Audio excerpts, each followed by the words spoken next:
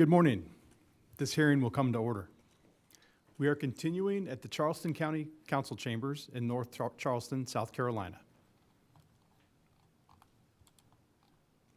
I am Jason Neubauer of the United States Coast Guard, Deputy Chief of the Office of Investigations and Analysis in Washington, D.C. I'm the chair of the Coast Guard Marine Board Investigation and the presiding officer over these proceedings. The Commandant of the Coast Guard has convened this board under the authority of Title 46 United States Code, Section 6301, and Title 46 Code of Federal Regulations, Part 4, to investigate the circumstances surrounding the implosion of the Titan with the loss of 5 lives on June 18, 2023, while conducting deep-sea operations in the vicinity of the RMS Titanic wreck site. The investigation will determine as closely as possible the factors that contributed to the incident so that proper recommendations for the prevention of similar casualties may be made, whether there is evidence that any act of misconduct, inattention to duty, negligence, or willful violation of the law on the part of any licensed or certificated person contributed to the casualty, and whether there is evidence that any Coast Guard personnel or any representative or employee of any other government agency or any other person caused or contributed to the casualty. I have previously determined that OceanGate Incorporated is a party in interest to this investigation. OceanGate is represented by the law firm of Debevoise and Plimpton. As such, OceanGate has a statutory right to employ counsel to represent them, to cross-examine witnesses, and to have witnesses called on their behalf.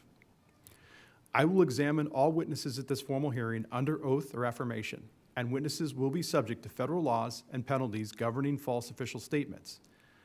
Witnesses who are not parties in interest may be advised by their counsel concerning their rights. However, such counsel may not examine or cross-examine other witnesses or otherwise participate in these proceedings.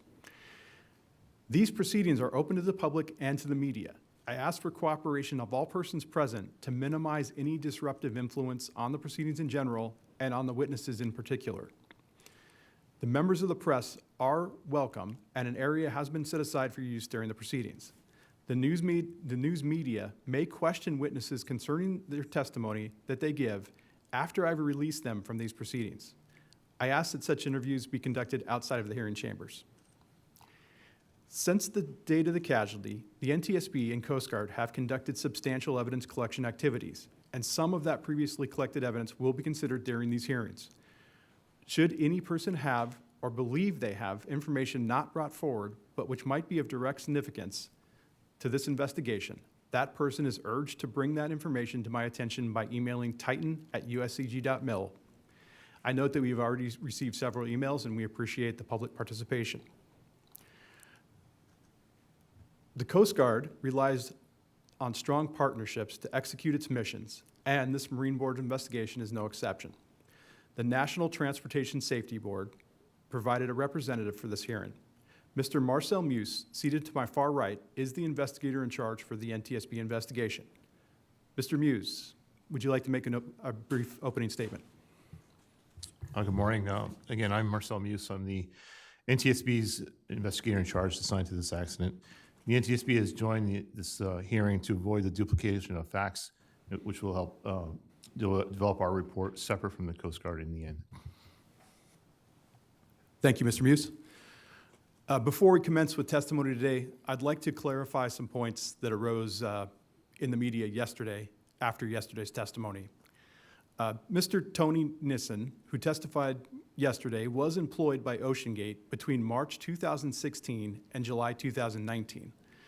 At that time, OceanGate was manufacturing what later became a prototype Titan submersible with a carbon fiber hull. A defect in that hull was discovered in mid-2019, and Mr. Nissen departed OceanGate shortly thereafter. That prototype carbon fiber hull was never used on Titanic expeditions. Mr. Nissen's testimony yesterday regarding his work at OceanGate, including his statements about the manufacturing and testing of the Titan hull, including the lightning strike, pertained to the prototype hull that was never used on Titanic expeditions and was not otherwise used after 2019. Mr. Nissen referred to that prototype hull in his testimony as Titan Serial 1. After Mr. Nissen left OceanGate, the company manufactured a second carbon fiber hull. That hull was used on Titanic expeditions. Mr. Nissen was not involved with that second Titan hole, which he referred to as Serial 2. I also have 3 corrections to the record from yesterday's factual PowerPoint voiceover, which is Exhibit 001.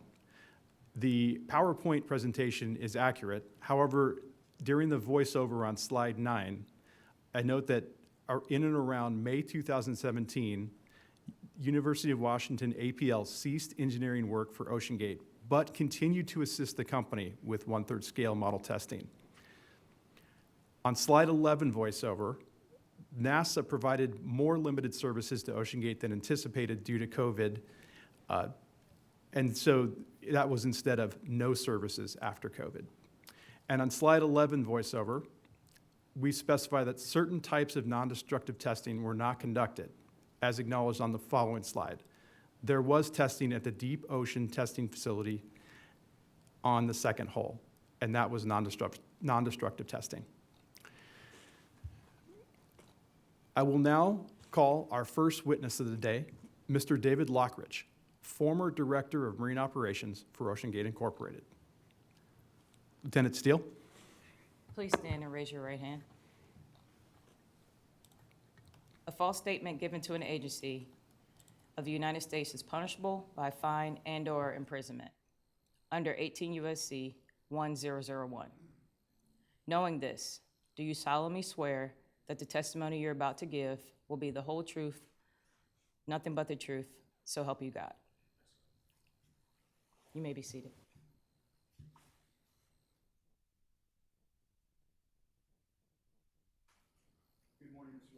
Good morning. Lieutenant Commander Whalen will begin with your questioning, sir.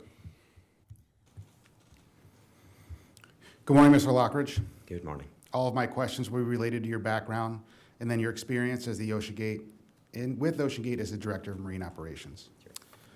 Thank you again for being here. Throughout the morning, we will be taking breaks. If you need a break, please let me know and we will take one. Thank you. Before we begin, I will ask you to please refrain from using any acronyms. If you shall use an acronym, I will ask you to stop and then please explain to us what that acronym is. Understood. We're going to be breaking your testimony up into 3 main parts. The first being questions pertaining to your education and employment history. And then we will get into the history with OceanGate to include your roles and responsibilities as the Director of Marine Operations.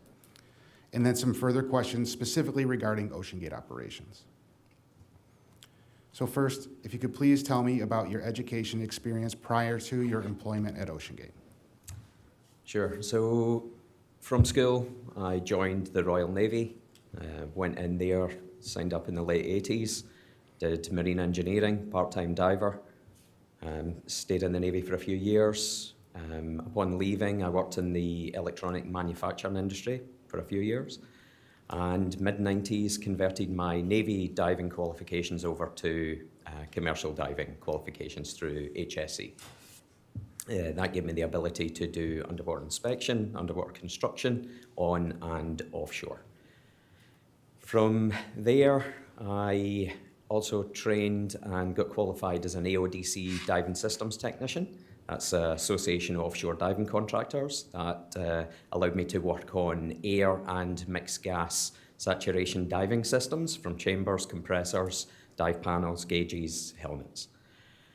After that, whilst continuing to work as commercial diver, I went on and qualified as a IMCA qualified ROV pilot supervisor. From there, I got involved with submarine rescue 23 years ago, and I went on there, started off as a contractor. That was my first introduction to manned submersibles. The company offered me a position. This was with RUMIC, who are now James Fisher Defence, who are still active.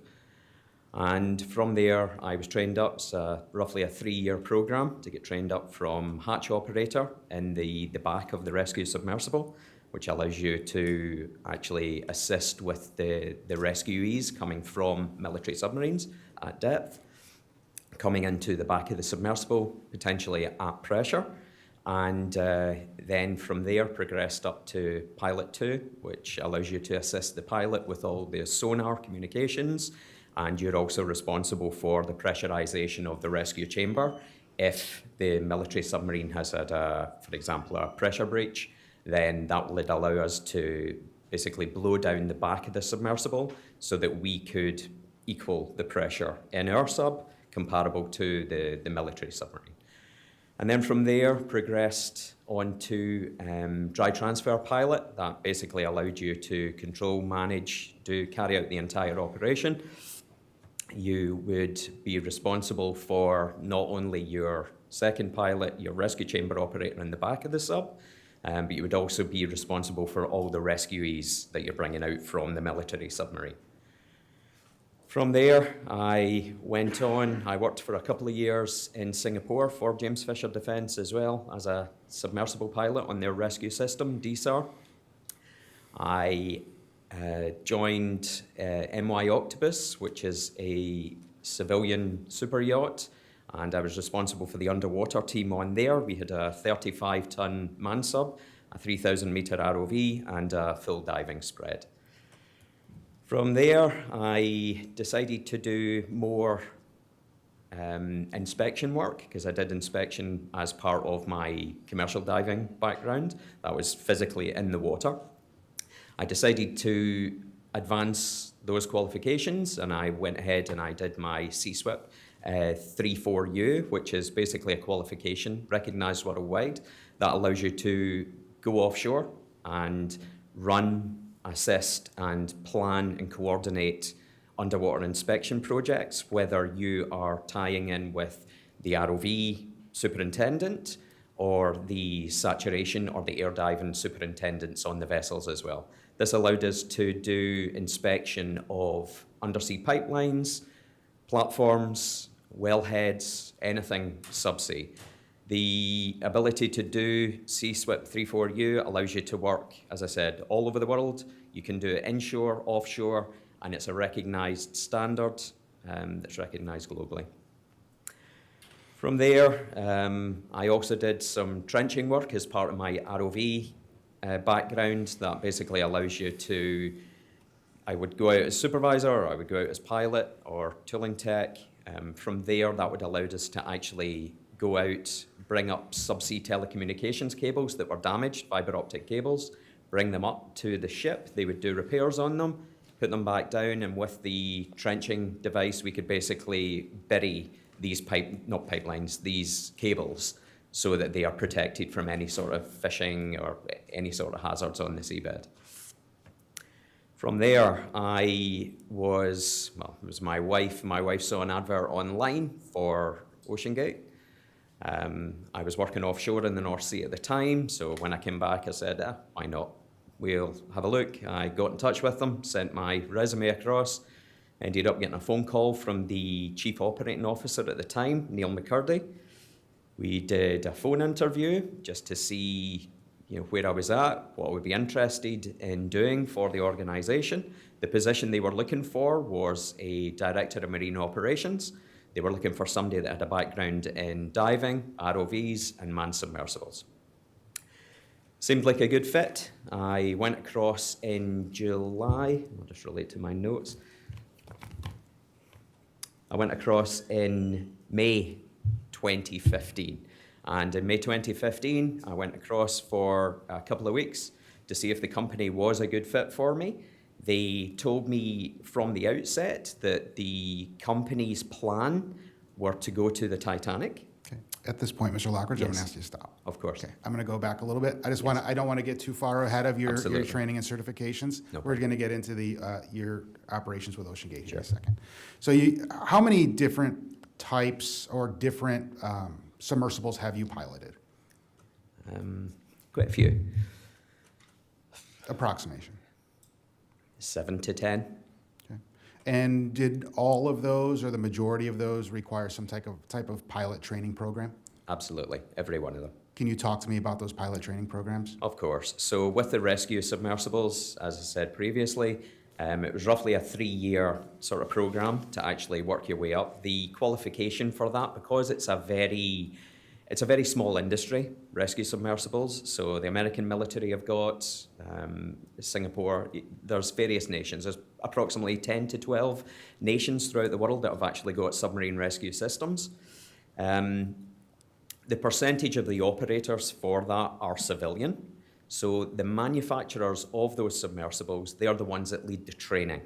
The training itself has been gathered and all the information from pilots from a long time ago, from diver lockout pilots that used to work in the North Sea, Gulf of Mexico. The program itself, it's intense. You have to know everything with the submersible. You are dealing with all the classification requirements. You have to know the subs inside and out. So that's the rescue submersibles. In terms of my experience is what carried across to the other submersibles I worked on. Working on the super yacht Octopus, the company that were responsible for, what would I say, like oversight, they were the management company that we would deal with regards to any maintenance issues, any training. That was done by DOER, which are based out of California. So I had to go through a training program with them to get certified. They had obviously dealt with the build of the submersible and previous years of the operation on there. When I went, I'll jump ahead post OceanGate, but when I went to go and work for OceanX, I did a 2-week training program. A gentleman called Mark Taylor, very good instructor. We worked together with James Fisher Defence and Rumic long ago, submarine rescue, and he put me through all the training for it's a 3-person submersible. Those are 1,000-meter subs, and he also carried out the training for surface officer, which allowed you to control the deck operations and tie in with the vessels from there. Yes. So most of my experience is with rescue submersibles for foreign navies. And do you hold any professional merchant mariner credentials? No. I do have qualifications from when I was in the Navy. Relative to that time, I do have small boat license. I do maintain physical exams, which I always have. Done through HSE, offshore oil and gas, ENG1, just to ensure medical ability to actually go in the subs.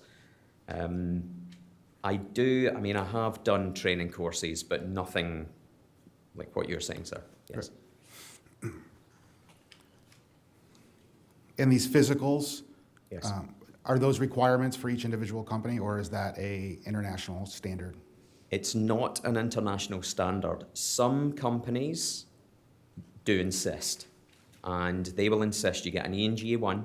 When I do submarine rescue with James Fisher Defence and Mansub International, I have to have an HSE diving medical, and preferably offshore survival and offshore medical as well, just to cover those bases. Some of the organisations, they don't require any form of medical qualification at all to operate the subs. And you had mentioned vessel or submersible certification. Yes. Of the submersibles that you piloted, were any of those classed to either DNV, Lloyd's, or ABS standard? Yes, I've worked with the 3 main agencies. I've worked with ABS, DNV, and Lloyd's as well. The only submersible that wasn't fully classed was Cyclops. As a submersible operator, how important is it to you to operate a class submersible? Very. It is paramount. Very important. And can you tell me why? The classification agencies give oversight, and it's a third-party verification.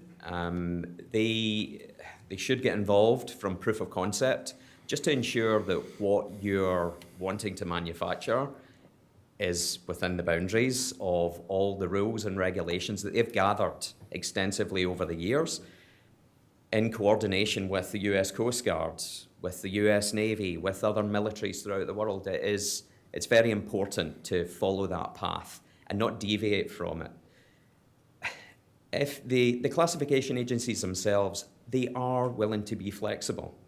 And If you go to them and you have a suggestion, any sort of modifications that you want to make to the submersible, give them the documentation. They will go away, they will analyze it, they will sit down, they will do boards, they will talk about it.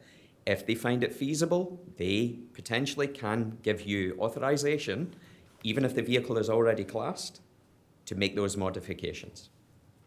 Have you been part of that classification process? Yes, I have.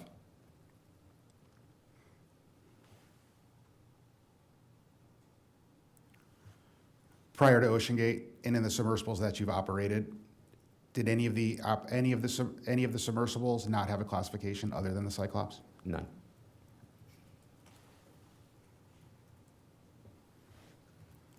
Now I'd like to move into your employment. If you could start, I believe you said it was in 2015. That's correct.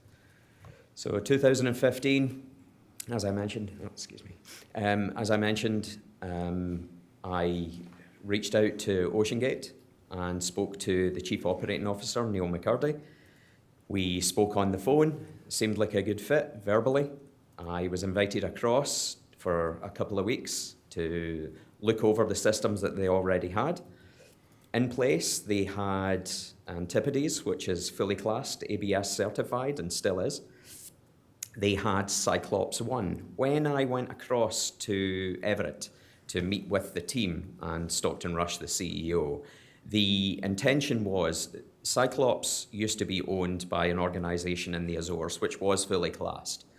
That submersible, when I turned up on site, was not classed. They had made so many modifications to it.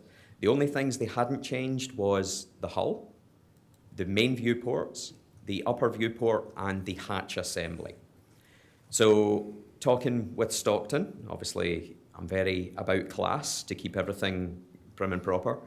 The discussion was at the time, he'd already been in talks, please don't quote me on this, but I'm sure it was with DNV at the time. And the intention was they were going to take the submersible out, do a full dive to 500 meters, which is what the class rating used to be for that submersible. And DNV were going to issue a report stating that they would approve the hull, the acrylic, and the upper hatch, but they would not class any of the other systems on Cyclops 1. So when you arrived at OceanGate, Yes. what position were you hired for? I was hired for Director of Marine Operations. And what year was that? I was taken on as a contractor at that time to assist them with the organization of the potential Titan build. So from there, 2015, we spoke. I think it was June 2015, they offered me a contract. That was all going to be pending getting visa approval. As you can tell, I'm from Scotland, so moving over to the US, it would involve immigration authorities. My wife, my daughter and I, we were granted O visa to come in and work in the US, which is extraordinary ability visa. My qualifications and background was sufficient enough with backup from people in the industry to get me across. So we got that in January 2016. That was granted. We sold everything up and we moved across to Seattle, Washington. And when you arrived to OceanGate at that time, what was the company construct? Who did you report to? So being one of the directors, I was immediately responsible to the Chief Operating Officer and the CEO. The Chief Operating Officer at the time was Neil McCurdy, and the CEO was Stockton Rush. That was the two individuals that I would report to directly at that time. And what was your role and responsibility as the Director of Marine Operations? Of course. So I shall, and this is from OceanGate website, I hope you have no objections to me reading what my job description is. This is readily available online. No objections. Thank you. And this is how the company portrayed me. So, David Lockridge, Director of Marine Operations. As Director of Marine Operations for OceanGate Incorporated, David Lockridge is responsible for ensuring the safety of all crew and clients during submersible and surface operations, for maintaining and operating all marine assets, and for achieving the mission objectives during diverse and challenging submersible expeditions. So, over and above the job title, I was the only, in my eyes, qualified submersible pilot to fly the assets that we had. I was the only one with experience in new build submersibles, dealing with classification agencies. With the two subs that we had at the time, I was responsible for training. So I trained staff-wise, I trained Isabel Johnston. She was one of my trainee pilots. Alexander Russell and Bonnie Carroll. That was the only three employees of OceanGate that I was responsible for their training. Not one of them got qualified as a pilot that would certify them to take passengers or do solo dives in the sub. Externally to the company, I did training for gentleman Scott Perezinski, who went on to be on the board of OceanGate. Having the only one with experience, I was responsible for all the maintenance. I tied in with APL, the Applied Physics Lab, in terms of the project for Titan, the build that the company got me across to assist, run, and be the chief pilot for. I was responsible for training manuals for Cyclops. Antipodes manuals were already there. They just needed tweaked ever so slightly just to bring them up to date. I would deal with ABS when it came time to do any classification for Antipodes. I would carry out the test dives for Antipodes with the ABS surveyors, which I did on several times. And anytime we were doing offshore operations, I would liaise with the vessel captain. I would liaise, if it was an internal to US territorial waters, I would liaise with the Coast Guard, port authorities. And in terms of the mission specialists, we'll term that loosely, the paying clients, I would meet with them. I was, how I felt, a show pony. I was made by the company to stand up there and do talks. I think it was difficult. I had to go up, do presentations all about my experience. In my eyes, even at the time, they were selling me as part of this project for people to come in, pay money for future investment in Titan, the submersible. When you arrived at OceanGate, was there a set training plan or procedure for members to become crew or pilots? None. Recorder, if I can ask you to please bring up Exhibit 081, which is the OceanGate Pilot and Training Task Book.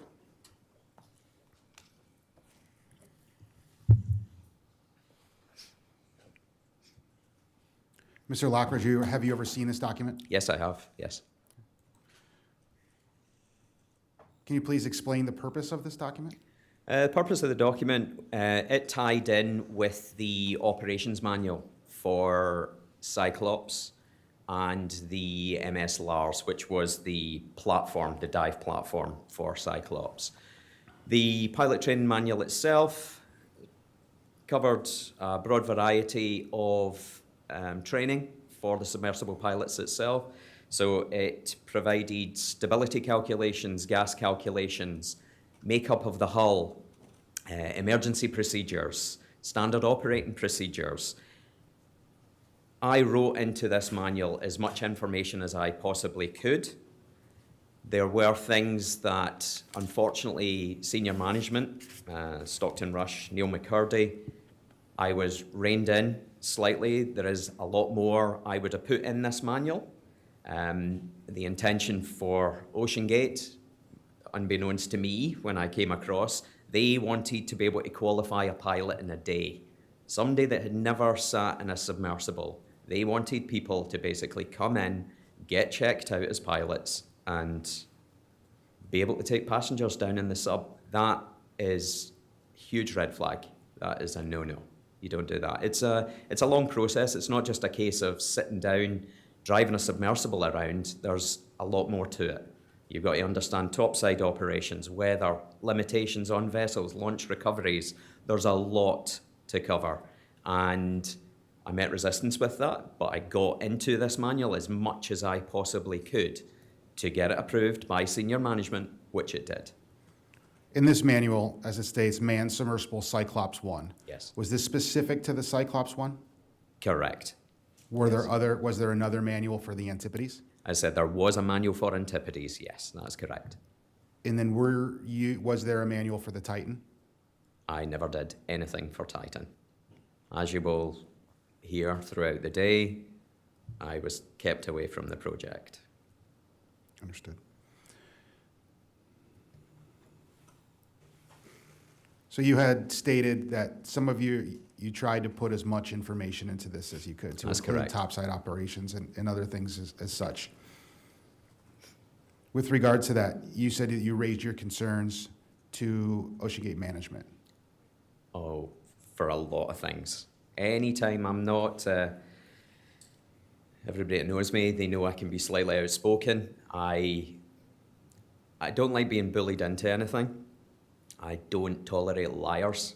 And if I see something that is a risk, not only to myself, to anybody else, I will put my hand up. And everybody that knows me, I've always been like that from day one, even when I was in the Navy.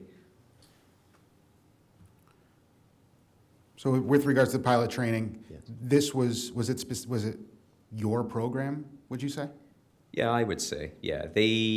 When I came across, Stockton had rough notes that he had. Nothing was from memory. Nothing was printed in his mind what he wanted in terms of a training manual.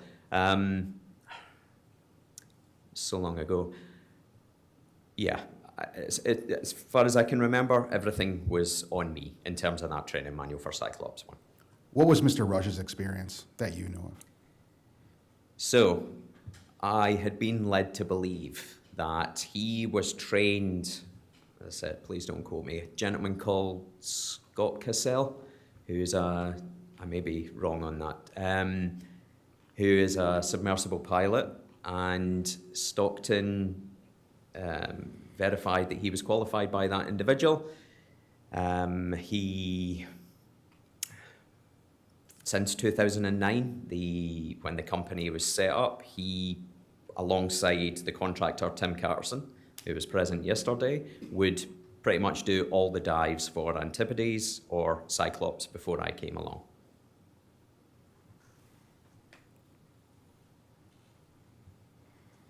Can you tell me about the different submersibles that OceanGate had operational when you arrived to the company? Specifically the Antipodes and the Cyclops 1? Of course. Antipodes is a 1,200-foot submersible. It's a 5-man submersible, so it'll be a pilot, 4 passengers. It's got acrylic dome either end, so the pilot would actually fly that vehicle from the center section of the sub itself. The sub design was approved long before I came on the go. That submersible, from memory, was initially a diver lockout vehicle from the 70s. I think it's roughly the same age as me. And it got changed under approval by ABS to make it more of a passenger submersible. It had an upper hatch with a tower on it, which would use for egress, ingress of passengers getting in and out the sub. And very basic buoyancy systems on that. It did have emergency systems, full life support system on there as well. The Cyclops 1 was under development, and when I came across during 2015 and at the start of 2016, before they were dismissed by the OceanGate Engineering Department and Stockton Rush, I worked closely with APL, the Applied Physics Lab, Dave Dyer and Mike and the rest of the guys at that team, yes. You had mentioned earlier that the Cyclops 1 was previously a class submersible. That's correct. And when it came to be owned by OceanGate, there was modifications that were made that took it out of class. Very much so, yes. The entire control system, steering system, propulsion, everything was removed. And I think that is why when I saw that document in 2015, the approval letter or report from who I think it was DNV, classing the hull, the acrylic and the upper hatch, I can see why that is all they would recertify. Fortunately, at that time, we had excellent engineering support from APL. So they provided electrical, electronics, mechanical, and I worked very closely with them until Tony Nissen started. And when you, at this point in 2016, when you came in with the company, how far along was the Titan project? There was nothing. It was a concept. There was no material, nothing had been wound, no material had been fabricated, nothing. It had been made clear to me from the outset I was coming across to assist with the build. My experience working with class was going to be paramount in actually producing a successful product.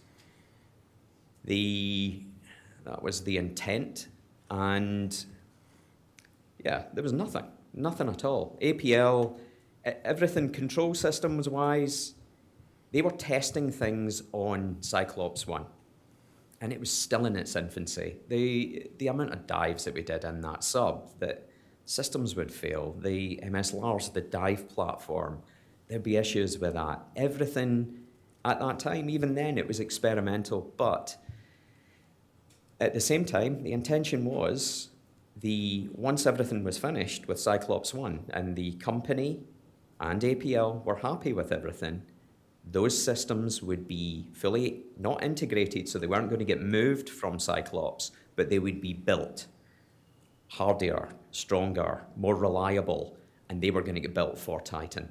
When I moved across, there was nothing. Nothing was produced, nothing was finalized with APL. There was a serious shift in the organization from spring 2016 through to, I would say, summer 2016, where the applied physics lab were phased out. Unfortunately, after the incident on the Andrea Doria, I was phased out of the project completely. I was told everything was going to be getting done in-house with Tony Nissen and his team, who I had no confidence in whatsoever, and I seriously voiced my concerns to senior management. That was the Chief Operating Officer, Neil McCurdy, to Stockton Rush, the CEO. I was never happy with any of the decisions that were potentially going into this project. That was pre and post manufacture of what was getting done. I was phased out completely. And why do you believe you were phased out? Because I embarrassed the CEO on the Andrea Doria wreck. I didn't mean to, but there was an incident on the Doria.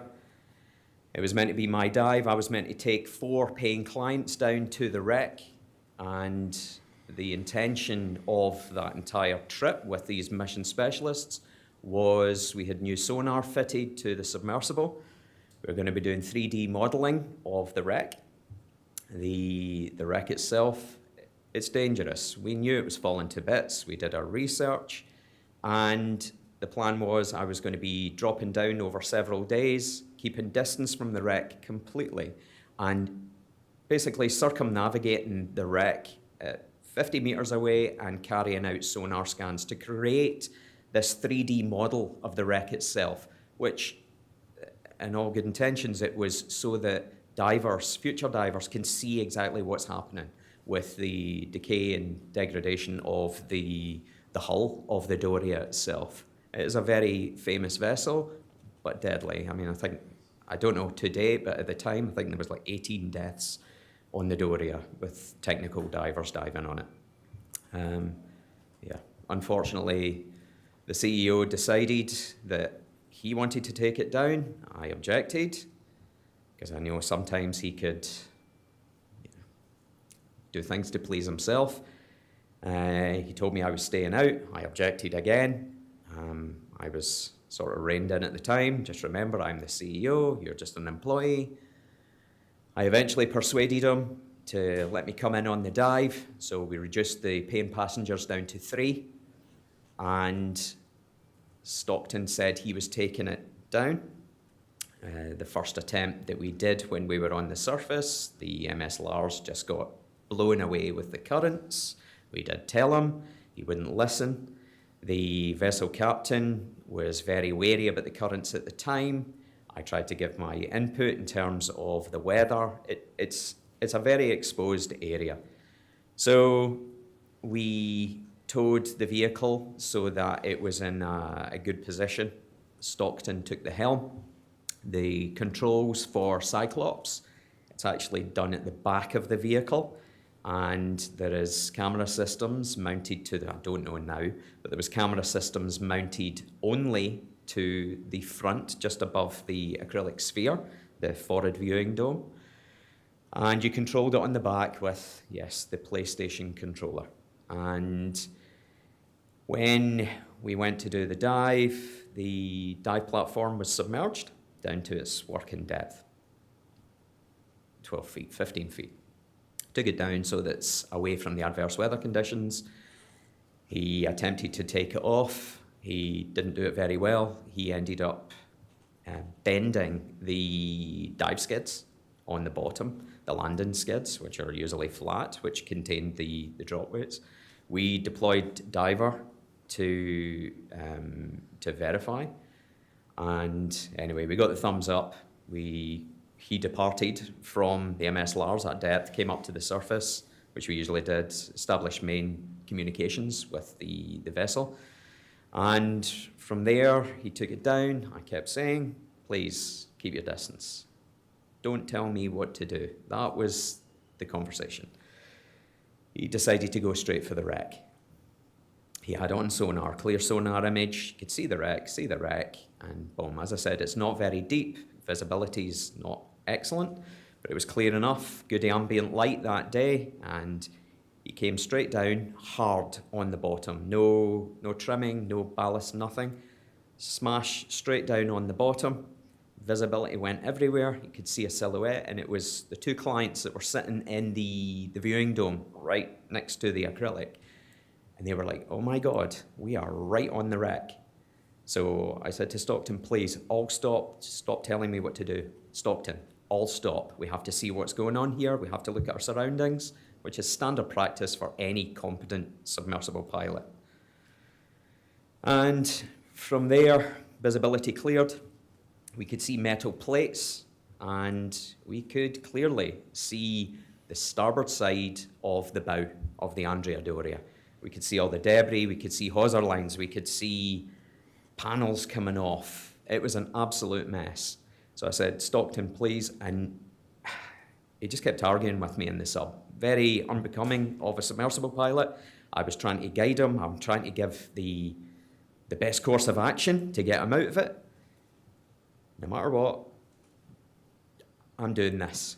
So he blew air in the tank, in the ballast tank, came off the bottom, motored full stick ahead, unbeknownst to everybody else, and I don't know why. He decided to turn the submersible 180 degrees at speed, still coming ahead, so he wasn't looking at his surroundings. He could have quite easily went up into the viewing dome, he could have went up into the tower, because it's got a clear acrylic hatch on there. And he basically drove at full speed into the port side of the bow, and we could hear the cracking of the fairing as he got us jammed in underneath. So I'm not going to say how foul my language was, but it wasn't good. And at that point, it was unprofessional behaviour of him. He started to panic. And the first thing was, do we have enough life support on board? I was like, Stockton, of course we got enough life support. We need to get out here. When do you think the dive team could come to get us out? Stockton, please, give me the controls. I'm going to get us out of this. We're stuck, we're stuck, we're stuck. Repeatedly, every time I went to take the controller from him, he pushed it further and further behind him, inside the submersible itself. I said, I can be quite vocal sometimes. At that point, it went on and on and on. I'm looking up inside the upper hatch. I could see where there was fishing line draping over the top of the sub, all the metal rebar. There was debris everywhere. He never once got out the seat in the back of the sub to go and look at his surroundings. So I said, let's get a communications check. Let's talk to the top side, let them know what's going on. What if there's no comms? I'm like, give me the controls. Let me talk to them. Let me talk to top side, and I'm going to get us out of this. This went on and on and on for a period of time. And eventually it took one of the paying clients to turn round, and Renata, who you're interviewing on Thursday, she shouted at Stockton to give me the effing controller. She had tears in her eyes. He reached round behind him. I had my head up inside the tower, so I'm still looking at the wreck, and he clattered it off the right side of my head. The controller landed on the deck plate. One of the buttons came off, the robust PlayStation controller. I picked it up, repaired it, and had us out 10, 15 minutes. Motored away from the wreck, came away 50 metres using the sonar, turned us round, dropped down, and I said, that is what we're supposed to do. And at that point, he was upset. He said, I owe you one, anything I can do for you. We came back on board the ship, and the divers had to reattach us onto the MS Lars once we recovered to the surface, because the deck skids were so badly damaged when he did the departing from the platform, because he did it incorrectly. And came back up on top. Obviously, the paying clients, I know one of them was definitely a good friend of Stockton's. We had Renata and one of Renata's friends. And from there, it was all, oh, cheers, David saved us. Slight exaggeration. It shouldn't have got to the stage it got to. If he in any way had behaved like any other submersible pilot I know and looked at his surroundings, talked on the radio, on the communications, let the top side know so there's an issue. He didn't do it. And then because people were cheering and the passengers were obviously very grateful for what I did, which to me is just my job, at that point he stopped talking to me. And yeah, it went on from there. Within a few months. Mr. Lockridge? Yeah, sorry. I appreciate that. Thank No you. worries. Just want to ask you a few questions Of with course. regards to the Yeah. Andrea Doria. Did the skids get stuck in the bottom of the ocean floor? They got stuck under metal plates right up at the bow. The way he drove it down, it was so hard, there was metal plates lifted up underneath the mud, and the metal plates landed up on the front of the landing skids, staring at the starboard side of the bow before he did that manoeuvre that took us in onto the port side and jammed the fairing underneath. And just to be clear, did you state, you didn't state this, but did he Yeah. throw the controller at you at that That's point? correct. And he hit me on the side of my head on the starboard side, yeah. And in that situation, had you not been there to get it out or to assist in maneuvering the submersible to Yeah. a safe place, what would have been the emergency response or procedure from topside or Of course. as a pilot? Yeah, absolutely. So we would have notified topside immediately, which is what I wanted to do. And on call, when we left Boston, we notified the US Coast Guard what we were going to be doing, the port authorities, when we were taking the vehicle out. And we also, and I can't remember the name of them, I may have documentation on it, there was a commercial diving company that I communicated with, and they did an agreement with us that if there was any issue during the dive, they would come out and offer assistance. They had a full air and mixed gas system to do deep diving to bring us back out.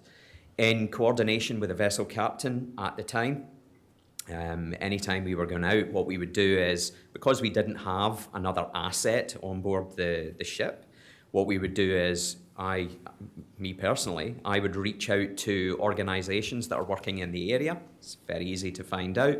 I had people that I knew that worked for Oceaneering, some of the companies that would work Gulf of Mexico, East Coast, West Coast of America. So I would reach out to them and they would know what we were going to do. So anytime we would do an operation, that was part of my job.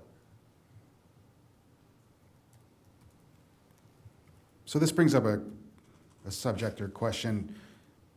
So you departed Boston, Yes, and you were towed by a offshore supply vessel, I'm gonna guess, or a That is- tow vessel? that's correct. Yes, yes, And you made notification to the Coast Guard Sector Boston. that's correct. Did the Cyclops 1 have an oceanographic research vessel designation letter? It did have a reference number from memory, yes. It did have, yeah, I think so. And it was classed, I know under the US Coast Guard regulations, and it was in the document that was released in 1993, which is still in effect. There is inspected vessels for submersibles, and it's anything over carrying 6 passengers. We were under that with the 5 in total, which is classed as an uninspected vehicle. Yeah. So did the Cyclops 1 have a certificate of inspection from the United States Coast Guard? That's a negative. It was uninspected.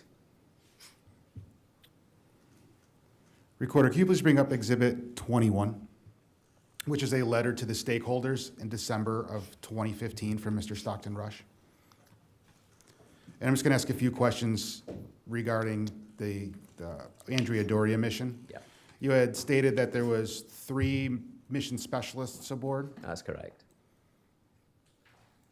and by mission specialists, you referred to them as paid clients. That's correct. Can you explain to me a little more on what that means? Anybody that was interested. So the company itself, the whole idea behind the company was to make money. That's it. There was very little in the way of science. There was very little in the way of media. So I know you would read things online, but at the end of the day, they weren't taking samples. Video footage, who would get all that information? Nobody. Very strong social media team that would sell the company, sell seats basically on Antipodes, on Cyclops itself. The organization that we can see there, Argus Expeditions, I never had any involvement with them. It wasn't until yesterday I even remembered that was a thing. So when I watched the interviews. So yeah, these paying clients, they would pay to come in the sub. I would say 98% of the time, it was me that would take them down, being the most experienced in the company. Yeah. And were they scientists? No, they were paying passengers. It was people that had money. Even when we did the dives, we were meant to do a dive following year, I think it was, and it was, don't quote me, Farallon Islands, but we ended up being weathered off, and we ended up coming into the San Francisco Bay and doing the first manned submersible dives down Alcatraz. The clients that had paid to go on this wreck that was offshore from San Francisco were more than happy to be, their fee went towards sitting in the sub and me driving them down to the bottom of Alcatraz Rock. So yeah, I had no involvement in the selling. I was 100% involved in piloting and taking these people down. I just want to reference this document that we brought up, which is Exhibit 21. And in the third sentence underneath the paragraph Argus Expeditions, which is referring to the May 7th through 14th Cyclops 1 mission on the Andrea Doria. It says, on a very positive note, the first potential client we contacted is committed to the $20,000 fee to join us for 2 days, including just 1 3-hour dive, and has also secured 2 more individuals at $20,000, each despite our lack of significant supporting information, vessels, cancellation policies, exact timing. Do you know what fee these people paid for that? So from memory, I think I can't remember for the Andrea Doria, but I think it was 35,000 to dive with me on the Alcatraz. A lot of money. Did Mr. Rush ever discuss with you Coast Guard regulations regarding passenger vessel operations? Yeah, he did, and I think that was in fact, I don't think I know, that was the whole intent of having retired Admiral Lockwood on the board, was to get us through some of the processes in dealing with the Coast Guard. So Stockton was aware about how we had to get the Coast Guard involved, especially operating in territorial waters. It's very important to do that and abide by all the rules and regulations. So no, he was very aware of the Coast Guard, yeah. Was he aware that one passenger on a submersible for hire is considered a small passenger vessel operation and requires a certificate of inspection by the United States Coast Guard? I don't know if he did know that. I don't. Thank you. No.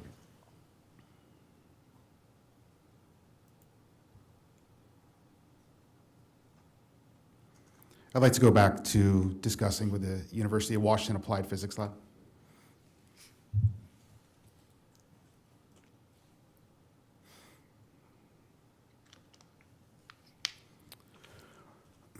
What was OceanGate's contractual relationship with the University of Washington Applied Physics Lab?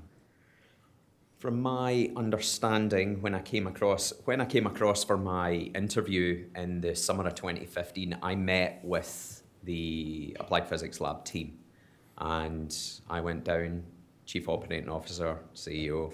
We went down, we met with them, and the involvement that I could see and was told was they were going to be involved in the design, the construction, and also the assisting with the classing of the vehicle itself. This is Titan I'm talking about.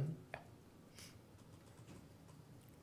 And what was the relationship between OceanGate and the University of Washington Applied Physics Lab with regards to workplace environment and in your own personal? Okay. I'm sure I'm not the only person that's saying it. Stockton could be a very awkward person. And if he wasn't happy with somebody, he was very vocal. Very vocal. And he would bump his gums basically about APL, the team leader, about Dave, about Mike. Just, he would blame everything on everybody else. You know, if the Submersible Cyclops, which they were working on developing systems, if it wasn't fast enough, he would talk about it constantly at length. I had a very good relationship with the team. I communicated with them on a regular basis, became good friends with Dave Dyer, who's going to be appearing this week. Yeah, I was given full confidence in seeing what they had previously produced, and they obviously hadn't done any manned submersibles, but they'd done, you know, components for subsea, you know, these AUVs and stuff like that. I think for me, having the university involved, it gave this. It was confidence in what was going ahead. I think it would have been slightly different if I had rocked up for that interview and Stockton had said, "Oh, I'm building a sub." I saw the facility at Everett, which I'm sure you've been to and seen it. It's in a boatyard. Most manufacturers have got decent facilities, clean room areas for working. There was none of that. So to have that collaboration, and it was a collaboration, I felt good about it. And that was one of the main contributing factors to me going across and working for OceanGate, having that on site. And as the Director of Marine Operations Yeah.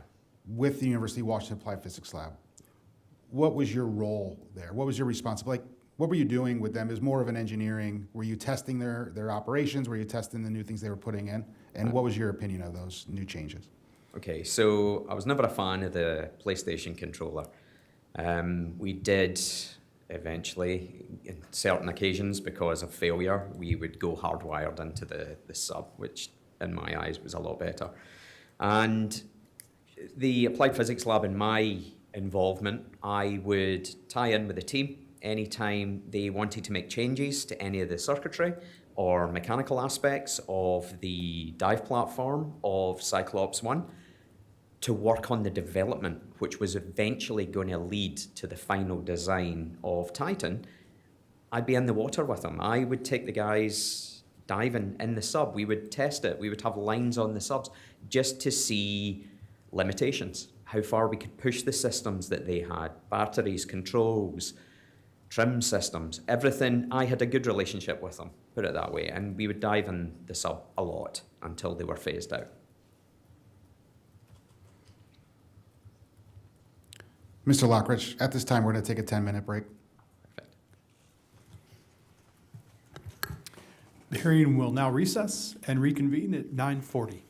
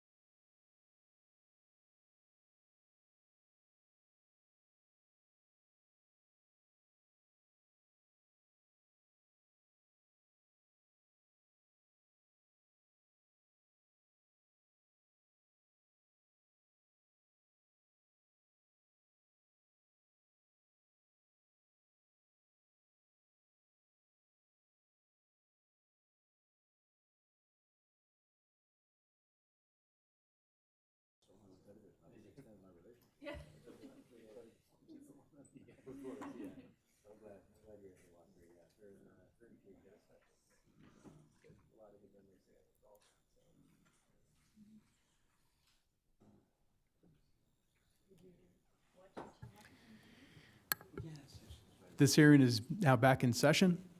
Lieutenant Commander Whalen, please continue.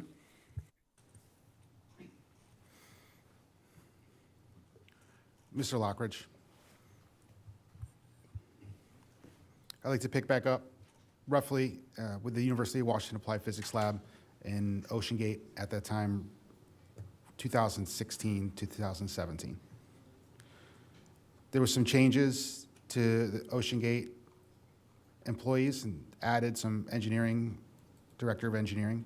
Can you speak to the additional changes to the director of engineering and what the company brought in? So Stockton, Stockton. Turn your mic on.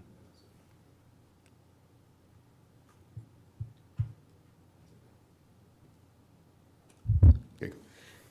So Stockton decided to do all engineering in-house. He said he had lost confidence in APL. I think that was mostly a time thing in his head. As I said, he can be very impatient. So he introduced Tony Nissen and brought him in as a director of engineering for the Titan build, which was going to Titanic. As we all know, they'd already put everything online that submersible was going to the Titanic. So what happened was, over the course of a few months, Tony took over. They phased Dave out, they phased Mike out, and I don't know what the relationship was with the head of APL and Stockton. I think Stockton maintained an office in the Applied Physics Lab building. I'm not sure how often he would go down there or what sort of interaction there was. I know, obviously, hearing what we've been hearing the last few days and looking at the social media side of things, they did maintain some form of relationship to proceed with these third-scale models that they tested. And but I couldn't tell you how far it went in terms of doing the changes. This is the relationship with APL. I couldn't tell you how far APL got with the final design of Titan. And all I know is when Tony took over, they were going to be changing a lot. So, me being quite vocal, I said to Stockton I wasn't happy that we were phasing out APL. It got to the point that Tony and Stockton, I remember one day Dave came in to see me. We used to borrow dive gear from each other. And Dave came in to see me, and they stood in the corner, wouldn't even speak to him. And when Dave left, they told me I've never to speak to that gentleman again, which is ridiculous. Who was never to speak to the gentleman again? I was never to speak to Dave Dyer again. This is during 2016. So I had to have no correspondence with Dave Dyer. That's what I was told. And that was said to you by who? Oh, that was said to me by Stockton Rush and Tony Nissen. What was the relationship that you witnessed between Mr. Tony Nissen and the University of Washington Applied Physics Lab? Tony wasn't happy with APL. Stockton wasn't happy with APL. The two of them were very vocal, saying that they did not want APL to do anything else with regards to the design concept and the build of Titan. They were going to do it all themselves. Do you know why they made that decision? Can I say arrogance? Thinking they could do this on their own without proper engineering support. I mean proper engineering support from people that have built things that have been subsea. May not be submersibles, but known products. Proper engineers that work for the university. So. Did Tony Nissen have any, that you were aware of, any previous submersible design or construction? He had none, which I voiced my opinions on to the Chief Operating Officer, Neil McCurdy, and Stockton Rush, and Joe Perry. I think pretty much all of them. And what was their response to your concerns? Stockton will do what he wants to do. That was it. So dismissed. And I didn't let it lie. I kept saying we need to get APL involved, or you know, there was all this talk of getting Boeing involved, NASA involved. I never saw Boeing, never saw NASA. All that was spoken to me at my interview when I was going across. So hearing all these big names, and APL, obviously, I met with those guys. I met with the team. And because previously one of the submersibles I'd worked on, and it was an older sub, we ended up, one of the rescue subs, it was made of GRP, glass resin plastic. That hull was incredible, but it had reached its life cycle, and we changed that over to steel. So I had worked with non-metallic hulls before, so the whole appeal of coming across and doing that, it was amazing. And you believed originally that it was going to be classed? 100%. 100%. That submersible was going to be classed. Because of my, because of my interaction with, I think the last big project that I worked on prior to moving across, James Fisher Defence gave me the role as a contractor. It was just over a year's project. I was the chief pilot responsible for the finalisation of the refit, recommissioning, and trials and training for the Swedish Navy. That vehicle, 52 ton. I worked closely with Lloyd's. Lloyd's were in the facility in Scotland on a regular basis. I worked with them closely. I would dive with them to obviously see it through all the trials and basically the certification for that vehicle itself. So yeah, I said I'm quite happy dealing with the individuals that I worked with Lloyd's. I gave them the names, just wait. So. Was it ever part of any contract that you signed with regards to coming over to operate a class submersible? I signed a contract, an employment contract. The initial contract, it never had anything stating classed in it. And then the addendum that I had to sign when I was coerced into signing an additional contract after the Doria incident, the company decided not to pay for my wife and my daughter's permanent residence anymore unless I signed this additional employment contract. That didn't state anything about classification in it either. Before I move ahead with the classification, can you just referenced an addendum to your contract. Can you please explain? Sure. So I signed a employment contract with the company, and this is in the summer of 2015. In that contract, it clearly stated this contract will be invalid if immigration authority isn't approved for me to come across with my family and actually work legally in the US. The attorneys that we used, the immigration attorney, were based in Seattle. They managed to push through our immigration, as I said earlier, as an O visa, extraordinary ability, because of the role and the experience that I brought to the organisation. And after the Doria, when Stockton pretty much stopped talking to me rationally, I was called round one day. It was the end of the summer 2016, and Chief Operating Officer and Neil McCurdy and Stockton Rush, we got talking. I just thought it was a general chit-chat, coffee, and it led to Stockton saying they were no longer willing to pay for my wife or my daughter's permanent residence. I wasn't happy. I seriously voiced my displeasure in what they decided to do. I knew fine well it's because it's not embarrassing, but you know, I probably did. I embarrassed him in front of clients. He wasn't happy, and I knew that was the turning point in our relationship within OceanGate. So I walked away very upset, went home, told my wife. Stockton had been tried phoning constantly that evening, leaving voice messages, texts. I ignored them.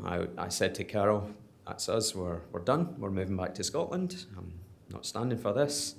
And anyway, went in the following morning, late, I did it intentionally, and the CEO, Stockton, came up and he said, I'm so sorry for yesterday. I've had a change of heart and I have decided I can't lose you. I need you on this project and I will pay for it. But you have to sign this addendum to your employment contract stipulating that if you leave over the next 12 months, you will reimburse us. So I said, okay, it's simple enough. Once I signed it, I was told by Stockton, and make sure you do not tell the immigration attorney that I've made you do this. So I obviously told my wife. So we did this, we proceeded on. So yeah, that's where we were at with that. Just for clarification, what year and month was that you were? It was August, September. So whenever the Doria dive was, June, July, August, yeah. It was all within a matter of weeks, whether it be a 10, 12-week period, everything happened. And this was 2016. That's correct, yes. The relationship broke down and yeah.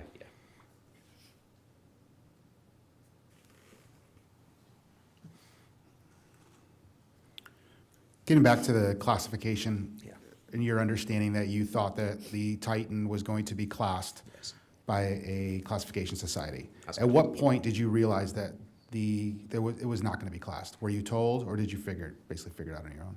Well, I mean, it was common sense that they weren't going to do it, but officially, I was told repeatedly, anytime I said to Stockton or Tony, I'm quite happy dealing with ABS, Lloyds, GL, if we're getting these people in, it's in hand. It's in hand. Engineering are dealing with everything. Now, I knew what they were like. Tony and I had run-ins close on daily basis.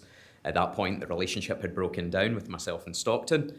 In terms of any time I had any issue or my team had any issue and I would report it, I don't know. I maybe came across as the troublemaker within the organisation because I was so outspoken on any issues, you know, in terms of my confidence in the inexperienced engineering team that were employed by OceanGate once they dismissed APL. So you were the director of marine operations, and Mr. Nissen was the director of engineering. That's correct. So not specific to OceanGate, but specific to your previous companies that you worked with. Yes. What type of relationship have you had in the past prior to OceanGate with regards to the directors of engineering and as a marine operations? You have to work hand in hand.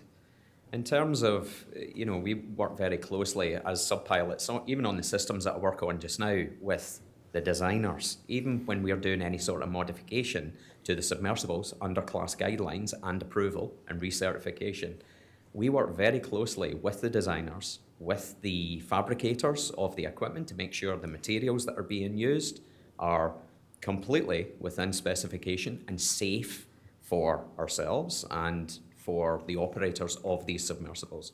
So, yeah. And did you have a relationship like that with the director of engineering at OceanGate? We never had a relationship. It was the opposite. Yeah, we didn't go on because he didn't like my opinion on his thoughts, his process. More so, even more when the components for Titan, which 80% of were on the submersible that was involved in the incident, they were reused. So yeah, I voiced my displeasure. I say it was quite regular, and I'm sure some of my previous team who left because they weren't happy with the conditions, the way they were being treated by senior management, I'm sure they would back me up on that.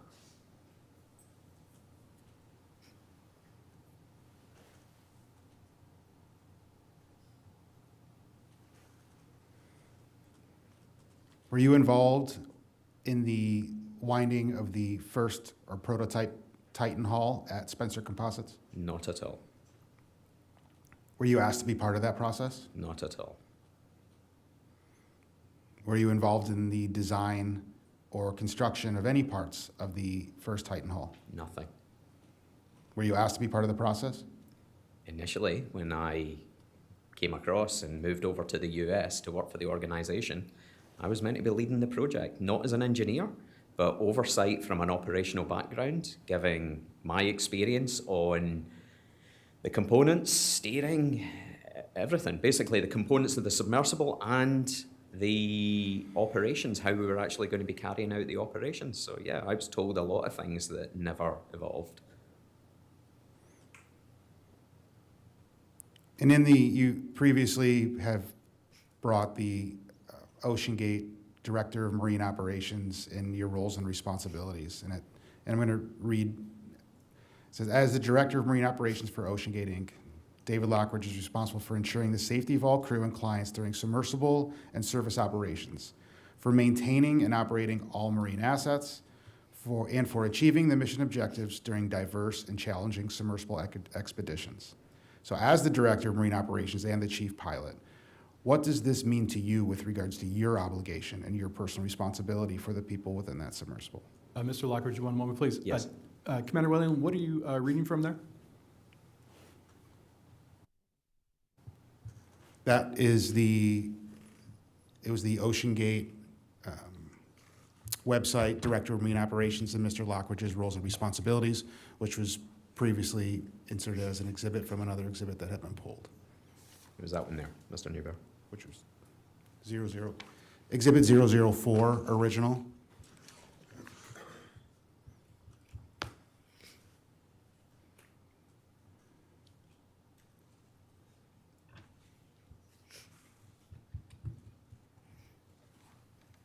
Zero zero four is not in their binders. Take a 5 minute, take a 2-minute recess. Yeah, at this time, I'd like to take a 5-minute recess to provide OceanGate with a copy of that exhibit. The hearing will reconvene at 10:05.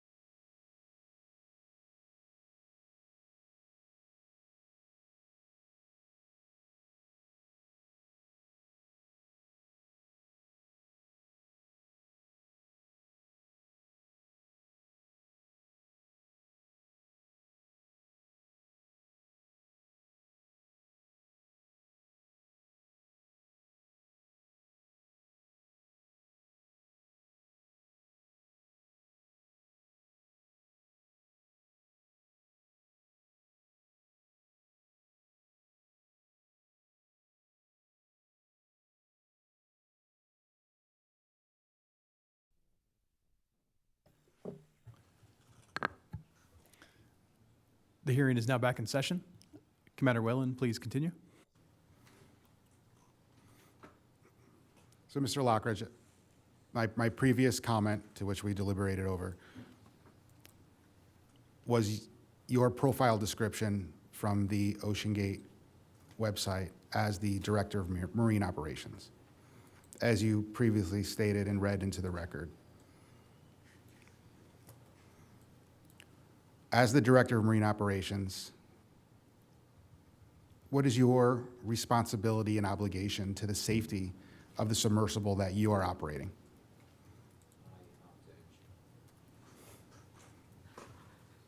My responsibility is to the passengers, 100%, and myself. The vehicles themselves, I've got to have 100% confidence in the ability to be able to maneuver, dive, bring back up to the surface, and get those people out safely without any thoughts of, are components going to fail, or is there any issues topside that are going to affect this? It's paramount. I mean, you have to have the confidence in the equipment to do the job. It's like every other industry. If you don't have the confidence in it, you don't do it. That's it. And did you have confidence in the way that the Titan was being built at this time?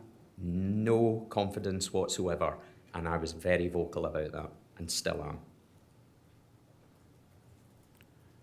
And as an experienced engineer and operator of submersibles with over 25 years of experience, why do you think they dismissed your concerns? Cost cutting, bad engineering decisions. I would say that's the two main things. The desire to get to the Titanic as quickly as they could to start making profit. I knew nothing about the financials side of things, but yeah, there was a big push to get this done, and a lot of steps along the way were missed. And it was pretty evident, not just to myself, to Mr. Tim Catterson, to Chris Imes, who are both very experienced submersible pilots with years and years of experience. And we all voiced concerns about what was happening in terms of the engineering of Titan, and even more so when the components started arriving at the facility in Everett during 2017.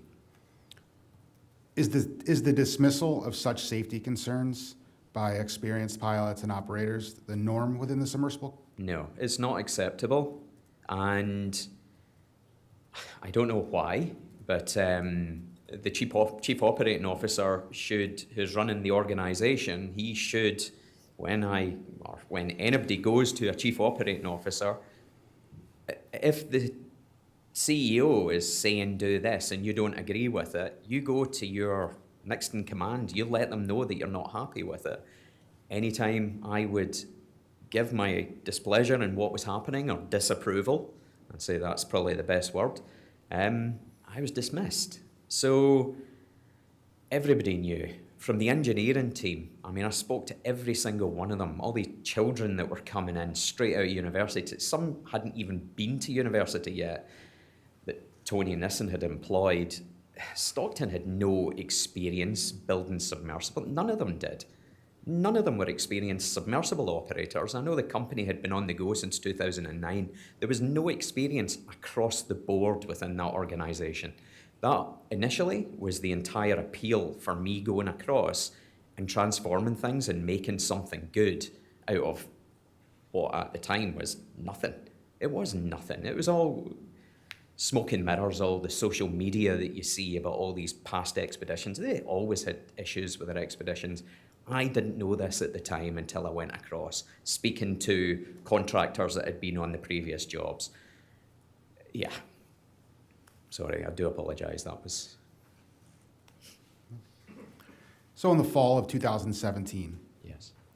the first Titan hull begins to come together. So the winding is complete and the new parts begin to come into OceanGate. Were you there at the time? Correct, I was. And at that point, what was your role and responsibility with regards to the new Titan hull and the No. parts coming in and reviewing? Were you part of the review process of these things coming in to your submersible? Initially, no, not until I was asked, which is on the voice recording, which you have all heard, which and Stockton states in there, he did ask me to do an inspection of the Titan. This is once the vehicle was complete. So up until then, anytime any of the components would come in, my desk overlooked the loading area where stores would come in. The components would come onto the shop floor before they were taken through to the engineering department. I looked at everything, and there wasn't anything, and I mean anything, on that build, or pre-build, basically when the components were there, that gave me any confidence in them producing an efficient product. Nothing. And as I have reiterated, and I probably will continue to do so, I was very vocal about it to all of them. Every director within the organisation. Owner's wife at the time, I don't know whether she was, all of them.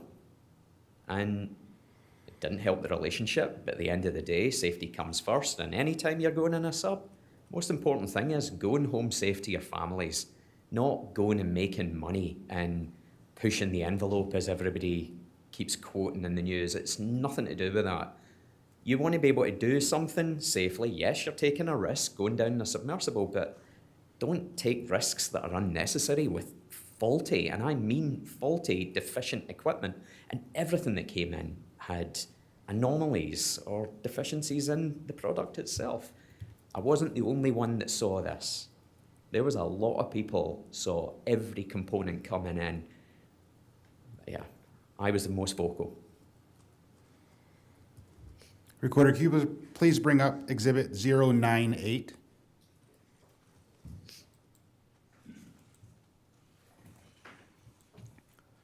Which was the Director of Marine Operations inspection report. Yep.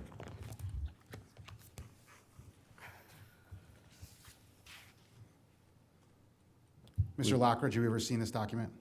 Absolutely. I made this document, and if you've no objections, would you allow me to read this out? And what is that? It is the same, well, sorry, it was the initial cover letter to all the rest of the directors of the company and Stockton Rush, the CEO. Go ahead. Okay. Is that the email that's displayed here, sir? That is. Okay, so this was sent to all the directors, Tony Nissen included, who was Director of Engineering. With Cyclops 2, Titan, being handed off from engineering to operations in the coming weeks, now is the time to properly address items that may pose a safety risk to personnel. Verbal communication of the key items I have addressed in my attached document have been dismissed on several occasions. So I feel now I must make this report so there's an official record in place. As a Director of Marine Operations, it's my professional opinion that the items noted in my report are significant in nature and must be addressed. I have also included my recommendation to how we should be addressing each issue in the attached quality inspection report. As stated in my employment contract and job description, David Lockridge is responsible for ensuring the safety of all crew and clients during submersible and surface operations. I feel we all have a duty of care as management to all personnel, whether it be staff or mission specialist. Therefore, it is my opinion that until suitable corrective actions are in place and closed out, Cyclops 2, Titan, should not be manned during any of the upcoming trials. My report and the relevant attachments are merely a clear stated record of what I feel should be addressed to allow for successful and safe operations with OceanGate Incorporated. This report was prepared by myself as part of the pending handover of the asset from OceanGate Engineering Team to the Operations Department on the 18th of January 2018. And when did you begin conducting this inspection? So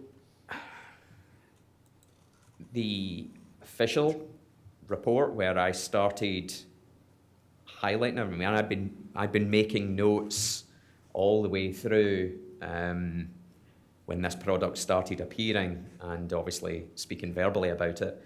In terms of the report itself, it was in the January. We had a conversation, myself, Stockton, Tony was there as well, a week to 2 weeks prior to this 18th of January. And Stockton, as you hear on the voice recording, I was asked to inspect Titan before the handover, not do a quality inspection of Titan, which is on the record, on the voice recording of my dismissal, which you all hold and have heard. What's the difference between an inspection and or a quality inspection? Okay, for me, common sense.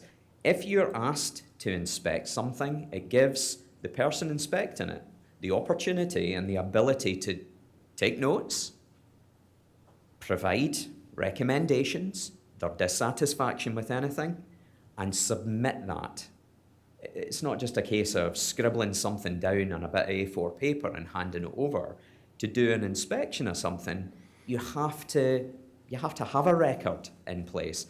And for me, this was my opportunity, being asked to do it prior to the sub being handed over, and abomination of a sub, but prior to that being handed over, this was my opportunity to raise everything that I had seen during the build and the final build of Titan. And over the next few minutes, I'm going to ask you to go through the report, Absolutely. and we will follow along, which is the same report that you have. Yeah. Okay, so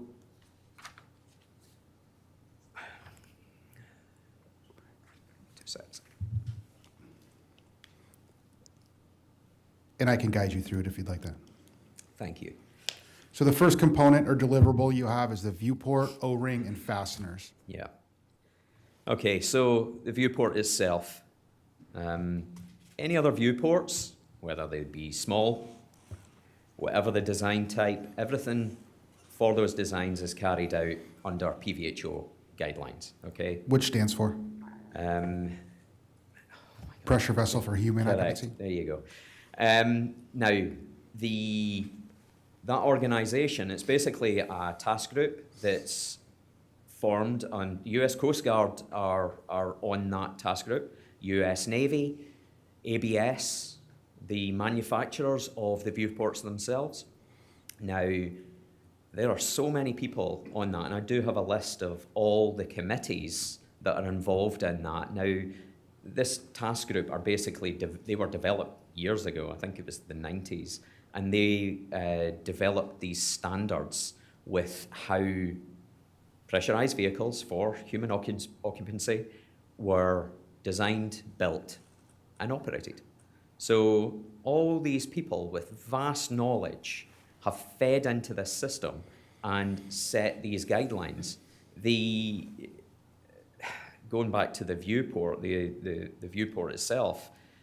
So the viewport, when it came in, we saw it.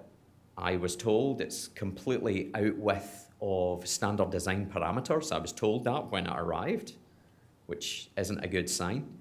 On the inspection notes, the viewport was installed by OceanGate Engineering Department prior to this inspection. This is my inspection of 2018. No thorough inspection of the acrylic or the O-ring could be carried out on the inspection day. I was not allowed to be there when all this was being put together. So my corrective action on that was documentation to be issued to the operations department showing completed pressure test results and associated documentation from Hydrospace Group, which is the manufacturer of the acrylic viewport itself. Engineering director has denied my request for those records to be produced. To reiterate on that, as I said, when we go back to the voice recording, which I hope is allowed to be made public knowledge, a 2-hour, 10-minute interview or dismissal interview, they state that the viewport is out with parameters and they quote on other things. For a dome, there was pitting and scoring evident on the dome itself, which is the titanium dome. So on the forward dome ceiling face, okay, and this was the existing dome that was used during, unfortunately, the incident last year, okay, because everything was reused with the exception of the carbon fiber hull. So at the 12 o'clock position, it must be noted that a plunge hole is present. This will create the least path of resistance of seawater on this critical sealing face. A double dovetail O-ring groove has been machined to captivate the O-ring, yet with the plunge hole, this type of O-ring groove is out with standard design parameters. Now, I know yesterday Mr. Carterson was explaining to you about the machining of these components. Now, the items, would you be able to jump ahead on We're going to go to that? page 7, I believe that is. Perfect. So the first one is on page 5. If you jump to page 5, this will give the indication. This is still part of my report.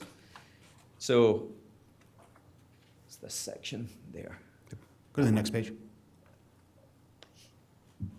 Okay. So image below shows the type of O-ring groove currently machined on both the forward and aft Cyclops 2 Titan dome sealing faces. Okay. This selection deviates from the standard design process for our application. The addition of this unnecessary plunge hole in both our O-ring grooves also deviates from standard design process. As can be seen on both the images on the next page, the O-rings are not fully captivated due to the plunge hole. And this void on either side creates the potential for the least path of resistance of seawater.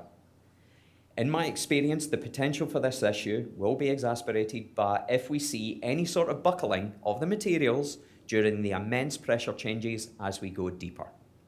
Now, the reason I put that in is this is the first carbon-hulled, carbon-stroke titanium subsea vehicle ever built to go down with these components on it. And nobody knew what the loading was going to be on this. No computer is going to be able to tell you with those components, no matter what. Nobody knew. So in terms of the O-ring groove itself, as you can see from the images up there, I can't remember how deep the channel was for the O-ring itself, but that type of O-ring groove is a double dovetail. As Mr. Carterson said to you yesterday, that allows the O-ring to be popped into place and it stops it from falling out. The reason that was put onto the forward domes is especially the forward dome on Titan, that was on a hinge, okay? So if they did have an O-ring in there with, say, a single dovetail, they risk running, basically the O-ring itself could fall out during manually operated procedures. The one on the aft dome, it had exactly the same in it. It had the plunge hole, which the machining company that dealt with the titanium put in. When this component came into the facility, I was appalled. I had never seen this before.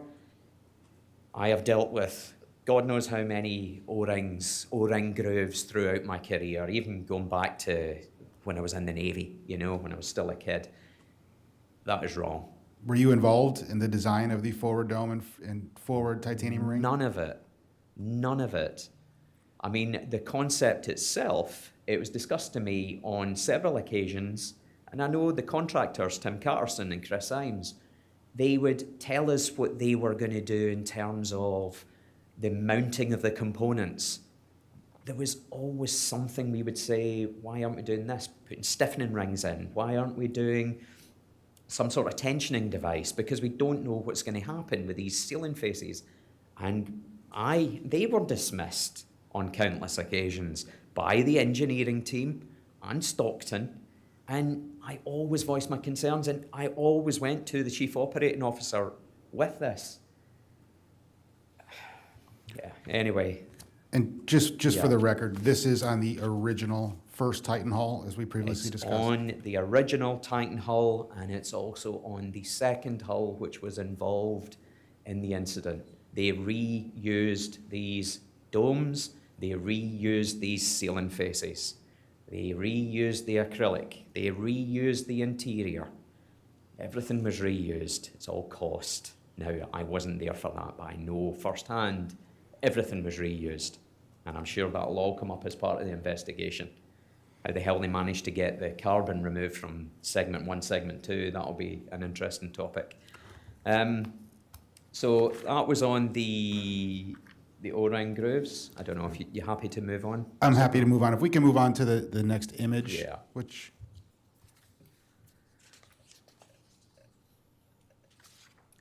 Image.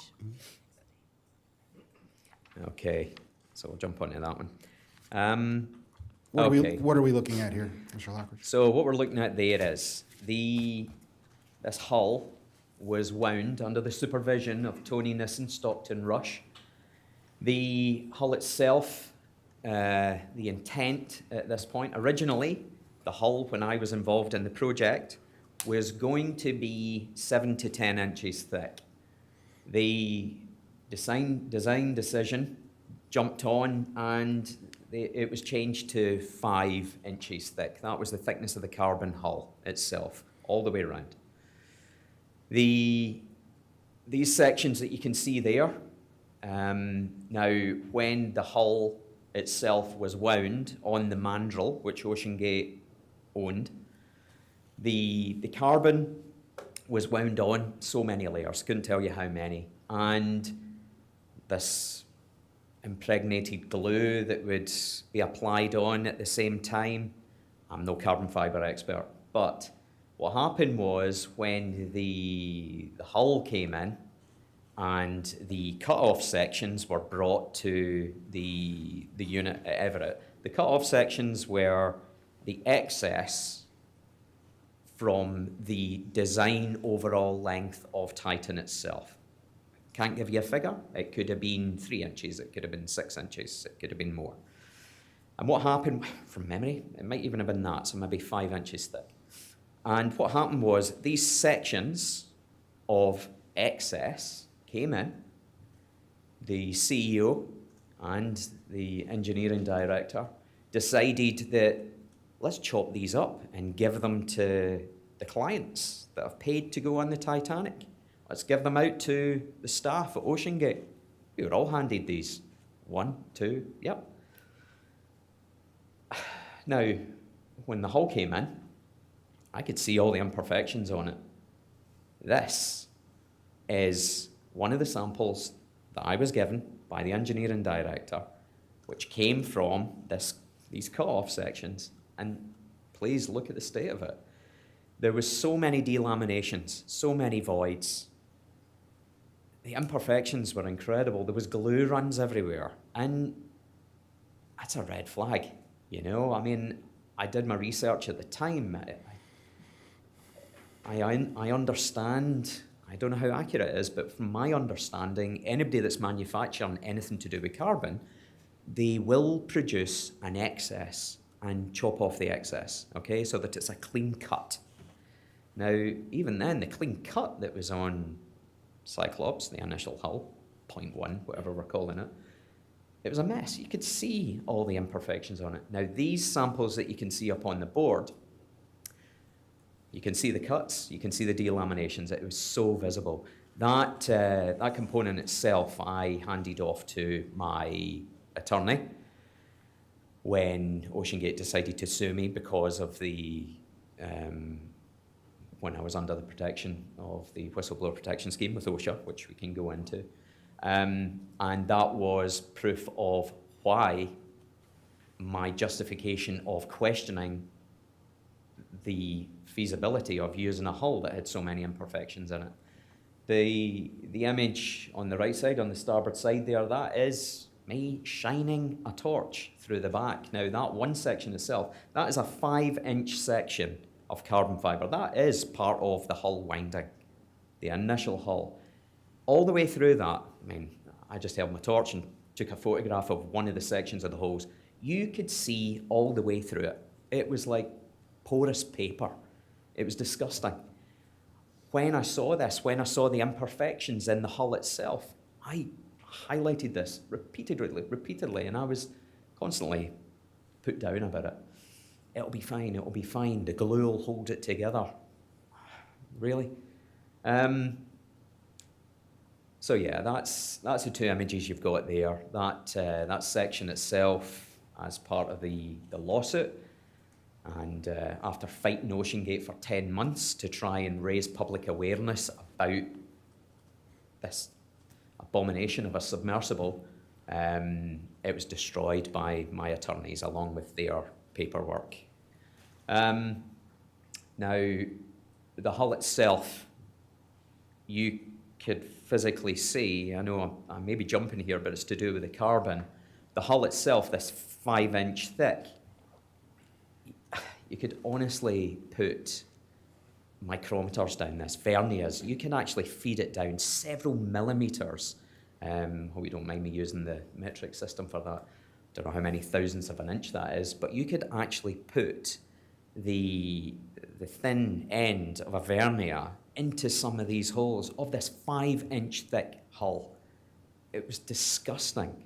Their mitigation, once they glued on the titanium end caps, okay, and we've all seen the gluing video, they were quite vocal about it on social media, the peanut butter. How they mitigated all these holes was they got this company in from Everett, Washington.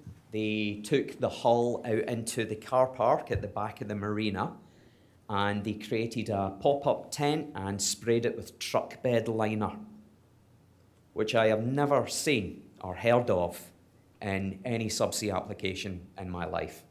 So basically, in the back of your F-150 or your Ram truck, the hardy material that you stand on to stop it getting rusty and scratched, that's what OceanGate engineering team decided to do to stop water getting in through these holes. Now, I'm sure I'm not the only one. I'm looking at all your faces here that's got the common sense to question this method, especially when it's never been done before. Appalling. Absolutely appalling. What did that coating do for the outside with regards to the carbon fiber and your ability to conduct a visual inspection of the hull? You could not. So on the hull itself, I can't remember what they called it, but when they were doing the winding, I'm sure one of the engineers will give you the correct wording for this. There was some sort of green coating that was put over the mandrel, and that material covered the inside of the carbon face itself. Now, when they removed the mandrel, that green, yellowy sort of material, whatever it is, covered the carbon. You couldn't see the carbon. When they stuck on the titanium segments at the end to form the pressure boundary, you couldn't see the end of the carbon anymore, the affected 5-inch surface. And when they applied the truck bed liner, I don't know how thick they actually applied it on, but you couldn't see the carbon fiber. So that hull could and would never have been able to be inspected by anybody to see any sort of degradation,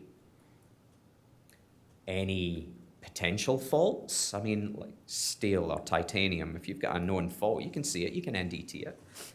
They decided not, as I said, to do NDT, sorry, jumping.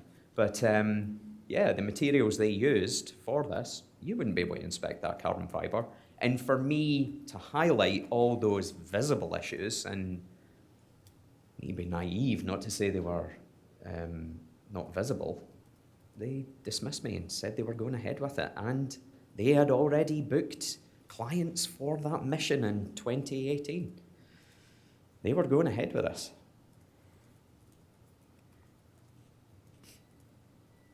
Was this report provided to the board of directors? So I asked for it to be provided to the board of directors. I spoke to Bonnie about it. Unfortunately, from my understanding was I submitted it, and I didn't do it out of badness. I didn't do it for any ulterior motive. I did this so that all my voice concerns were put down on paper, and so that they could actually go, wow, I can see where he's coming with this. There's a lot of things on this report that could affect the integrity of this hull. A lot of things, from the out of standard viewport, from the just everything. I mean, I know I sent you the images of last week, and I don't know whether they'll be on the system, but it was the ballast system. I mean, there's just so many. Excuse me a second. I don't know if you've got them on. I'm happy. We if they're have them not, we have them embedded into an exhibit. no problem at all. But if you don't mind, can I discuss them? In just 1 second, we'll bring the exhibit up so everybody can see. Yeah, thank you, thank you. 91? It'll be exhibit 91. I think it's Titan Systems. And if you could scroll to the pages that I had stated.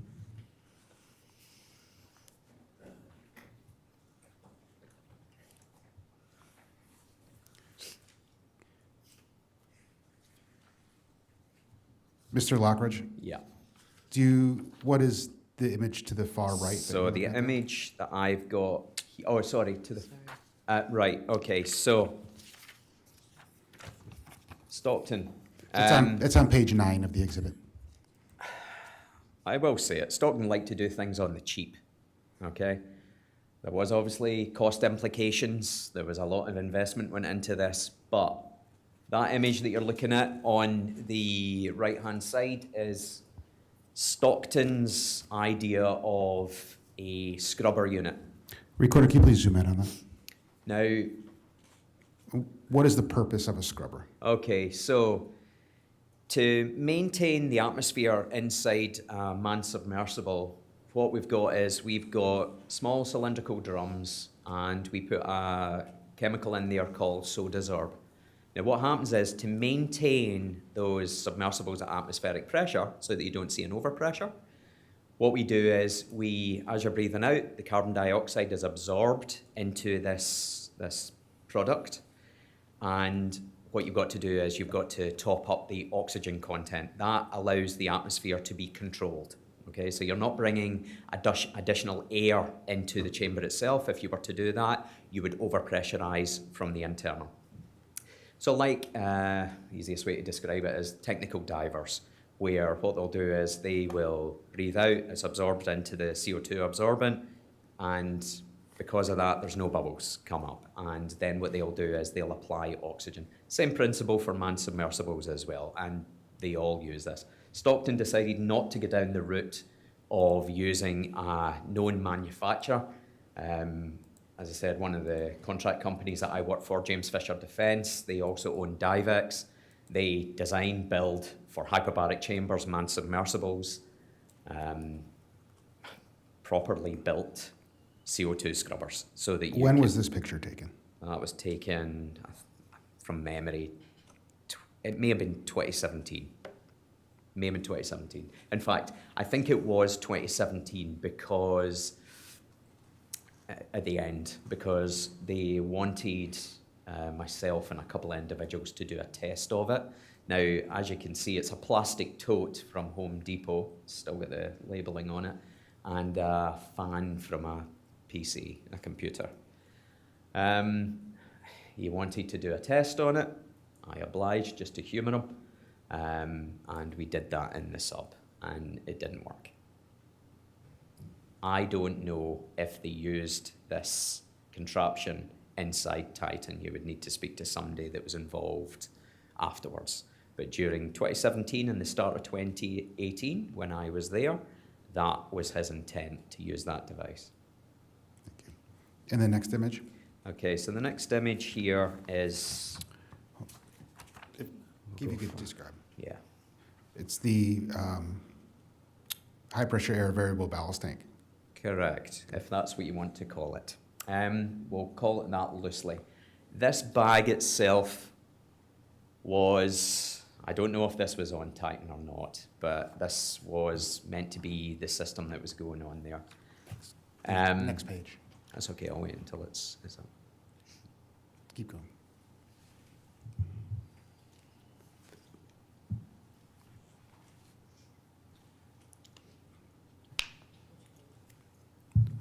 The one I told. Can you give the page number that you're referencing there? Okay, it's my own notes. Oh, okay. That's what I'm saying. If it's not up, It is, I have it. We just have to get to the, there we No go. worries. There you go. Variable ballast system. Okay. So it'll be the, So the system on the port side on the left, I don't have images of that. That was not taken by myself. That was, I'm sure I saw that in the media. That may have been done during one of the expeditions. zoom into the image on the right. Okay. So the image on the right, which I hold in my hand, the cream-coloured bag that you can see on the right-hand side, this was the ballast bag to assist with positive buoyancy. This was the intent. I know Mr. Carterson discussed it yesterday. The design of Titan was to eject these drop weights that would allow them to get neutral trim, and then once they'd finished the dive, eject more. That will give them positive buoyancy to return to the surface. As another form of achieving positive buoyancy, they decided, this was Scott Griffith and Stockton Rush, and they decided to use this Coast Guard. It's an old fueling bag from the Coast Guard. Don't know where they purchased it from. And they manufactured this, rigged this up. I mean, it had to be cleaned out. It was still full of fuel. And the intent for this was to provide additional buoyancy to the submersible itself, okay, using high pressure air. The black hose that you can see coming off the bag itself, this was from, no, this is comical, shop vac, okay? So in the UK we call it a hoover. This was glued onto the bag itself. The orange line that you can see coming off of the shop vac hose, their intention was when the hose is in the down position, the air will be trapped inside the bag, allowing the bag to be full, allowing them to achieve positive buoyancy. When they wanted to vent the bag without dropping their drop weights to start going down on a dive, they would, and I'll jump on to the next, if that's okay. Oh, hold on just one second. Yep, no problem. Let me grab the page for the recorder.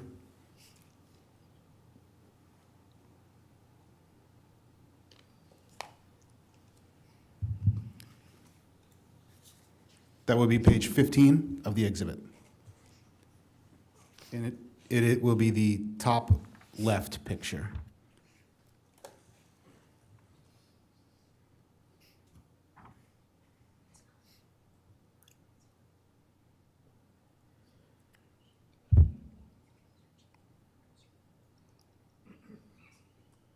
Or if you could just zoom out a little bit.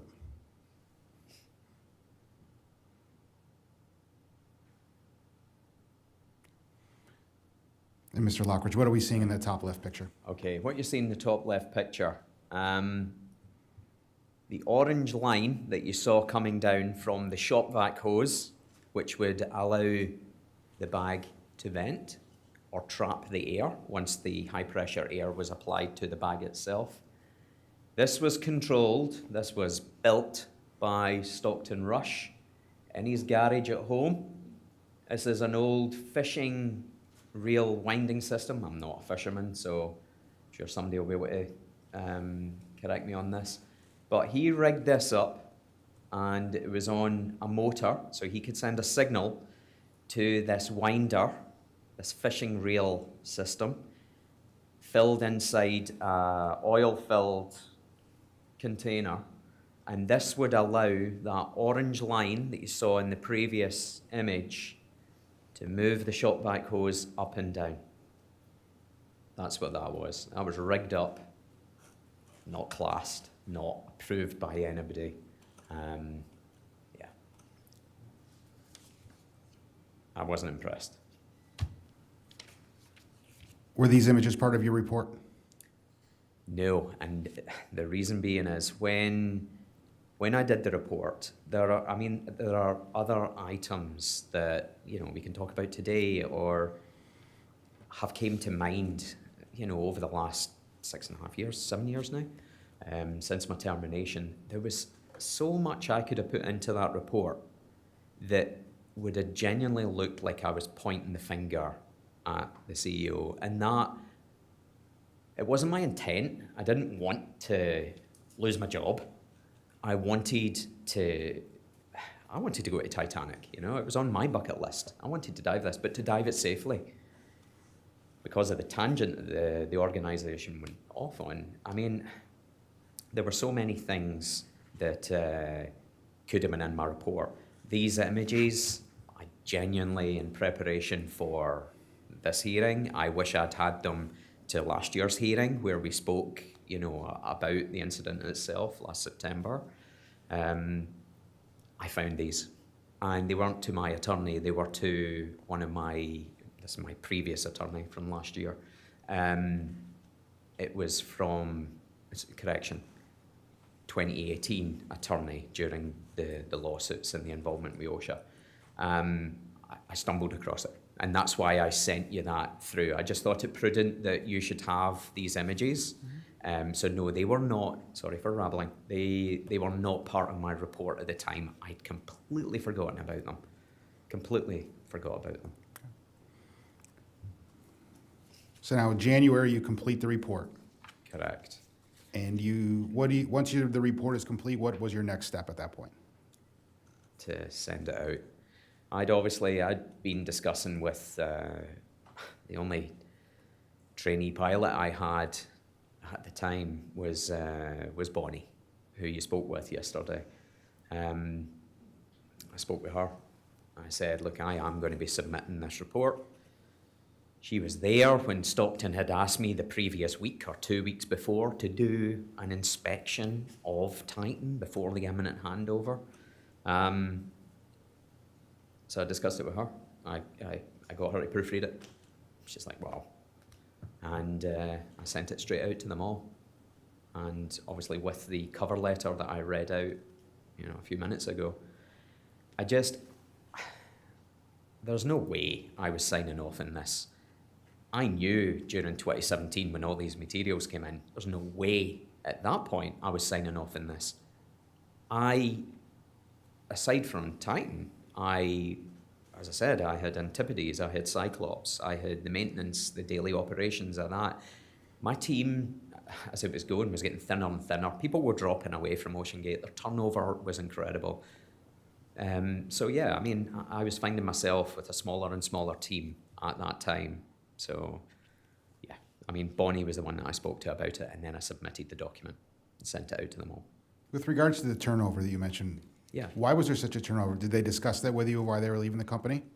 My team would. Give you one incident. When we did Mr. Carterson was there, when we did the dive on Alcatraz, on the way back out, we were going out underneath the Golden Gate Bridge, and we just passed it. Tow line snapped. I was in the shower at the time on the ship because I'd just been in the water, putting the bottom plates on the MS Lars. Did you say the tow line? The tow line, correct, for the launch and recovery system with Cyclops on board. At that point, sorry, sir, can you just repeat the question just so I don't go off on one? Sorry. Gladly. You had mentioned earlier that your operations department was beginning to dwindle and you were losing employees. Thank you. One of the instances was when we eventually managed to tow the asset back in to San Francisco late in the evening. The CEO, in the presence of, I remember the Guillermo was there, who you're going to be interviewing. Wendy Rush was there. There was 2 board members there. Joe Perry was there. Tim Carterson and myself were on the MS Lars. I think he might have been driving the Zodiac at the time, bringing this back in with the vessel that we were using to assist with the operations itself. It was a long day. Took quite a while to recover the asset itself prior to it. It could have potentially crashed into the rocks. It could have potentially crashed into the Golden Gate Bridge. I don't know why.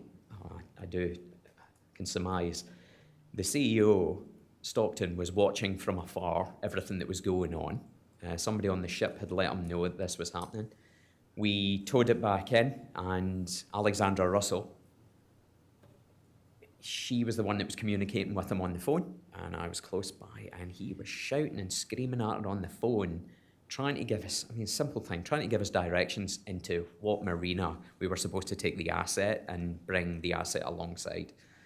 And this screaming was unbelievable. When we got on the dock, I tied up the MS Lars, tied up alongside. At this point, Alexandra was already out the boat. Mr. Carterson may remember this at the time, but the CEO was shouting and screaming in Alex's face. And it wasn't long after. It was disgusting.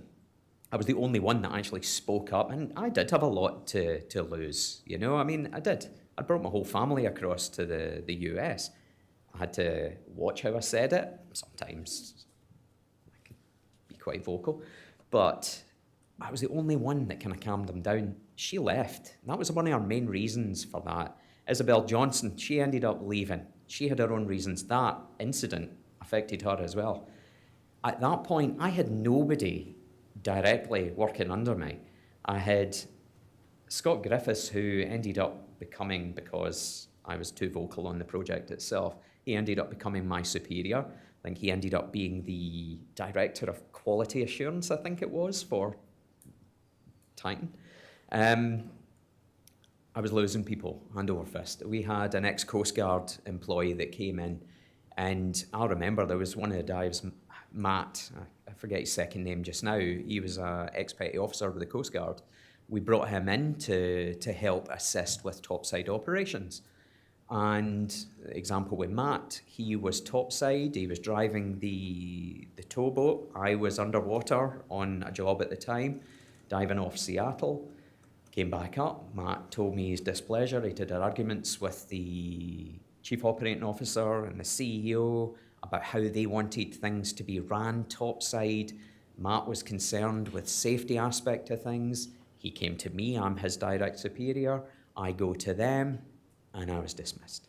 So at that point, after Matt leaving, that was critical in me, apart from the standard, a self-help plan, outside help plan, incident reports, stuff like that. It was safety critical reports on anything, especially in my team, highlighted during their tenure with the company.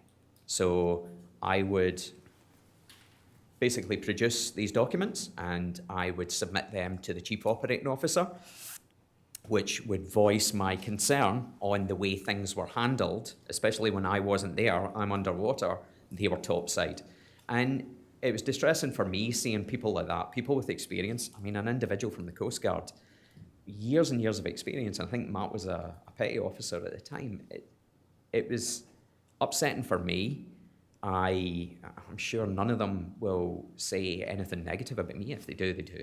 But I would like them to give their reasons on why they left. The turnover, I didn't know this, but the OceanGates had hundreds of people on the books. I didn't know this. I didn't know this. They were letting people go hand over fist for whatever reason, raising concerns. Yeah, it was concerning. You had mentioned an incident reporting system. Yes. Was that part of OceanGate policies and procedures? So, if you have no objections, and I'm just going to read something from you may have it, you may not, the OceanGate Health and Safety manual. And if you don't mind, can I just read a portion of that? I don't have the whole manual. Can you tell me what page it is on the manual? We do have the manual as an exhibit. Near the beginning. Hold on just one second, Mr. Lockridge. No problem at all. I know, I'll find it.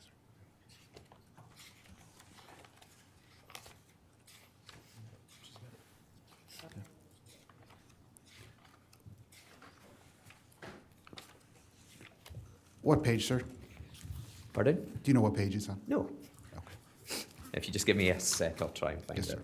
Sorry about that.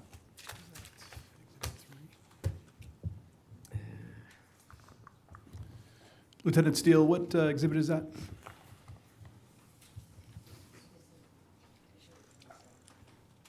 Okay, let the record show that's Exhibit 27.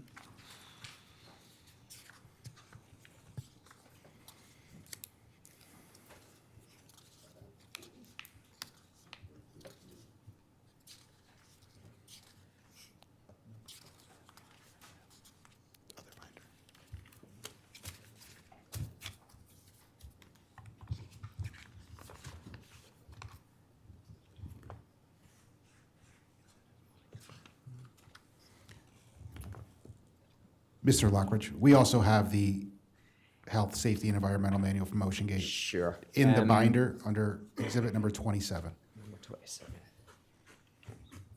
Yes, OceanGate? We have the cover page of that exhibit here. It's dated 2019, so I'm not certain if that's the same document that Mr. Lockridge is referencing, Yeah, it won't be. given the timing. Correct. Okay, so I was this, just going to verify which one he had, whether it was the same or not. And this is a good time to take a recess to align exhibits.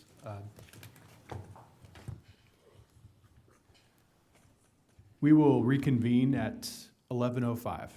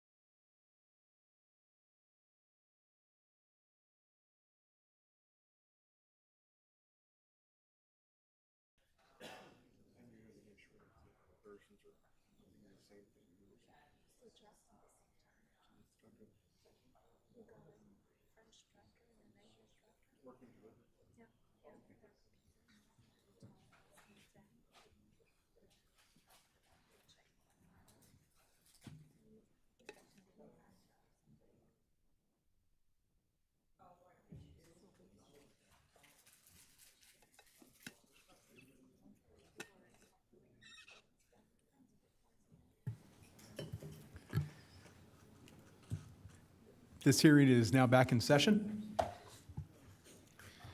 Before we continue with the questioning, for the record, I want to note that the paragraph from the Health and Safety and Environmental Manual Mr. Lockridge is referencing has no material differences from Exhibit 27, which is dated in 2019.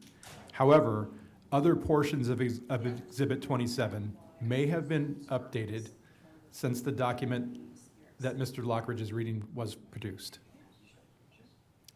Commander Whelan? Thank you. Mr. Lockridge, prior to the break, you wanted to read a reference with regards to Coast Guard incident policies, procedures? Yeah, this is to do with OceanGate's health and safety manual, which was in place prior to me starting the company, which I looked over. I just want to make reference to some of the comments. This is a statement made by Stockton Rush. OceanGate Incorporated, in fulfilling its legal obligation and its moral responsibility to provide a place of employment free from recognised hazards, has set forth this HSE policy statement, reinforcing its commitment to maintaining a safe and healthy work environment. This HSE policy statement is the cornerstone of the company's HSE management process. It is communicated openly and at every opportunity to employee, customers, vendors, and subcontractors, and has equal status with other primary business objectives. Violations of this policy should be immediately brought to the attention of management. The OGI HSE philosophy is that in the performance of our work, the health and welfare of the people involved and the protection of assets and the environment are the primary concern. No job is so important that we cannot take the time to do it safely. That wasn't the case.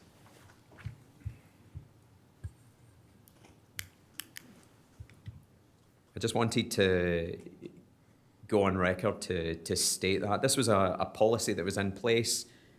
Basically, on that, it showed open door policy. You get any issues. This was discussed with me at the start of my employment. That it is an environment, safe environment to work in, and everybody is approachable if you have got any issues. It was so incorrect. It was untrue. The whole thing. Yeah, I just wanted to reiterate on that from their HSE manual. That was OceanGate.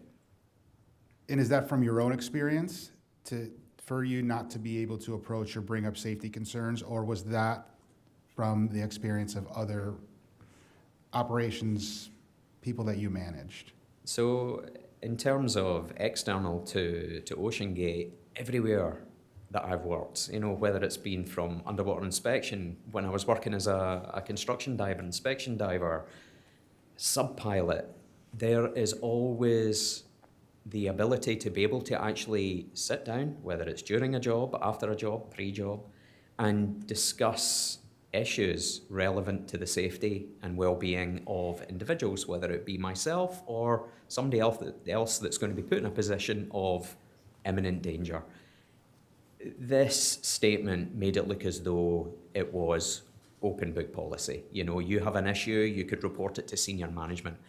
I reported everything I possibly could to prevent senior management from going ahead and actually producing what they produced.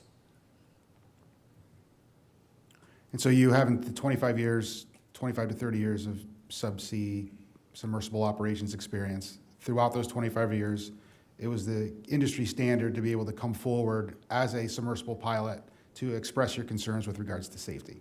That is correct. And even if it was a at the start of a new build for a new submersible, you can go to the designers, you can go to the project engineers, the project managers, the operations manager, whoever were running the project. You would sit down periodically and do tabletops on any form of component that was going onto the sub, what they think should be added, what should be taken off. It was, everybody would have been involved in those discussions. You know, there was maybe just a handful of times with other organizations where you would come along, you would have a look, you had a finished product. As a submersible pilot, a diver, it is your right to demand to get information on something where you are putting yourself at risk. And it's to basically mitigate, you know, potential for disaster. So anyway, with regards to OceanGate, I approached them on everything, every little thing from boat operations. Anytime we had issues, I would formally put them down. If there was an incident, slips, trips, falls, any sort of incident, trap fingers, everything was handed off to senior management. So there was a record in place. In terms of kickback, you know, on changing operations to the way that I would see fit with all my experience, eventually with some things they would buckle and they would basically allow me to do them my way, and it would show them that it's the safest method. When I went along to the company, you know, they were towing the dive platform out with a Bayliner sports boat, you know, until they went ahead and got the ex-Coast Guard vessel. The company, in my mind, even when I went across, was in its infancy, even though it had been on the go since 2009. They had certain policies in place, and the reason I wanted to say this, to show they were highly inaccurate. So, yeah. And so when you created the inspection report in 2017, Yeah. was your intention of delivering the report to Stockton Rush and Tony Nissen? It was to highlight it to everybody. Everybody that's on that, they knew my displeasure in the components. They knew my dissatisfaction. They knew.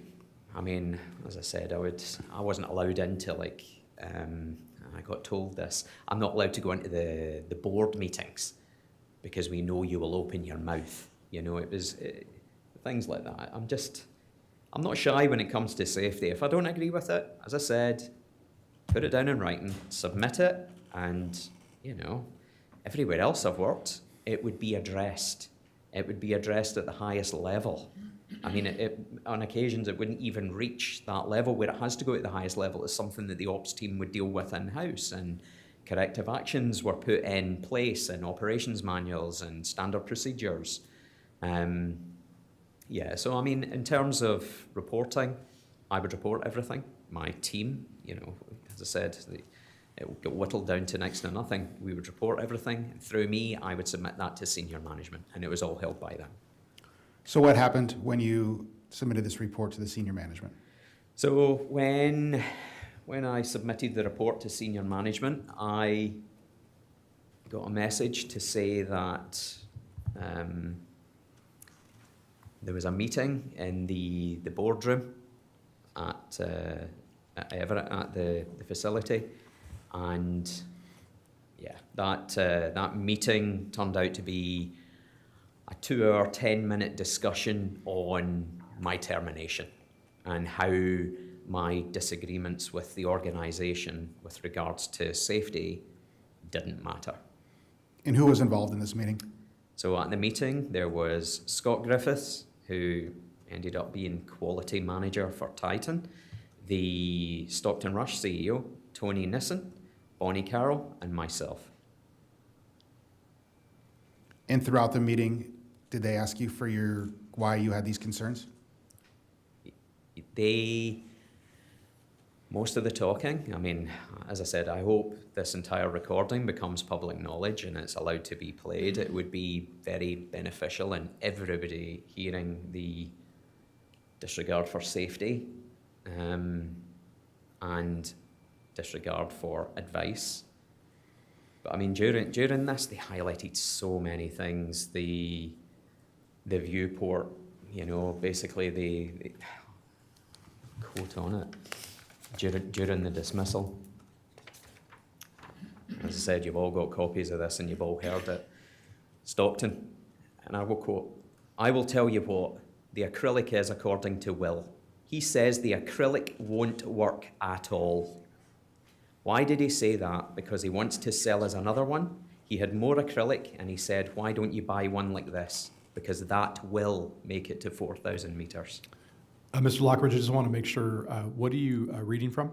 That's basically, I've just done bullet points from my dismissal interview, which you've all heard. Yeah, I don't, OceanGate, have you heard that recording or dismissal interview? I don't, we don't have it in the record, so, yeah, I don't, at this time, I didn't. Summarize. Yeah, I think, can you just summarize your experience from that meeting, sir? And because we're not going to be able to enter that as an exhibit in the No, record. absolutely. No, I understand completely. Just for me, I mean, I've just taken bullet points from it. You know, I mean, I know it's probably going to upset a few people, but I will quote, "It doesn't just implode, it screams like a mother before it implodes."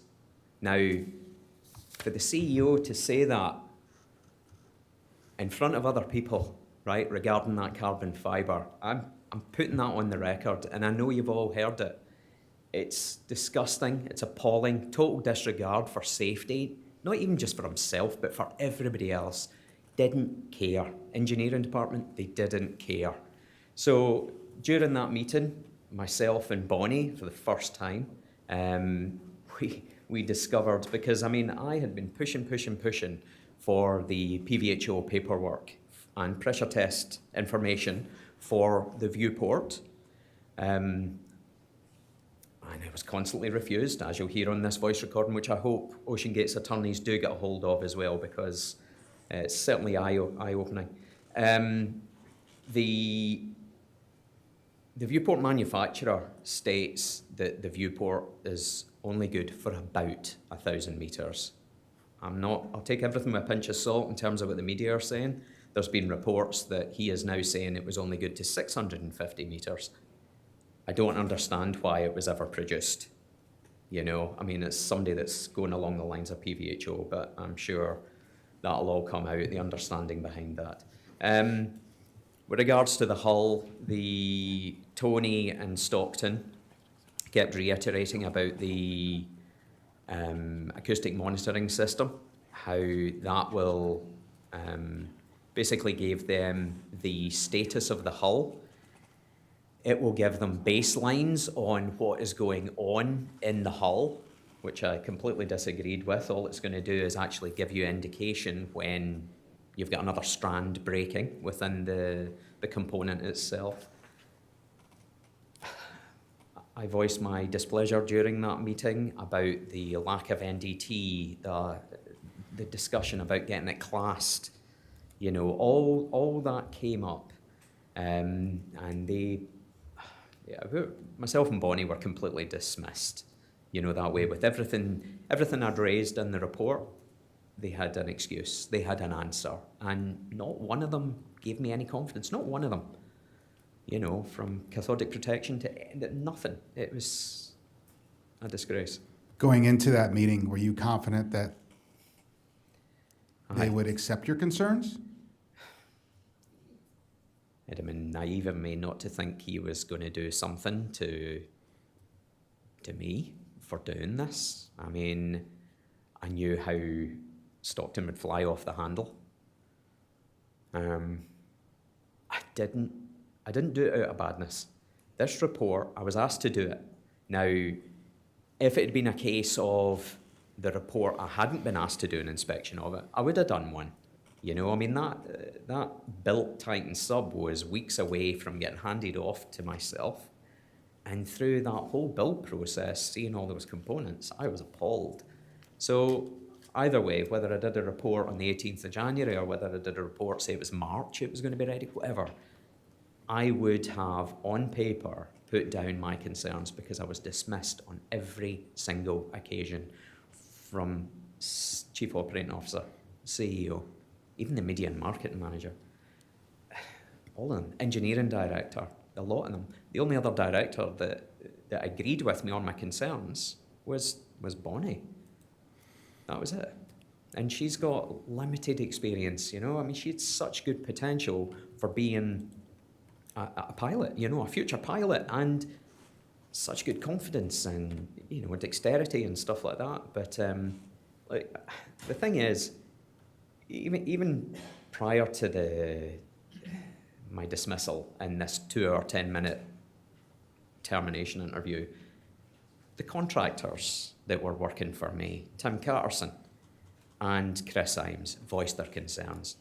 You heard Tim yesterday state to you that he would never get in that sub. Chris told him he would never get in that sub. Now, Tim's probably got 30, 40 years of experience in subs. Chris Imes ran Delta submarines for 20 plus years. You know, at one point he'd probably done more dives than anybody else in the industry. They refused to dive the sub. They voiced their concerns. It wasn't just me. Other people did, and they were dismissed. They were dismissed by Tony. They were dismissed by the CEO. They were dismissed by the CEO, which make a mockery of this HSE statement that, you know, working in a safe environment where everything is reportable to senior management. Did you make concerns to Mr. Rush about operating the submersible and moving forward in the upcoming testing? Absolutely. So the main thing with the integrity of the hull, jumping on before we go on to the diving, the whole thing with it being classed, the submersible was meant to be classed. Part of that classification process is to do unmanned pressure testing of not only the viewport, which should be designed, you know, under the PVHO guidelines, but the hull itself, you know, taking it to 1 1/4 its max operating depth, pressurizing that. There's cycles that you use in these pressure pots. And that's the thing, Stockton had been in communication with, I know this is the first hull, but he'd been in communication with the test facility, and then they decided that they were going to charge too much money, so that's why he decided not to do it at that time. All those concerns were highlighted by myself. It has to be done properly. I would never have gotten that thing. I will be completely hands up from the get-go. Tony Nissen, engineering director, gave me zero confidence in a product that I personally was supposed to be the chief pilot for or have under my care as a director of marine operations. Hands down, I would never go in that thing. And I wouldn't have. I really wouldn't have. And I wouldn't have encouraged anybody to go in it. And I think that's why I was quite vocal on the shop floor. Anytime any of my trainees were involved in anything, you know, whether they were asked to go and help the engineering team to go and help put a component on it, I would voice my concerns to every single one of them. And as I said, they all whittled out. Nobody wanted to do it. Nobody. So with regards to the Deep Ocean Test Facility, Yeah. had they gone to would a test at the Deep Ocean Test Facility give the hull a little validity in your eyes? Not validity, but it would. There was so many imperfections in that first hull. As I said, and I'll reiterate and go back to seeing the external of the hull before they even, you know, before they applied this truck bed liner on the top. So many holes in it. That thing was not going to pass. If they'd have taken that over pressure, it would have failed. It would have, hands down. I could put money on it. It was a mess. What did they say it was rated to? 4,000 meters. And was that based upon a test or a previous test or a testing procedure? That was based on Tony Nissen's calculations. Engineering Department, OceanGate. Prior to your termination, were you consulted on the future test procedures and policies for the Titan? So I gave them advisories. Stockton was insistent that he wanted to go in it for manned testing when they were taking the Titan to the Bahamas. I obviously voiced my displeasure. You'll have heard my comment in there saying, you know, about the accident investigation teams will get involved. Can you summarize what you stated? Yeah, basically, so my The only way to get him to see any sense, I knew that hull would fail. As I said, it was an absolute mess. I suggested to them, look, why don't you, if you've decided that you're not going to go ahead and take it to the pressure chamber and get it overpressurized, put it on a line, take it down, bring it back up again, but put your strain gauges on it. You know, all this acoustic monitoring that they were talking about. Put all that on the sub, take it down unmanned, keep doing multiple tests and bring it up. As I said, it was the only way. If I'd have said from the outset, I don't know. I mean, in hindsight, I knew he would have let me go. I knew he was going to let me go for the way I was being anti-project at that point. So whatever I suggested, it wasn't taken on board. None of it was taken on board, which is unfortunate. Do you think the testing or the manned testing of that submersible, how do you think that would, if it would have, or how would that have affected the submersible industry? If it had imploded with people in it, do you mean? During the testing facility, where you had made the recommendation to do unmanned testing over and over and over again, Yeah. for him to go down in that solo Yeah. as a testing, how would that have affected, as you stated in your statement? Nobody else does it. This is a one-off. This project's a one-off. Nobody else would allow that. So manned testing isn't a type of testing in the industry? The hull would have to be pressure tested first to ensure the concept and the build of the submersible. Nobody's going to put anybody inside a submersible and take it down to depth without doing proper testing. Triton submarines, I know Patrick's coming along next week. He'll tell you how it's done. They send the hulls off for pressure testing prior to building the components up and shipping them out to their clients. So just to confirm, for the first Titan hull, the Yep. testing plan was to do manned testing. As was Stockton wanted. After he changed his mind about getting it classed, which would provide oversight on the testing procedure itself. That's the thing. They came away from class, and doing that, the whole project just went in a completely different tangent. There was no safeguards put in place. There was none of them knew what was going to happen. You'll hear that in the voice recording as well. You know, I state, you have no baseline for that vehicle. You don't know what's going on with it. And dismissed, as usual, dismissed constantly. Did he understand the risks do you believe that he understood the risks for manned test diving? Like, I think without actually saying anything, people know my opinion on Rush. His decisions,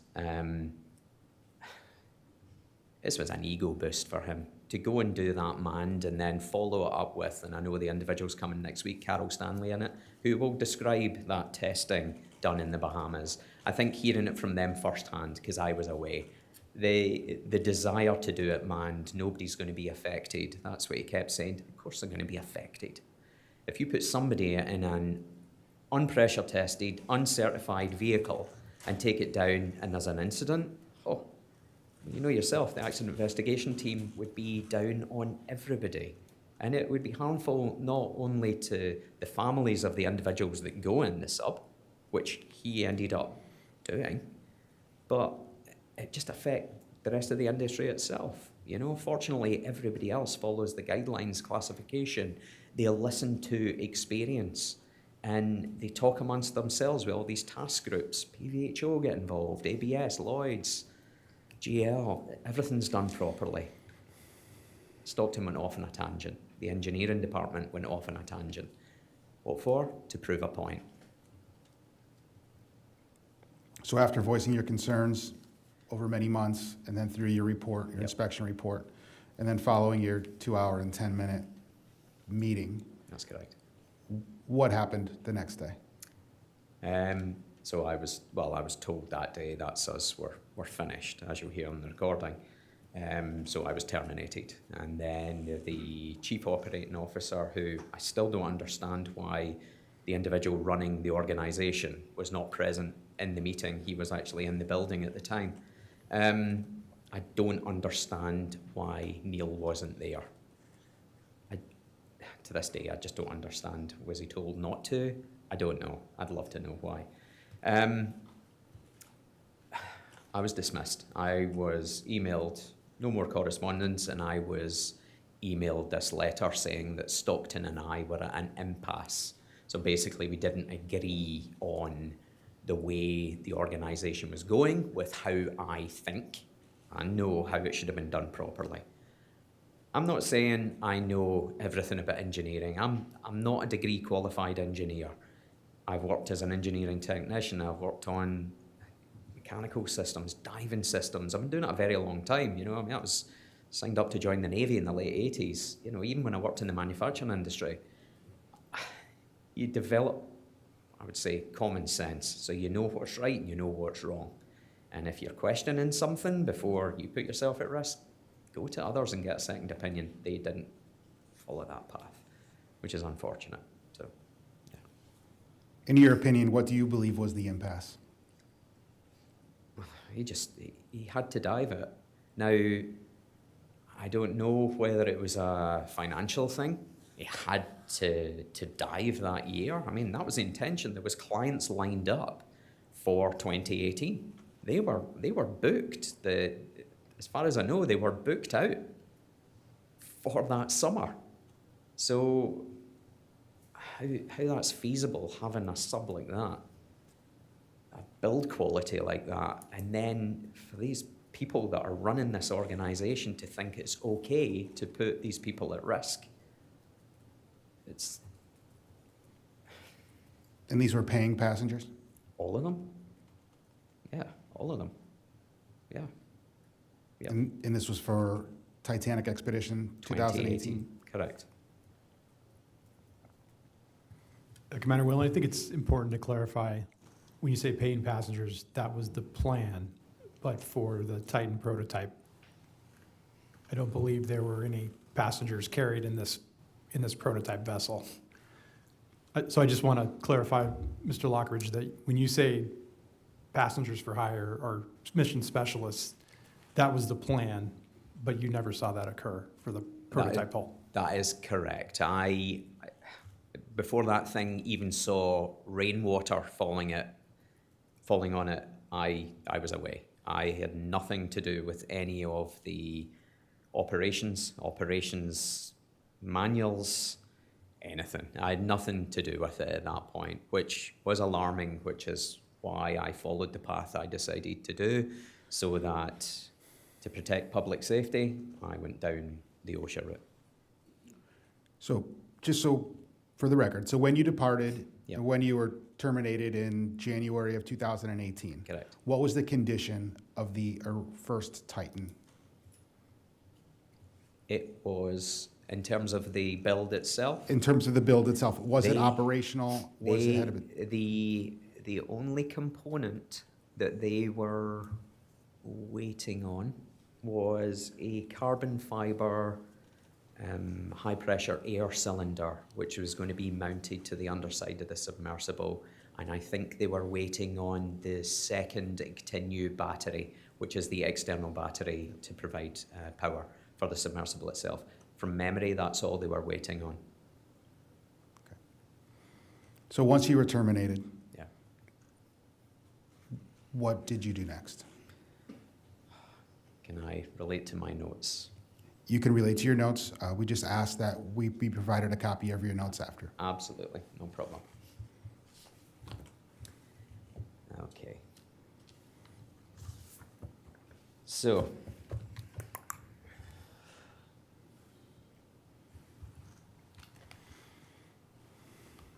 now the timeline I have previously given yourselves, and it was just that was basically a timeline of my employment with the organisation and where I was at with OSHA. You okay if I relate you to can read- that? Yeah, And then thank we'll, you. we'll do, it is not as an exhibit for, you Yeah. can read through what you've prepared, which is just your notes, and then you'll provide it to us. And Yeah, no problem at all. Okay, so when I was fired, I'm obviously, well, not just concerned for myself and my family, you know, what are we going to do now? But I didn't want anybody going in that submersible. I mean, it was dangerous. You know, as I said, the build quality was atrocious. So I spoke to Labour and Industries, and that was within a week of my termination. I'm just going to relate to my notes. Okay, so I was terminated on the 19th of January. On the 6th of February, after dealing with Labour and Industries, I had a formal conversation with OSHA. Okay, that was the Occupational Safety and Health Administration. Okay, in the UK we call it HSE. They are the governing bodies that deal with health and safety issues in the workplace. They also coordinate with the US Coast Guard with regards to seafarers. So I informed OSHA. I did a call and emails with Tobias Kramer, I think it is. He was the Assistant Regional Administrator for OSHA that were based in Seattle. He decided at that point my issues and my concerns about public safety, about the public going in the submersible, were serious enough that he wanted me, he said it to me, I knew nothing about this, to be put and placed under the whistleblower protection scheme. So I spoke to one of the individuals that dealt with the whistleblower protection scheme, and I did a formal interview process to be enrolled into that scheme on February the 8th, 2018. I did an intake interview. We did many calls with each other, emails, obviously see when we got. Now, obviously being a seafarer and working for an organisation that's got marine assets, between myself and OSHA determined that I am a seafarer to allow the Coast Guard to get involved. That was on February 23rd, 2018. So by February the 28th, Bonnie Carroll, who you spoke to yesterday, she quits her job, citing my safety concerns in her resignation letter. Her job at OceanGate. Yeah, correct. Yeah. So because OSHA had decided that my concerns were serious enough for public safety and for the employees of OceanGate, you know, I mean, no matter what, as much as I didn't get on with Stockton, I wouldn't want to see anybody dying for the sake of going in a sub. It's a magical place. I love it. I'm very passionate about what I do. If there's risk like that, don't do it. You know, everybody wants to go home with their families. So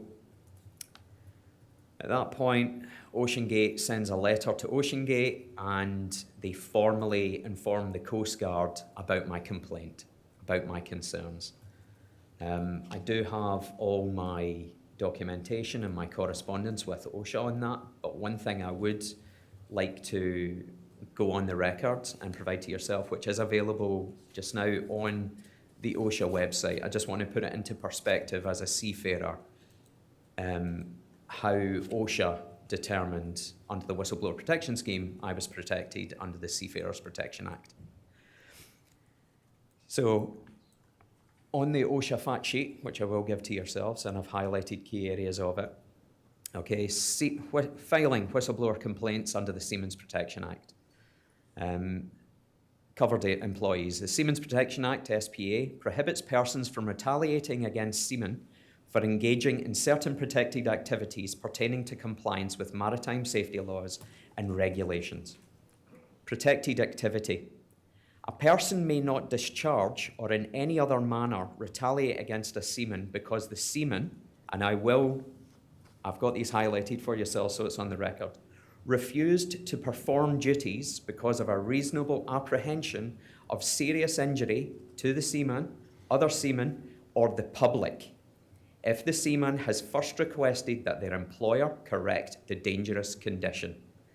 So going by OSHA's guidelines, and they confirmed obviously all my experience and documentation, which I gave to OSHA, they confirmed, and that's why they took me seriously.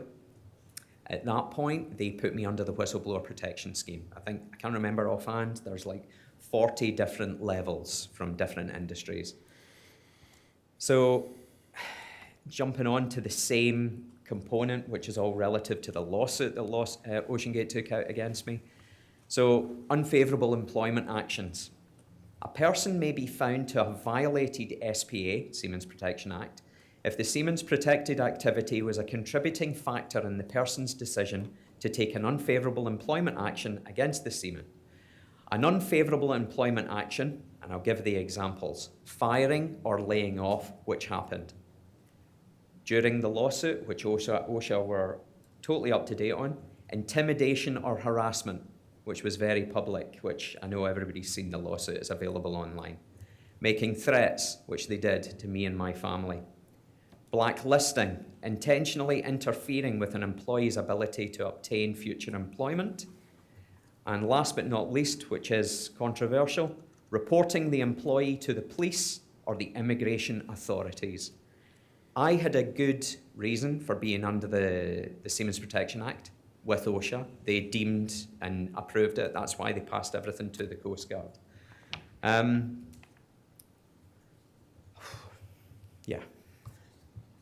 So I've obviously got all my correspondence with OSHA here, which coincides with my timeline of everything which I'd already submitted to you. Would you like me to go into more detail on everything that we communicated with OSHA and how OSHA communicated with myself?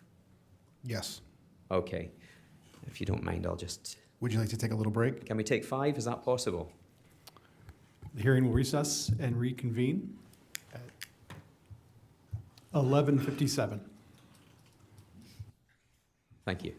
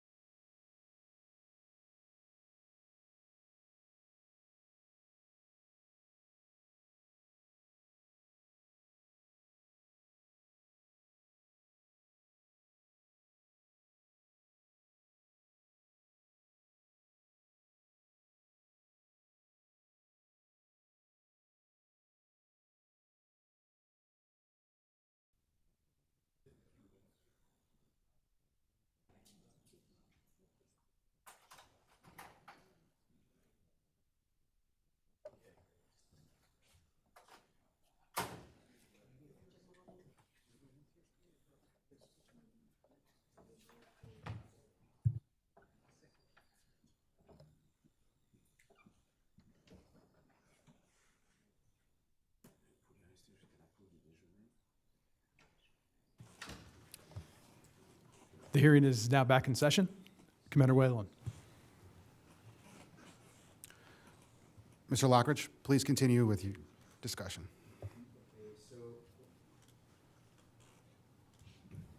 Okay, so with regards to the communications with OSHA, the timeline, so for the record, I was under the whistleblower protection scheme for 10 months trying to stop OceanGate from doing what they did. And I'm just going to read through everything in terms of notes and communications with OSHA. Okay, so and I can give you a copy of this. This is OSHA paperwork that was sent to myself and to OceanGate's attorneys. It's basically the case activity worksheet. This is just to let OceanGate know that the OSHA were putting me under the whistleblower protection scheme because of the Seamen's Protection Act. So on the allegation summary, which came from OSHA, and that was issued by Paul McDevitt, on or about January 23rd, 2018, Mr. Lockridge was discharged in retaliation for raising safety concerns about the development and testing of a submersible marine vessel. So that's just to put on record, I was under their care at that point. This is after I'd done my intake interview for the whistleblower protection scheme. So jumping on, I do the intake interview. I give them everything. I gave them the safety report. I gave them photos. I gave them as much information as I possibly could. The next instance, where is it? Do apologize. I'm just going to have a look through this. Okay, so the next instance after the Coast Guard are informed of my complaint, because OSHA took it seriously, that was on February 23rd, and I've got the correspondence for that. The next thing is Bonnie quits, citing my safety concerns and hers, and I informed OSHA of that. Just to let, for the record, and this is all on email, just an update, and this is me emailing OSHA. Just an update to let you know that OceanGate Director of HR and Finance, Bonnie Carroll, has left her position due to the same safety concerns as issued in my report and also the unlawful termination of myself. Bonnie has said she would be more than happy discussing with you or your team all her concerns for health and safety to support my case. I also have the support of 3 very high-profile industry experts who, albeit have not seen my report, but they would be more than willing to discuss their concerns for the safety of crew and passengers and how what is going on at OceanGate will infect the entire industry. So that was dated February the 28th.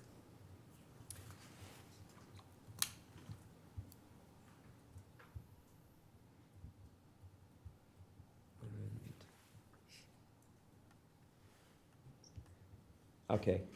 Email from Paul McDevitt, my call him caseworker at OSHA. We sent a letter, this is March the 7th, 2018.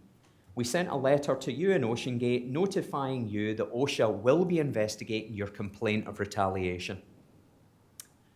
The US Coast Guard has also been notified of your complaint. So that was the official correspondence that the Coast Guard were notified of what happened. I also reiterate on March the 7th. Thank you so much, Paul. I really appreciate all your assistance with this matter. As mentioned previously, Bonnie Carroll will also verify all my concerns if you require her to do so. They never did. They never got in touch with Bonnie. I gave her email, phone number, not once. Mr. Lockridge? Yes, I'd like to touch on a point real quickly. of course. That the OSHA stated that the Coast Guard was notified of Yeah. your Seamen's Protection Act status, correct? And was there any discussion with OSHA on what the expectation was of the Coast Guard or what you could expect the Coast Guard to do? No, they just, what they said was they wanted to get the Coast Guard involved because of the circumstances with regards to the marine vessel that was being manufactured and it being a passenger carrying vehicle. Throughout the 10-month period, I will state I had no interaction with the Coast Guard. and all correspondence, anytime I would speak to Paul on the phone or Tobias, I was told it's in hand and we deal directly with the Coast Guard on your behalf. So I had no interaction with the Coast Guard throughout. Did you ever personally reach out to the Coast Guard? No, I did not. No.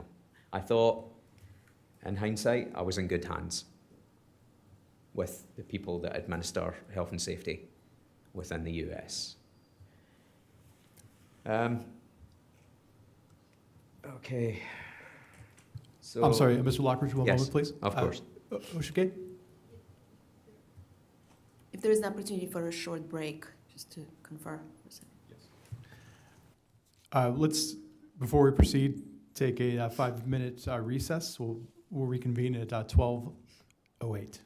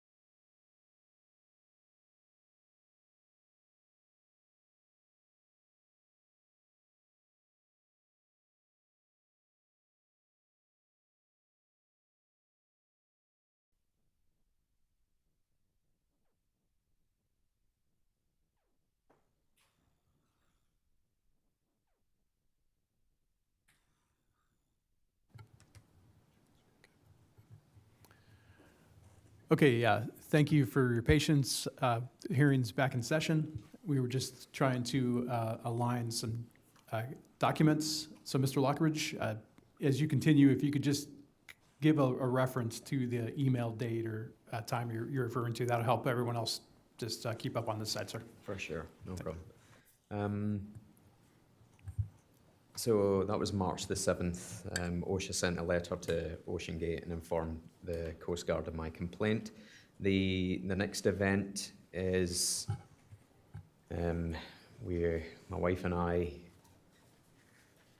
were served a settlement and release from OceanGate's attorneys, basically threatening us. What was that date? March the 16th.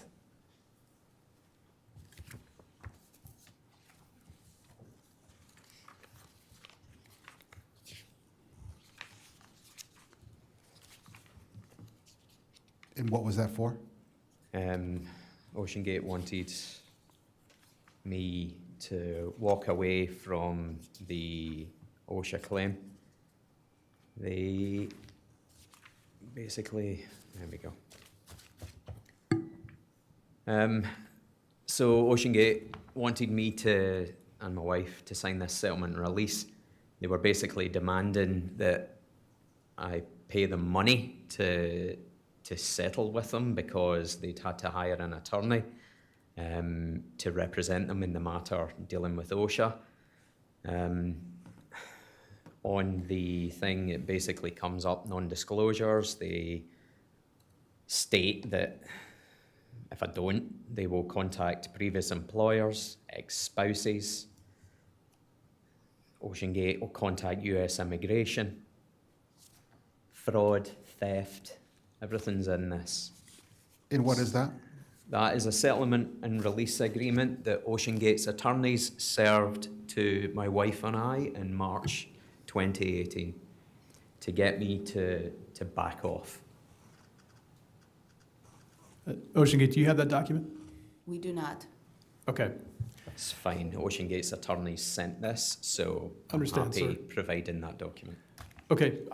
Since I think we need some more document alignment, this would, and this is important, and we need to get into this. I recommend at this time we break for lunch and make sure we have full alignment of the exhibits. Absolutely. Before we continue. Just to be clear, we just want to make sure we identify these documents and can follow, because this was not among the ones we just looked at.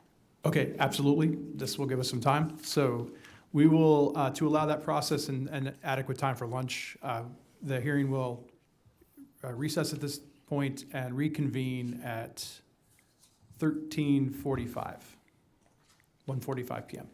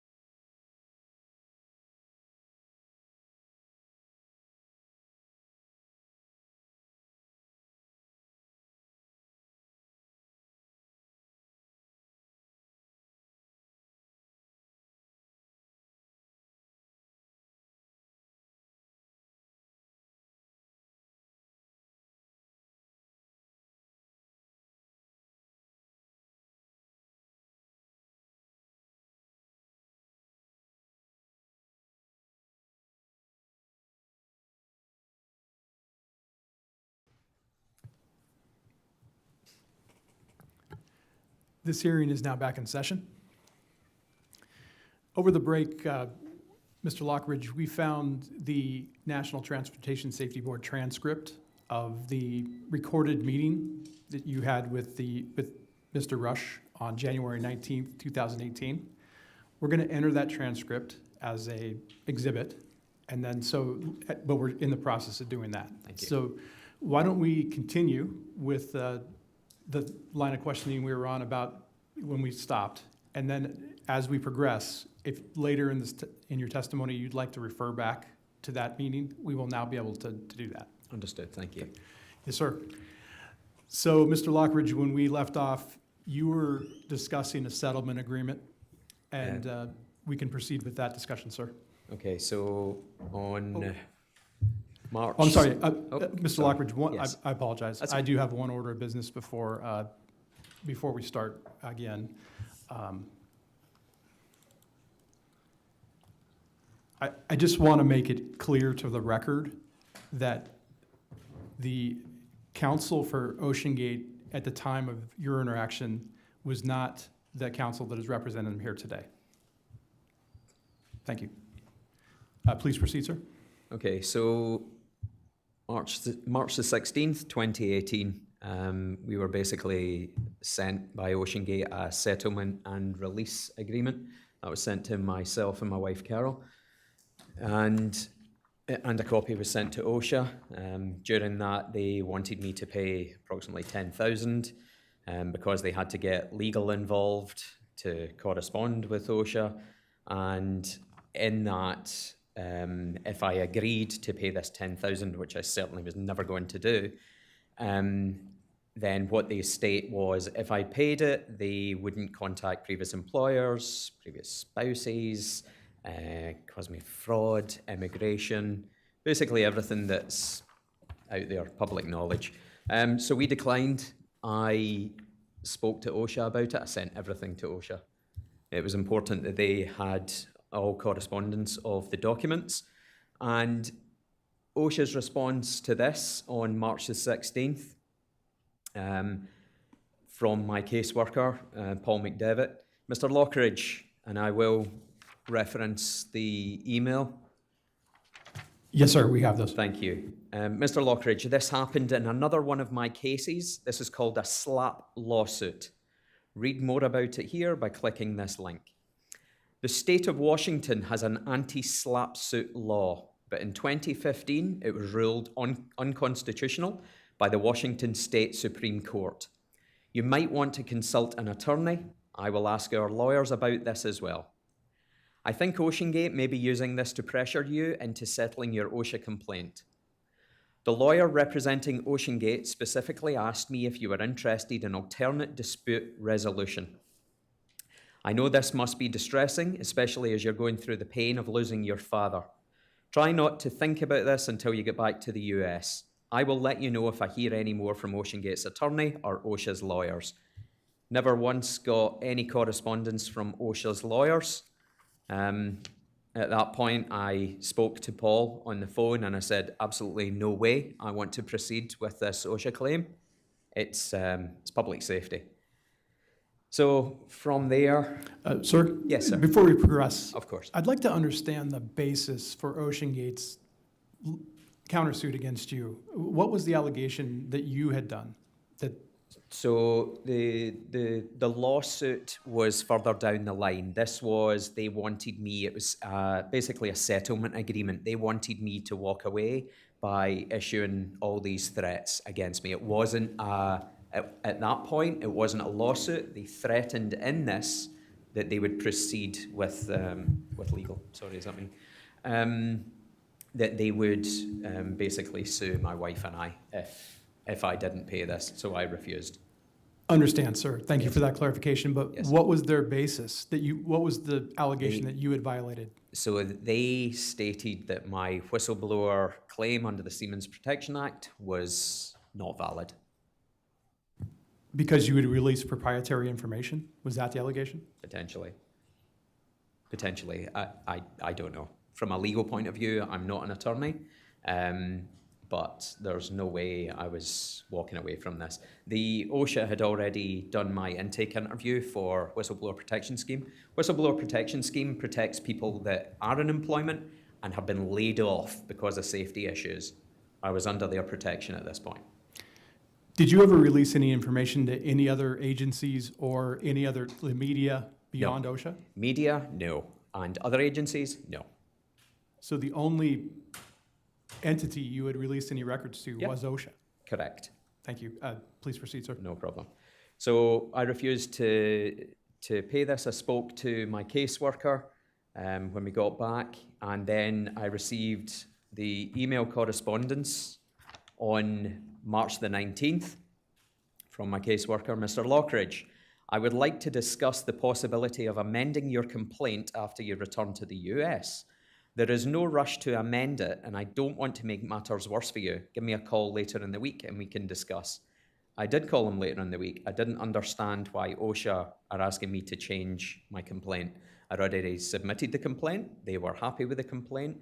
They took all my points about the potential risk of the submersible actually coming into action. They took me seriously, as did Labour and Industries when I was first terminated from my project. So that didn't make sense to me. I reply on April 22nd as well, an email confirmation. Afternoon, Paul. As you can imagine, it's been a very stressful time for my wife and I over the last 5 weeks since receiving the threatening 41-page letter from OceanGate's attorneys. Yeah. And I say, I mean, it's a big long email, I'm truly at a loss and wondered if OSHA had any guidance that they could give and what sort of support is available. Basically, I was looking for advice. I was wrongfully under the assumption that I was going to be protected, which had been told to me initially when I spoke to them, by disclosing all this information so that they could actively investigate OceanGate, and to be threatened with the immigration, the fraud, all that sort of stuff. It just didn't make sense to me at the time. As I say, I'm no attorney, but anyway. 23rd of April. Mr. Lockridge, I can well imagine the stress you've been under. I'm glad you've retained an attorney. I had to get an attorney because OSHA weren't helping me. This was another one which was totally out of the blue, and my caseworker knew that I wasn't walking away from this. Okay, this is the OSHA caseworker. Please let me know if you want to take advantage of OSHA's alternative dispute resolution. It's an ADR process. I would think this would be the quickest way to resolve this dispute with OceanGate. Now that you are represented by an attorney, you are on an equal footing with OceanGate. Talk to your attorney, and if he is in agreement, please send in the ADR form, and I will contact OceanGate's attorney to get the process going. What do I say to that? I mean, I don't want to do an ADR. I made it clear I was no interest in doing an ADR, no interest in agreeing to this settlement and release contract that they sent through. I wanted to stop this. So we continued on. Sir, As I said, it was, I have a question, though. yes, sir. In the last email, you had mentioned an alternate, revising your complaint. Yeah. Did that come up again? No, it didn't make sense. I told them no. That's the thing. When I spoke to Paul, and I said, absolutely no way, we need to go ahead with this. Okay. Even at that point, I felt like there was no urgency on their behalf in getting this stopped. And at this point, the sub was already down at the harbour and going through trials in international waters with a vehicle that's not classed. So, and that, sorry. And where were those tests occurring? Everett. In Everett, in Seattle, Washington. And when you say international waters, do you mean offshore? No, sorry, they were done in US territorial waters. Correction. I do apologise for that. Okay, yes, sir. Yeah. So the alternate dispute resolution, this is from the US Department of Labour, just to explain to people what it is. The term alternate dispute resolution, ADR, means any procedure agreed to by the parties of a dispute in which they use the services of a neutral party to assist them in reaching agreement and avoiding litigation. Types of ADR include arbitration, mediation, negotiated rulemaking, neutral fact-finding, and mini-trials. With the exception of binding arbitration, the goal of ADR is to provide a forum for the parties to work toward a voluntary, consensual agreement as opposed to having a judge or other authority decide the case. I wanted OSHA. OSHA were taking me seriously. I was under their protection. If I'd went down the route of anything else, I don't know what would have happened legally to myself and my family. Sir, were you having conversations with your OSHA caseworker? Or Yes, was it all by I was email? talking to him on the phone. Yes, yes. Were they encouraging you to go the ADR route? Yes. And you said that you No. would proceed on without that? Absolutely. I had no interest in doing an ADR. Was your attorney involved in those conversations? So at the time, I've had 3 sets of attorneys dealing with the OceanGate lawsuits. So all in, the first one, the first attorney, he decided to pass this on to somebody else because it was getting so serious. But even then, he said to me, we've got a good case here. And he agreed with me, that initial attorney, we need to stop this. I mean, I don't think I could have been any more vocal in stating my displeasure at this vehicle, potentially, you know, a matter of weeks down the line from my dismissal, paying passengers to the Titanic. That's what they wanted to do. And as you've seen, as you've already heard, they were very push, trying to get this out the door as quickly as possible so they could start making profit. Okay, sir, please proceed. Okay. Okay, so it goes on. Okay, July the 9th. And I have had several conversations with my caseworker in between this. At this point, it was a day my wife and I were going home for my father-in-law's funeral, and answered the door, and I was served papers from OceanGate's attorneys. A lawsuit had been served against myself and my wife. So straight on to OSHA. Good afternoon, Paul. I've attached scans of the court summons OceanGate have had served on me and my wife, Carol. My attorney feels it would be prudent to send you a copy. OceanGate's further retaliation after raising concerns about health and safety issues leading to my unlawful dismissal have reached a head. And no matter what suggestions my attorney made to settle the matter early, he has been met with resistance and further demands. Their accusations are unjust, untrue, and once again, their threatening behaviour is upsetting to my family, especially, I stated we both lost our dads in a matter of months. So yeah, he was aware of this. His reply, July the 10th, and this just shows you how slow things were moving. And as I said, I was under whistleblower protection, start of February. This is July the 10th. My condolences to you and your wife. I will investigate your complaint as quickly as I can. Please note that at this time, I have 11 cases that are older than yours. I will be in contact with you as needed. Thank you for your patience. So at this point, I'm paying for attorneys. I've got OceanGate suing me, and I've got OSHA. I've got 11 cases ahead of them. I spoke to Paul on the phone, and obviously my displeasure at where we were at. We discussed the whole whistleblower protection scheme, how I'm meant to be protected. I asked about OSHA's lawyers again and again. You know, what can you do for me? I was told initially that they would provide legal representation in the event of any form of retaliation, which it also states under the SPA, Seamen's Protection Act. It never happened. So it was all on me. So went on and on. I'm being sued at this point. And we decided to change attorneys. We had to go with a bigger firm. And that was in July 25th, after OSHA stated that they've got 11 cases ahead of us. And then at that point, with our new attorney, we decided the right thing to do. Since OSHA were dragging their heels and doing nothing, we decided to countersue OceanGate.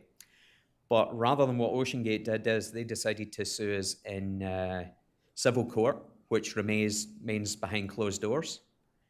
And we decided to do it in federal court so that it would become public knowledge and the public have complete information from the get-go of that case. So we countersued them on August 15th, 2018. OSHA throughout were notified of everything. I constantly updated them on everything that was happening legally with OceanGate, their behaviour towards us, threatening. Mr. Lockridge, when you Yes. talked to OSHA, Yeah. were you talking to their legal before you did that No, action? they or your never, casework? they never once did I speak to OSHA legal. I had a caseworker that I had to go through. On some of the emails, you see that it also was passed on to so this Paul McDevitt, my caseworker, he had a supervisor.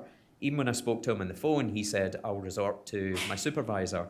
And then there was the other individual was Tobias Kramer. I think he was the assistant regional something for OSHA.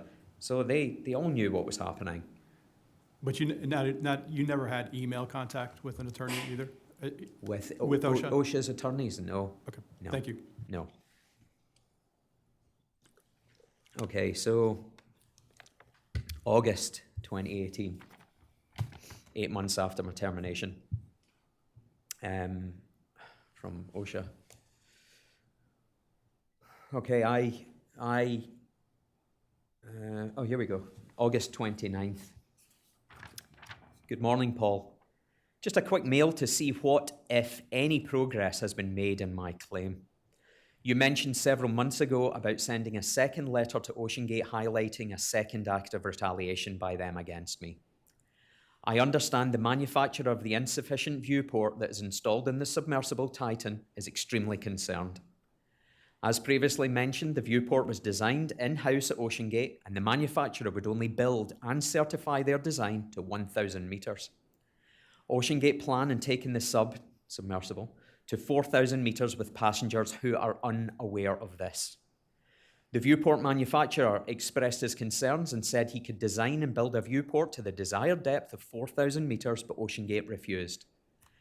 Over and above this issue, which was highlighted at my unlawful termination, there is still the issue of all the other safety points that are critical to paying public and OceanGate's crew safety. So even 8 months after, I'm still reiterating to OSHA, and have it in email, that this is serious.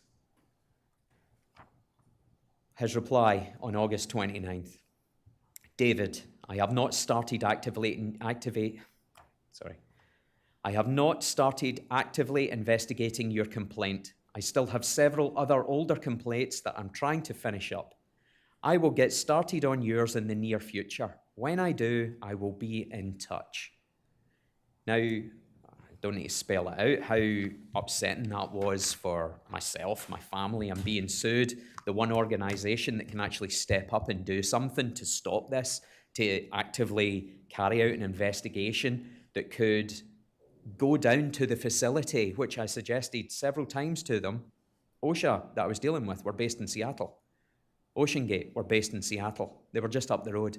Not once during all of this did they actually go down, pay a visit, talk to them, nothing. And the fact that I was told that a second act of retaliation against myself would be, that would also, how would I say, OSHA would step up and basically raise these concerns with OceanGate, and it wouldn't be good for OceanGate. Never happened. Never happened. Mr. Lockridge? Yes, sir. During that back and forth, or Yeah. the several months, did you ever get an update on the Coast Guard? No, not at all. The only thing that anytime I mentioned the Coast Guard, because they'd made that initial correspondence, my caseworker said to me that we will deal with that on your behalf. They will pass all the information on to the Coast Guard. Now, I don't know how it works in terms of that, understanding between the two agencies. I don't know. I don't know whether they submitted all the documents to the Coast Guard initially when it was approved that I was under the whistleblower protection scheme. I truly don't know. Or whether it was just a quick email to say we are currently investigating something that relates to a seaman. I don't know. I don't know. As your frustration built during this process, Yes. was there a reason that you didn't reach out to the Coast Guard directly or another agency? Or was it because of the lawsuits? Yeah, so I mean, jumping back onto one of the emails, and I correspond with OSHA. Hope you don't mind me just jumping back. Yeah, it was the email from Sunday, April 22nd. So this is, this was the one where I said it was a stressful time for my wife and I over the last 5 weeks since receiving the threatening 41-page letter from OceanGate's attorneys. So,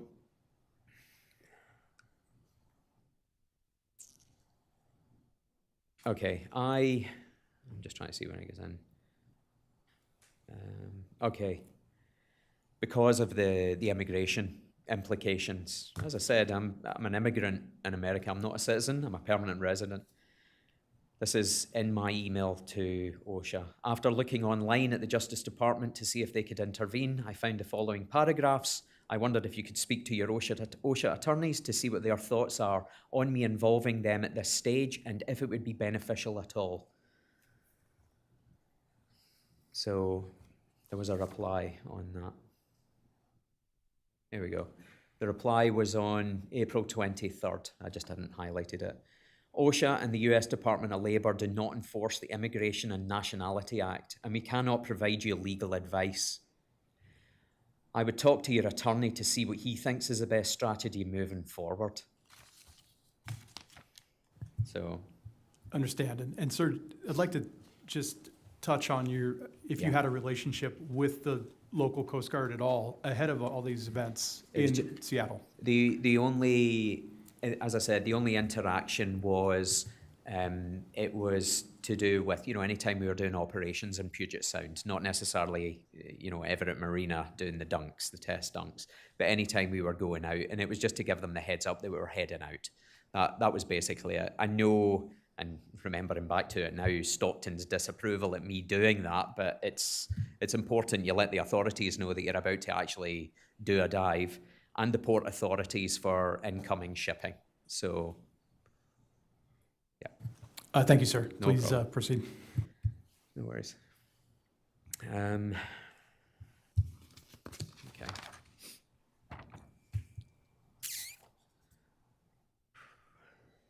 Okay, between August and November 2018, obviously this is information between my old attorney, we do not employ them anymore, and OceanGate's previous attorney.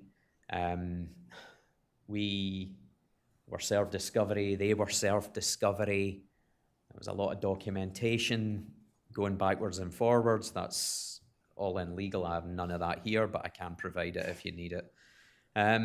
So lots of phone calls, seeing where they were at. They didn't do anything to help us. My confidence was gone in, can I loosely say, the authorities, because OSHA are the ones that are meant to, OSHA were dealing with this. They were my point of contact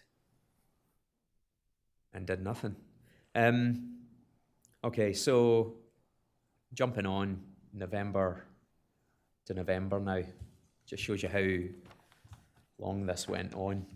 And as you can imagine, a lawsuit is no easy thing, especially when you're being threatened with theft, fraud.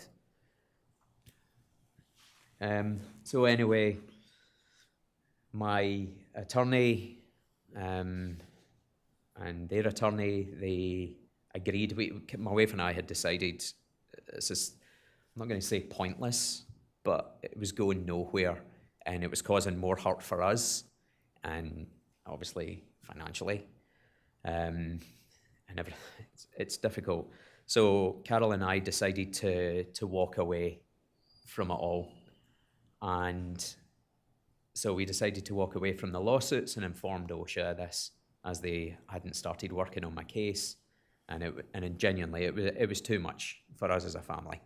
It really was. So November 24th, OSHA sent a settlement and release agreement between myself and OceanGate, and it literally was a walk away, which I've got here. It was a walk away. There was no financials. I never paid a penny to OceanGate. I would state that clearly. I gave them nothing. They gave me nothing. I stated that I'm dropping the OSHA case. OSHA weren't doing anything. I decided I wasn't going to put myself or my family through any more of this. So we decided to walk away. OceanGate were happy with that. They obviously had a lot more money in the bank than we did. So at that point in November, we signed a declaration with OceanGate and settlement and release with OceanGate and with OSHA. OSHA get a signed addendum back from OceanGate. So Scarlett and I signed this in November 28th, 2018. OSHA get their, OSHA had to chase up OceanGate's attorney to get the signed copy from Stockton to say that he was happy with it all. And they received that on December the 12th. On December the 13th, 10 months and a week after I was placed under the whistleblower protection scheme, OSHA confirmed the case is now closed, and on the documents which you've got a copy of, the US Coast Guard is informed of such.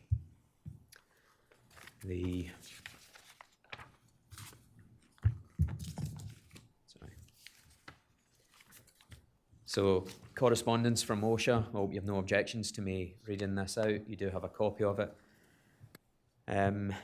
December the 13th, this is addressed to OceanGate Incorporated and myself from OSHA, US Department of Labor, and this is from Tobias Kramer, who is their Assistant Regional Administrator. The people that are CC'd on this are OceanGate's attorney at the time and the United States Coast Guard. December 13th. Dear Mr. Lockridge, this is to advise you that pursuant to a settlement agreement reached between the parties, our agency is closing the investigation of the above-referenced whistleblower complaint. OSHA's authority over this agreement is limited to the statutes it enforces. Therefore, OSHA approves only the terms of this agreement pertaining to the Seamen's Protection Act. Having reviewed the settlement agreement, I find it to be fair, adequate, and reasonable. The settlement agreement satisfies the core elements in accordance with OSHA's policy, and it is reasonable in light of the merits of the case. OSHA considers the matter closed and will take no further action. The settlement agreement constitutes findings in a preliminary order under SPA, Seamen's Protection Act, and complainants' and respondents' approvals of the agreement constitute failures to object to the findings and the preliminary order under the Act. Therefore, the settlement is an order enforceable in an appropriate United States District Court under the Seamen's Protection Act. Please note that if OSHA's practice to not disclose the terms of the settlement except pursuant to FOIA process, I'm not sure what that is. And then For the record, that's the U.S. Freedom of Information Act thank you, requirements. Sir. which hopefully everybody has now. So yeah, so that was my final correspondence with OSHA, and that was December the 13th. Yeah. Sir, just to clarify, did you use the ADR process to come to that settlement, or was it outside that? No, it was outside that. Were you given any instructions about limitations on what you could do after that settlement? Absolutely. Should I get the right one?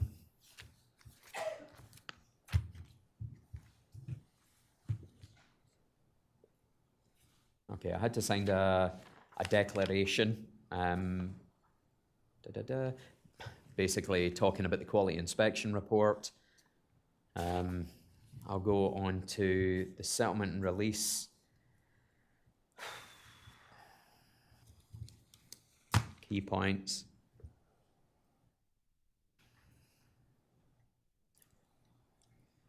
Mutual waiver and release of liability, retraction of OSHA claim, and claims arising from non-compete agreement. In exchange for the promises and commitments set forth in this agreement, Lockridge, OceanGate, and OceanGate's owners, investors, attorneys, agents, employees, affiliates, and subsidiaries hereby forever waive and release all claims they have or may have against one another, whether known or unknown, asserted or unasserted, except those obligations arising out of this agreement. Lockridge, I'll jump down, there's stuff in there. It's not that it's not irrelevant bits. Lockridge specifically agrees to withdraw the OSHA claim and not support it in any further hearing or proceeding, and will not voluntarily testify in support of his OSHA claim or any other or future OSHA claim against OceanGate. OceanGate hereby releases Lockridge from the non-compete agreement appearing in David Lockridge's employee intellectual property agreement, and all claims arising from said non-compete agreement or breaches of the same and are hereby released. The rest and remainder of David Lockridge's employee intellectual property agreement shall remain in full force and effect following the execution of this agreement, subject to all time limitations set forth in the intellectual property agreement, e.g. the non-raiding agreement, by its terms as binding on Lockridge for 12 months following the end of his employment. OceanGate covets and agrees it has not contacted Vulcan Maritime or any representative thereof or any representative of MY Octopus or any of Paul Allen Company regarding any non-disclosure agreements between David Lockridge and Vulcan. OceanGate covets and agrees that it will not in the future contact Vulcan Maritime or any representative thereof and or any representative of MY Octopus or any of Paul Allen Company regarding any non-disclosure agreements between David Lockridge and Vulcan. OceanGate covets and agrees that it has not contacted nor will contact US immigration authorities with any information related to Lockridge visa applications. Nor will OceanGate contact any potential creditors of Lockridge, including ex-spouses or previous employers, with information on his current and past earnings and financial status. OceanGate specifically agrees that it will not make any statements or take any other actions accusing David Lockridge of theft of OceanGate property. Each party agrees and covets to the other that he or it will not make any statements or take any other actions to disparage, defame, or compromise the reputation of the other party in any forum.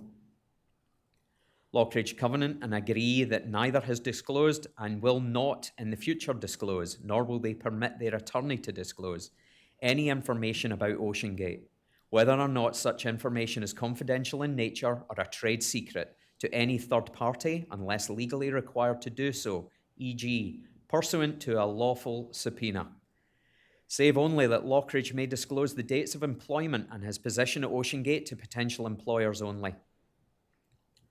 Lockridge represent, warrant, and covenant that neither of them has any copies, whether in paper, electronic, or other form, of any confidential information of OceanGate, including without limitation any copies of David Lockridge's Cyclops 2 Quality Inspection Report, dated January 18, 2018, or any drafts thereof, save only the redacted copy provided by OceanGate to OSHA in its responsive letter dated March 15, 2018, and the documentary information disclosed by OceanGate in the litigation pursuant to the laydown rules of the Rules of Civil Procedure, documentary laydown. Lockridge covenant that within 3 days of dismissal of this litigation, they will destroy and instruct their counsel to destroy all copies of the documentary laydown by OceanGate. David Lockridge covenants that the declaration attached hereto and dated November 9, 2018, constitutes, to the best of his memory, the entirety of his communications from and after January 1, 2017, with persons relating to the safety issues concerning Cyclops 2, Titan, and the technology upon which it's based, accepting only communications with officers and employees of OceanGate and privileged communications with attorneys for the purpose of resolving this matter. David Lockridge specifically covenants that other than the communications listed in the attached declaration, he never instigated or had any involvement with the communications questioning OceanGate's testing policies and procedures for Cyclops 2 Titan, or the business plans of OceanGate. The parties agree that damages in the event of a breach of this obligation or representation in paragraph 3 and 4 of this agreement are difficult to estimate and would be difficult to prove. As liquidated damages and not as a penalty, therefore, the parties agree that any violation of paragraphs 3 or 4 hereof shall result in an award of liquidated damages in the amount of $10,000 per occurrence. Sir, I'd like to just Sure. stop you there for It's quite a minute. document. After signing that, Yeah. was it your understanding that you could not approach the Coast Guard or another agency with safety concerns about the Cyclops 2 or Titan, Yeah, pretty much. Yeah, unless you were subpoenaed to provide information? yeah. That's why gladly people want to know anything, subpoena me. There were several companies mentioned. I think I heard Vulcan. Yeah. What were the basis of the other companies? Are they They relevant? were other submersible companies that I'd worked for. Yeah, it was. Thank you. They were just intimidating.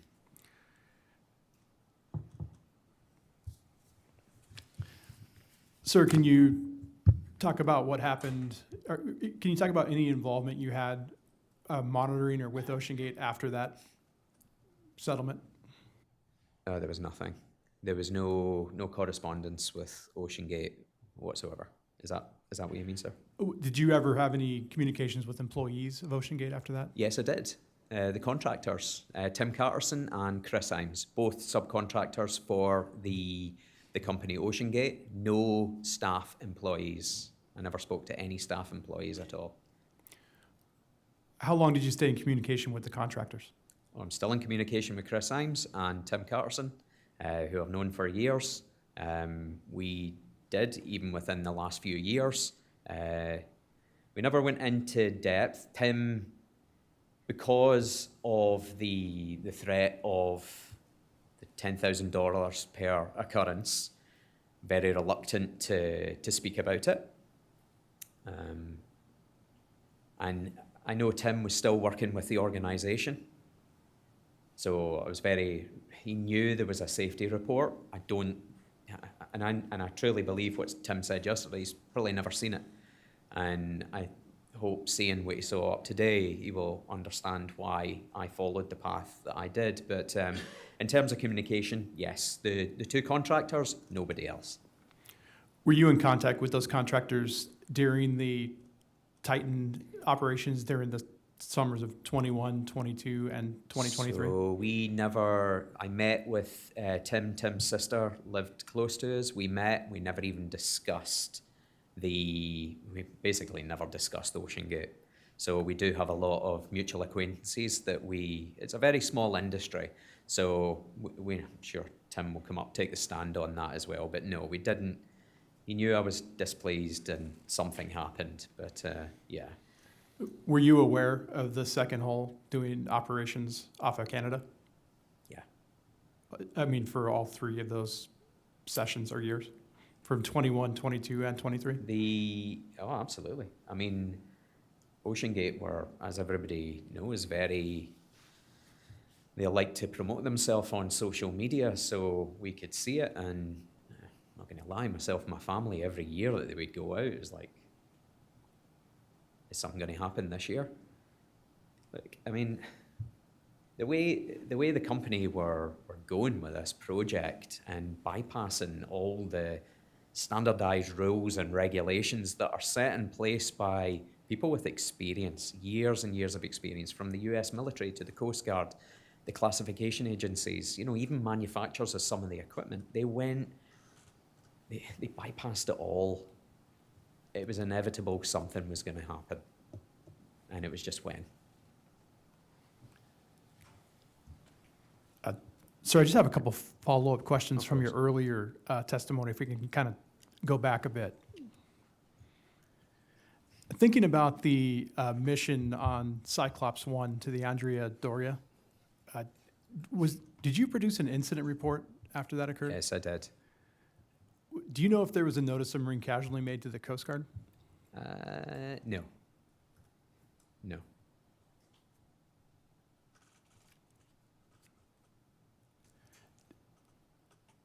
Do you know if the Coast Guard was aware of those operations? I think you said they were alerted. Yeah, from Boston. Yeah, I mean, before we got involved with the project, what I did at the start of every mission objective that we had, I would, as part of my my list of outside help and who to notify. I mean, I brought one today from, it's somewhere in here, and it was an example of when we were doing the dives on Alcatraz, who the named individuals that I had as point of contacts with Coast Guard, port authorities, the diving companies, the ROV companies. So no, every trip, I would formulate that. It was part of the pack, which was kept topside, and another copy was kept back at Everett, and which had all the phone numbers to call in the event of any incidents, accidents. Yeah, all that was, And in those communications with the Coast Guard, yeah. how were the operations characterized? And I mean from a standpoint of like carrying passengers, scientific operations, do you know? Sure. Passengers? Yeah. Yeah. Did the Coast Guard ever inquire about the vessel being used, or? No, there was no in-depth conversations about the vehicle. I was never asked if the vehicles, even Antipodes, if the vehicles were classed. There was no, I don't know. I'm not sure whether it was, I don't know. As I said, submersible industry is very small, and how many subs have been towed out from Boston Harbor, you know? So, I mean, the overall experience of the people that we were dealing with, I may be speaking for them, you know, necessarily, but it may have been very limited. So I would make them aware that we were going to be carrying out operations. I'd give them the lat and long of where we're going to be going. I would let them know this is the planned departure time from port and return back at this date. And when you say operations, just to Yes. clarify, Yes. you did say with passengers, not like Absolutely. scientific. Yeah, no. If it, I think you've got OceanGate's scientific officer coming along. There was never really any science with OceanGate.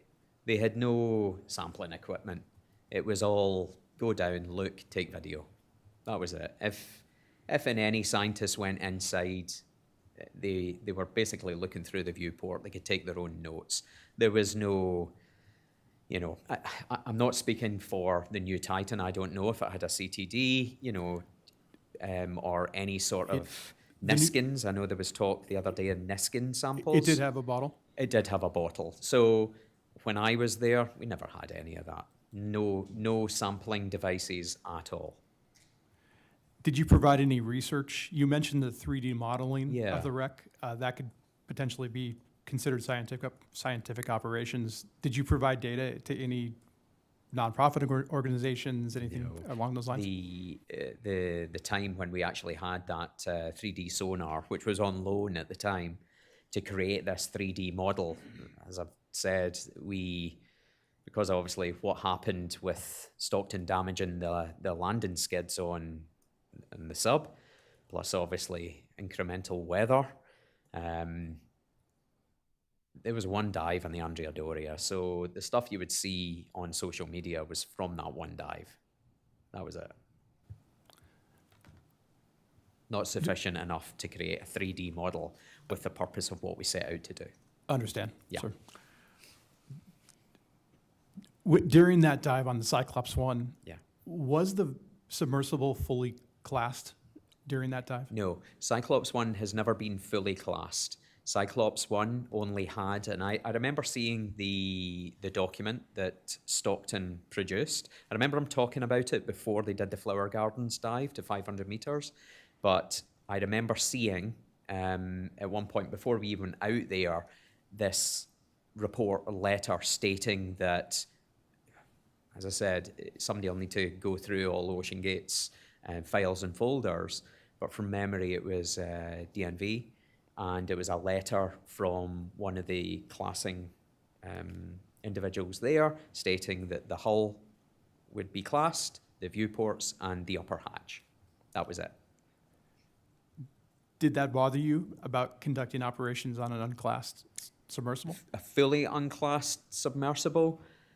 I had confidence at the time with the involvement of APL that the control systems, I mean, I know the life support system, like the cylinders were all thoroughly inspected, the gauges were calibrated, the scrubber that we had in there at the time was an approved scrubber, you know, things like that. I was happy with the systems and I felt confident in my experience that I could take paying passengers down safely. Yes.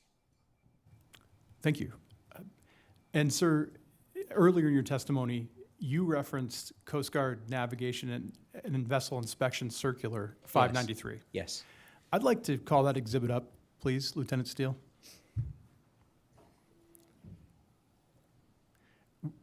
And just to clarify, sir, Yes. during those operations, were you aware of this NAVIC at the time?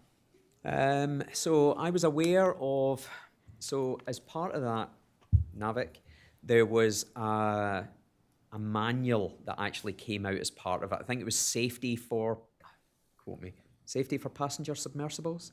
There is a book, I do actually have a copy at home, which I'd had for years, and I actually had it prior to OceanGate. So there was a lot of correspondence from that.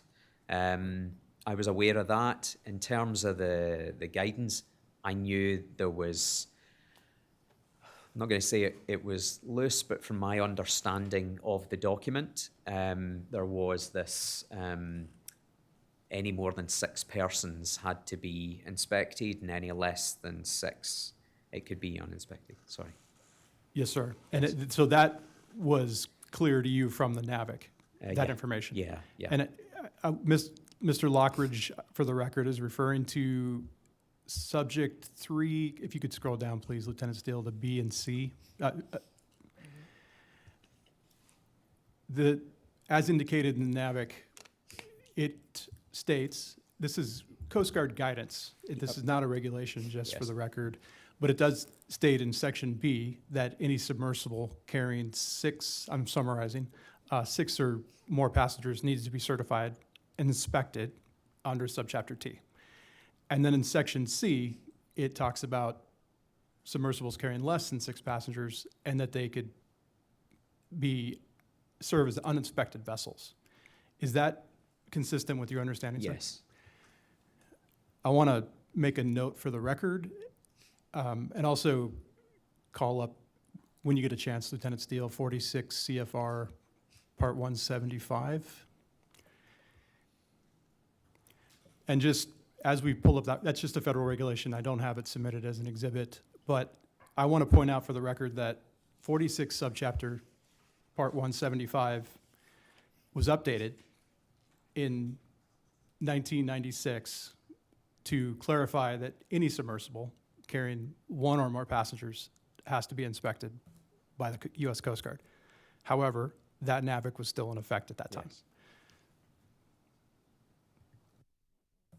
Were you aware of that regulatory change, sir? The change, no, I was not. No.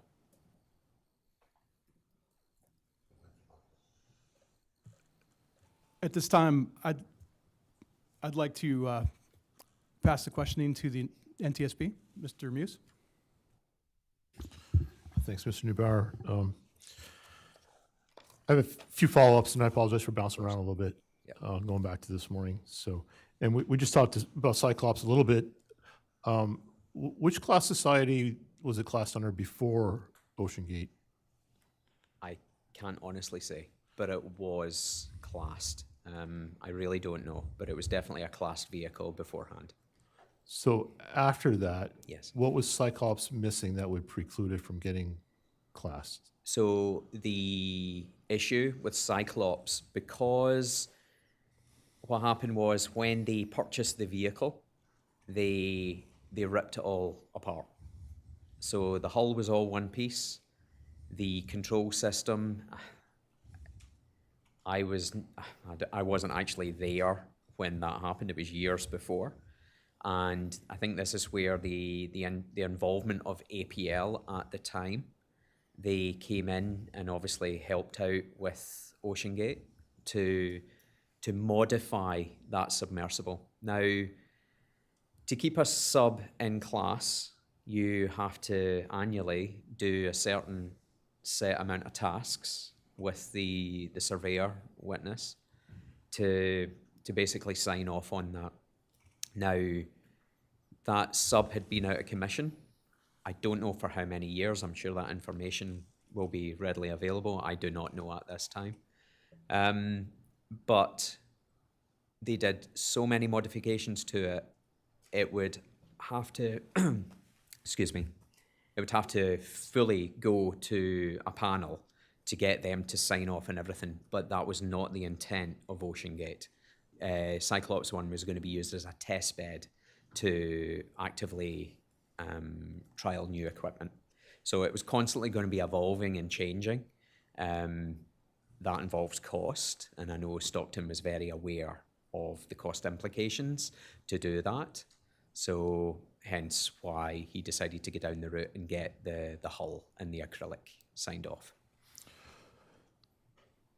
These class surveys, in addition to the material condition of the sub, do they get into operations such as training, communications, navigation, those kind of things? Some of the agencies do. I mean, when they come along, we have everything out in front of us. In terms of, I know more recently, over recent years, not last year, but recent years, the surveyors will come out. We have to have everything from, we basically do all the battery maintenance. We have to, they've got access to everything from that we do to the sub in terms of any maintenance on batteries, the hull, any of the components. And they have dive plans. They have access to everything that's in there, who the crew were. So they have access to all of that. I have seen in the past where the agencies will come along and ask to see the dive records of the individuals that are actually diving the subs. And you've got to physically show them a log, or if you're actually using something that's on a system where you can actually key in the information, everything is all on an electronic database that these surveyors can actually look at. So they have full access to that at any time. And these are class surveyors, not, Yeah, but how about national regulatory agencies like the Coast Guard or MCA? Negative, no. As I said, on any of the submersibles I've worked on, no Coast Guard came along and actually inspected the vehicles themselves. The pilot training manual that we saw earlier, Yeah. was that a class requirement? Or is there a standard that it has It's to a meet? standard. You have to have the manual that you showed was pilot training manual, which basically encompassed all the knowledge to be able to get somebody trained up as a pilot. The manual you showed did not show the operations manual. That's another thing that the class and agencies do look at, yeah. Okay, I know the American Navic gets into a little bit of pilot training. Is there other nations that require that kind of training? In terms of the pilot training, Yes, sir.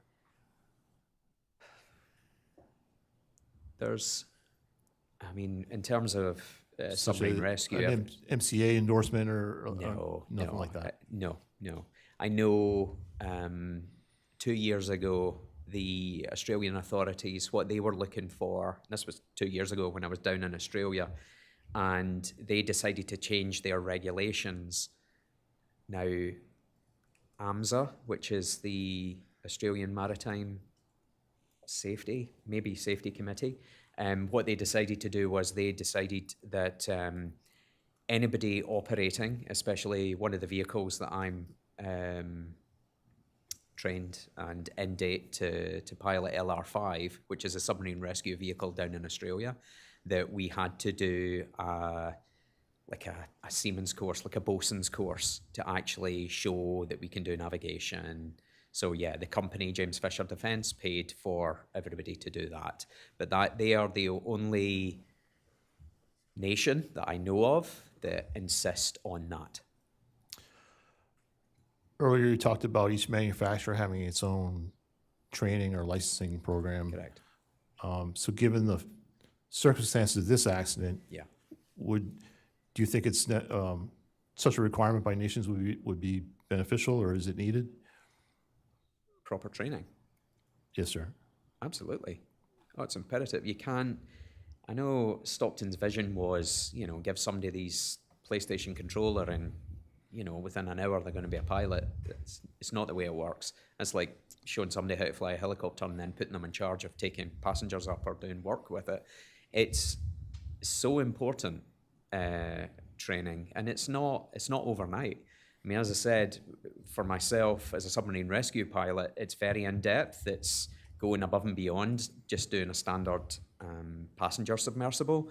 With this, we are doing dry transfer. We are locking on to a submarine at depth and recovering people, which we do on an annual basis with all the systems, all the nations do.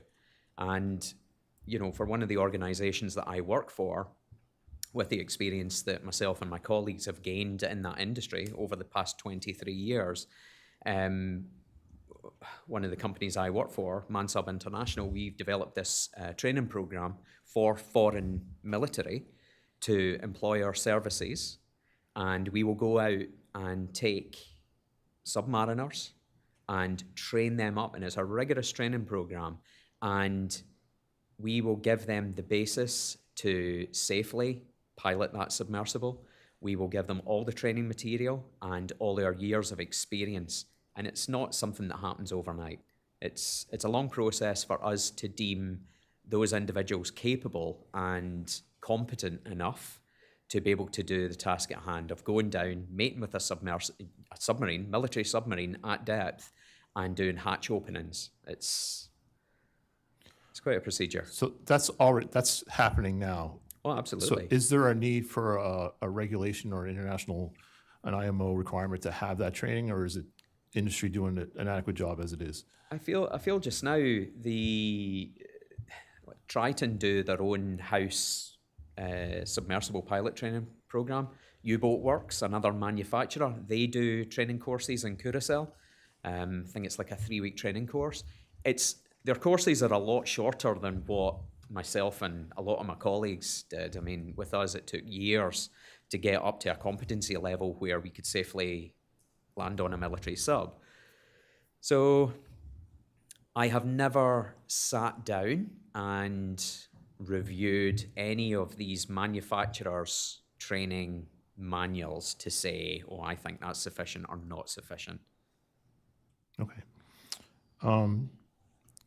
Regarding contingency plans, we talked about a little bit about Andrea Doria, but not specific to that case.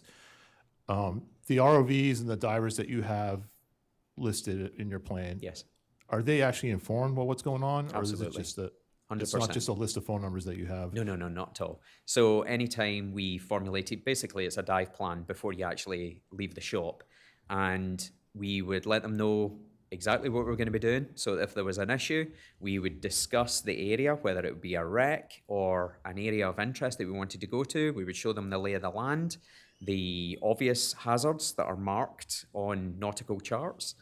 We would do all of that, all of Okay. it. Yeah. Is that a class requirement, or is that an industry Negative. It's standard? not Is a that class, not a class requirement. No, okay? Is that just your practice to do that? absolutely. Is it an industry-wide practice to do that? Yeah, I mean, excuse me. In terms of the organizations I work with just now, most of the companies have got a second asset on site, whether it be an ROV or whether it be another man submersible. So we have our own self-help plans so that we know what to do. We regularly do training so that we can do emergency recoveries. We do recoveries with ROVs, with the other sub. We do training all the time to run through drills, procedures. We do a lot. We do a lot. Was any of that required by Coast Guard Sector Boston? Not that I know of, no. Did Boston require anything for? No. I believe Andrea Doria is actually in Woods Hole's area of responsibility. Did you remember talking to them? We were going out from, the only individuals that we spoke to at Woods Hole was the Alvin team. So they were another point of contact for us to actually resort to. They have vessels at, what's the name of the area again? Sorry. Woods Hole. Yeah, Woods Hole. So they were aware of what we were doing. We actually, at the time, we paid them a visit as well, got a tour of the facility. That was prior to carrying out the operation on the Doria. So they were aware of what we were doing, but the US Coast Guard in Boston, they were the ones that we informed that we were going out from Boston Harbor, returning to Boston Harbor. But not the Coast Guard in Woods Hole? Negative. No. Okay. I'll fast forward a little bit to your report again. Yep. It looks to me something similar to a shipyard punch list. Yep. A little bit. Yep. So before that, did you or your crew have a chance to witness the electrical checks and mechanical checks of each component as they're getting installed in this new submarine? No. This is in Titan. Yes. No. How about as systems are coming together, do you get to witness the commissioning of those systems, like the life support and the ballast? No, and you will, so in terms of the life support, the only integration I had with Stockton at that time was to go into the sub and test his scrubber for him. That was the scrubber that we showed up on the slide, the homemade one. I never actively was involved. I can't speak for the contractors that worked for me at the time, but no, I wasn't involved in the construction. It was all in the hands of the engineering team. The submersible itself, the percentage of it was done in the engineering side of the workshop, which I wasn't allowed to go into, and I was told several times. And then the vehicle itself, as it was coming to fruition and almost complete build, it got moved into the operations area. Was this your first new construction submersible project? From scratch? Yeah, because, well, as an involvement as in the position I was in, I've been involved in new projects before, submersibles that I've never seen the water, from proof of concept. I've been involved in that, but not as a director of marine operations. Is it normal for operations to comment on the commissioning procedures Absolutely. How about the sea trial procedure, or what I call sea trial procedures? Absolutely, 100%. That didn't happen at? No. Okay. I believe that's all I have. Thank you, Captain. Thank you, sir. Just to follow up on that, were you with OceanGate when they started sea trials for the No, Titan submersible? I was let go beforehand. From memory, I think they went out March. I think March was when they first put the submersible in the water, and that was in Puget Sound. So, and the legal correspondence, the OceanGate's attorneys at the time, I stated this to OSHA, and the OceanGate's attorneys at the time went back to OSHA and said, we will not be operating this vehicle in US territorial waters. They did. And I, several times, said to my caseworker, they're diving this, go down. It's on social media, they're down there all this week. And nothing happened. Was it your understanding they meant commercial operations or testing operations? Or any? Testing. Okay. Yeah. Was that made clear, that it was testing operations? When I say made clear, this is everything I was reading on social media that OceanGate were putting all over the internet, showing that they were actually diving down there. I can't state who the crews were or pilots. Okay, thank you, sir, for that clarification. So this is potentially testing the submersible in U.S. Potentially, waters? Yes, yeah. One thing I forgot to ask you, Yes. so were you involved in the registration or flagging of process or verification for any of the submersibles you operated on? Me personally, Yes, sir. no. I may be speaking out of turn, but I think a lot of that was to deal with the naval architects and the project managers. They would deal with that. Yeah. Were you aware of whether the Antipodes or Cyclops was registered or flagged? They were. Right now, I can't remember, truthfully. Yep. Do you remember a discussion ever coming up about the Titan's registration or flagging? I said I was kept out of everything after the Doria. They kept me away from the entire project. Okay. Yeah. Thank you, sir. No problem. Are you okay to keep going? We have one gotcha. other, or would you like Yeah. to take a break? Absolutely. Okay, sir, at this time, I'd like to pass the questioning over to Mr. Fawcett.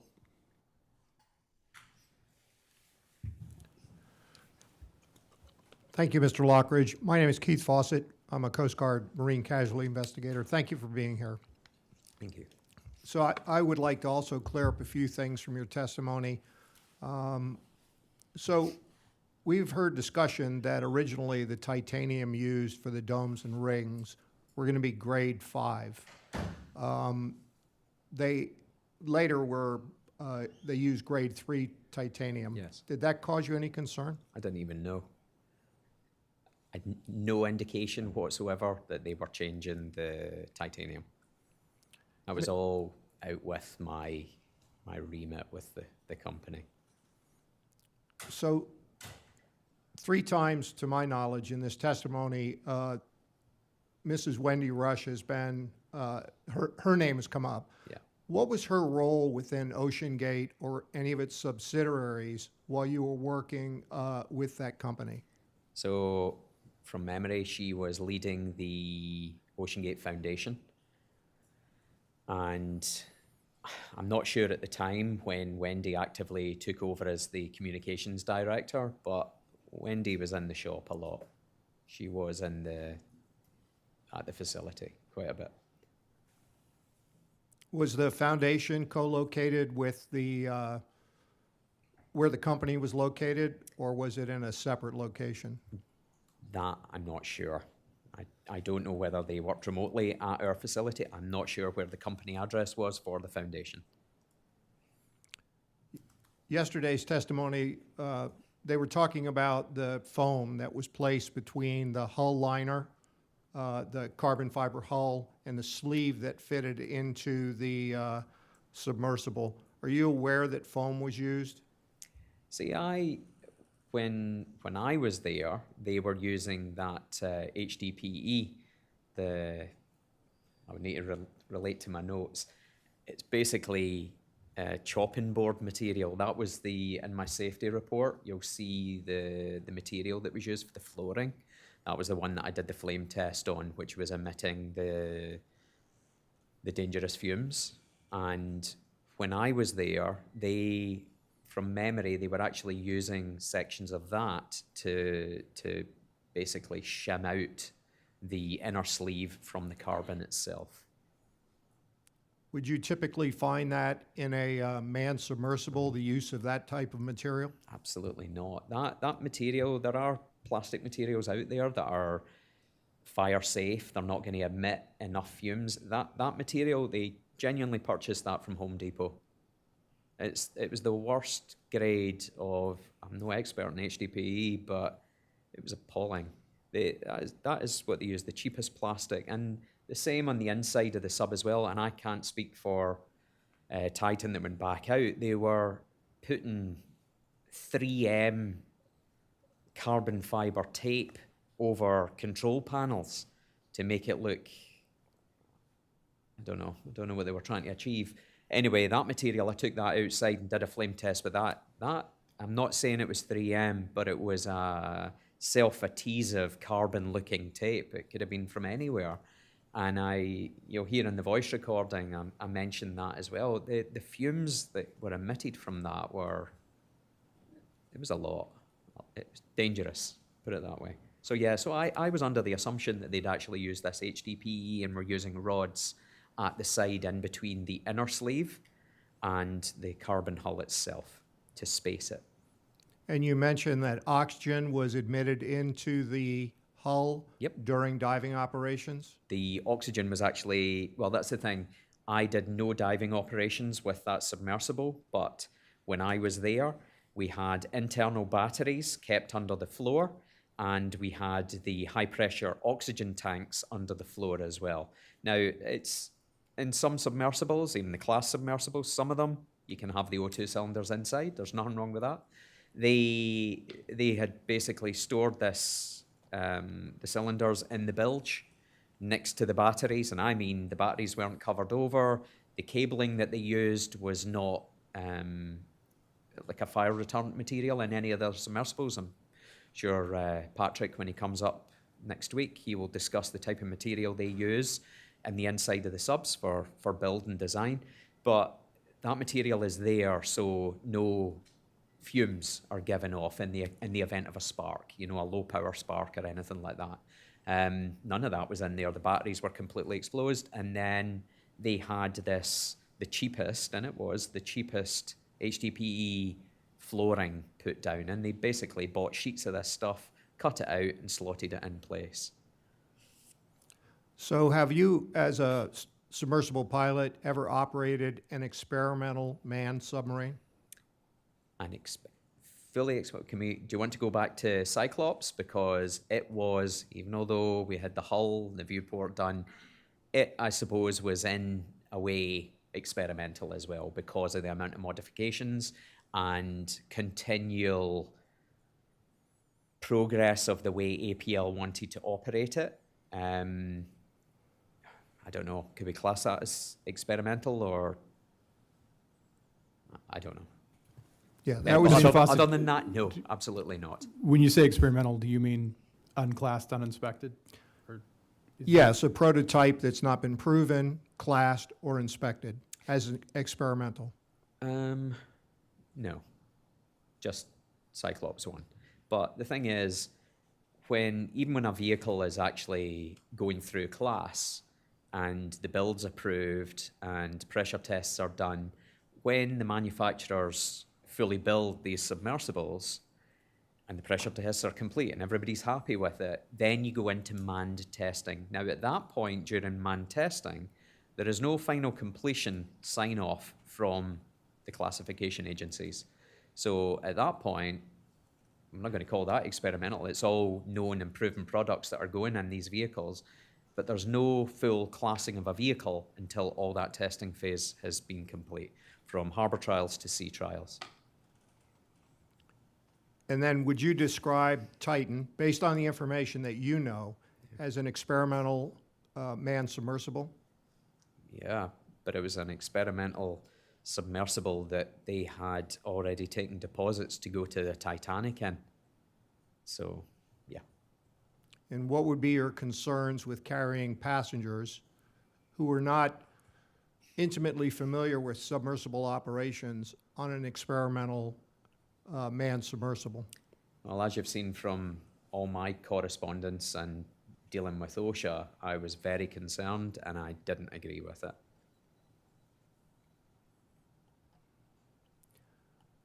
So I'm not going to ask Lieutenant Steele to pull it up, but yesterday we did pull up the dive operation risk assessment for the 2023 Titanic expedition. Okay. It listed a set of steps and procedures that would take place before diving operations. Did you have a similar operational risk assessment procedure prior to the Cyclops 1 diving on the Andrea Doria site? I can't speak for what was shown yesterday. I was flying at the time, and unfortunately some of the Wi-Fi would drop in and out. I never saw the document that you produced yesterday, but yes, there was a risk assessment carried out prior to every day's diving. And contrary to what Tim was saying yesterday, doing the risk assessments and the toolbox talks the night before, I never did it the night before. You do it the day of. Weather changes, current changes, vessels condition changes. I mean, anytime we're doing operations, we have to get the verification from the captain, from the engineers, to make sure that their support vessel, the launch vehicle itself, there's no issues. If there's any issues with that, with an engine down or high pressure, an HPU down for the hydraulics for operating an A-frame, we will have to do a toolbox on that separately and discuss the risks in doing so. So with regards to OceanGate, absolutely. When I was there, we did toolbox talks and risk assessments on the day of the dives themselves, not the day before. Turning your attention to the June Andrea Doria mission, Yes. there's a term that has been used in conjunction with that, Argus expeditions. Do you know what that is? That's the thing, and when we were speaking about it earlier on, I remember the name at the time, but I had no involvement. And I'm not sure. I mean, could you possibly tell me, because I'm not sure what it is. What is Argus Expeditions? Can I ask that question, please? Could you Mr. pull up- Fawcett, Yeah, you shouldn't speculate. right. So if you would pull up Coast Guard Exhibit 078, that's the OceanGate April 2016 update newsletter. And while that's being pulled up on the bottom of the page, I have no idea what it is, and that's why Thanks. I'm asking. No worries. But while the lieutenant's pulling it up, and I will read from it to make it Okay. easier. Yeah. It says, OceanGate entered into an exclusive contract with Argus Expeditions to conduct submersible expeditions for individual explorers and affinity groups. These expeditions will explore iconic shipwrecks, hypothermal vents, deep-sea canyons, and rare biological events around the world. The first of these expeditions is scheduled to survey the wreck of the Andrea Doria near Nantucket in early June, which 2016. Yeah. So I'm just asking if, like, on the vessel you were on, Yeah. were any of the personnel, was the vessel, did it relate to Argus Not that I know Argus of. Expeditions? No, not that I know of. No. In terms of the having it on their newsletter, I mean, I tended not to read the newsletter. So no, I don't know. And I never had any involvement with, from what I can remember, anybody from Argus Expeditions. I don't even know if it is an actual organization. I'm not sure. At the bottom of that page, in the Yeah. same exhibit, you see what looks like the Lars platform or a similar platform Yeah. with a vessel towing it Yep. through the waterway. Does that appear from the voyage you undertook going out to the Nantucket site? No, that boat's tiny. That's a very small boat. That looks like something that was used in Puget Sound. That's not an ocean-going vessel by the looks of it. So I want to talk about towing for a minute. Yeah. So the Titan was towed on the Lars platform by the Polar Prince. Yeah. At one point, they jogged for weather and proceeded a couple of 100 miles away from their intended position, and then eventually went down to the Titanic wreck site, almost 300 miles from St. John, more than 300. Yeah. Is it typical to tow on the surface a submersible on a platform for a distance of 300 miles in No. your experience? I wouldn't say that's normal at all. No. I mean, I know Mr. Catterson was talking about the vehicle itself. Anytime we would take it out, even if we were taking it out in Puget Sound and doing a dive, traveling a couple of miles, if there was even a little bit of chop on the surface, the submersible would be ratcheted down, so it would actually be firm, flat, and stable on the Lars platform. And as Mr. Catterson explained yesterday, it will just move with it. There's no, unless it was really bad weather, which you would not take that platform, in my eye, you would not take it out or tow it out in bad weather, because at that point, if the straps are not securing that vehicle to the deck, it runs a risk of damage. So, but no, it's not normal towing anything like that out 300, 400 miles. No. And then on the Andrea Doria mission, Yes. pardon me, there was a mission specialist, Renata Rojas. Yes. Did you tell her that you recommended she not participate in Titan submersible operations? No. And I will, for the record, since I was made redundant or fired from OceanGate about a week, 10 days before, my attorney at the time's got a copy. I probably still got it. And I got a text message from Renata stating, I need to look for it, but it's along the lines of, what the hell is going on? You have to tell me what's happening. Now, I spoke to my attorney at the time when I got it, and he said, do not.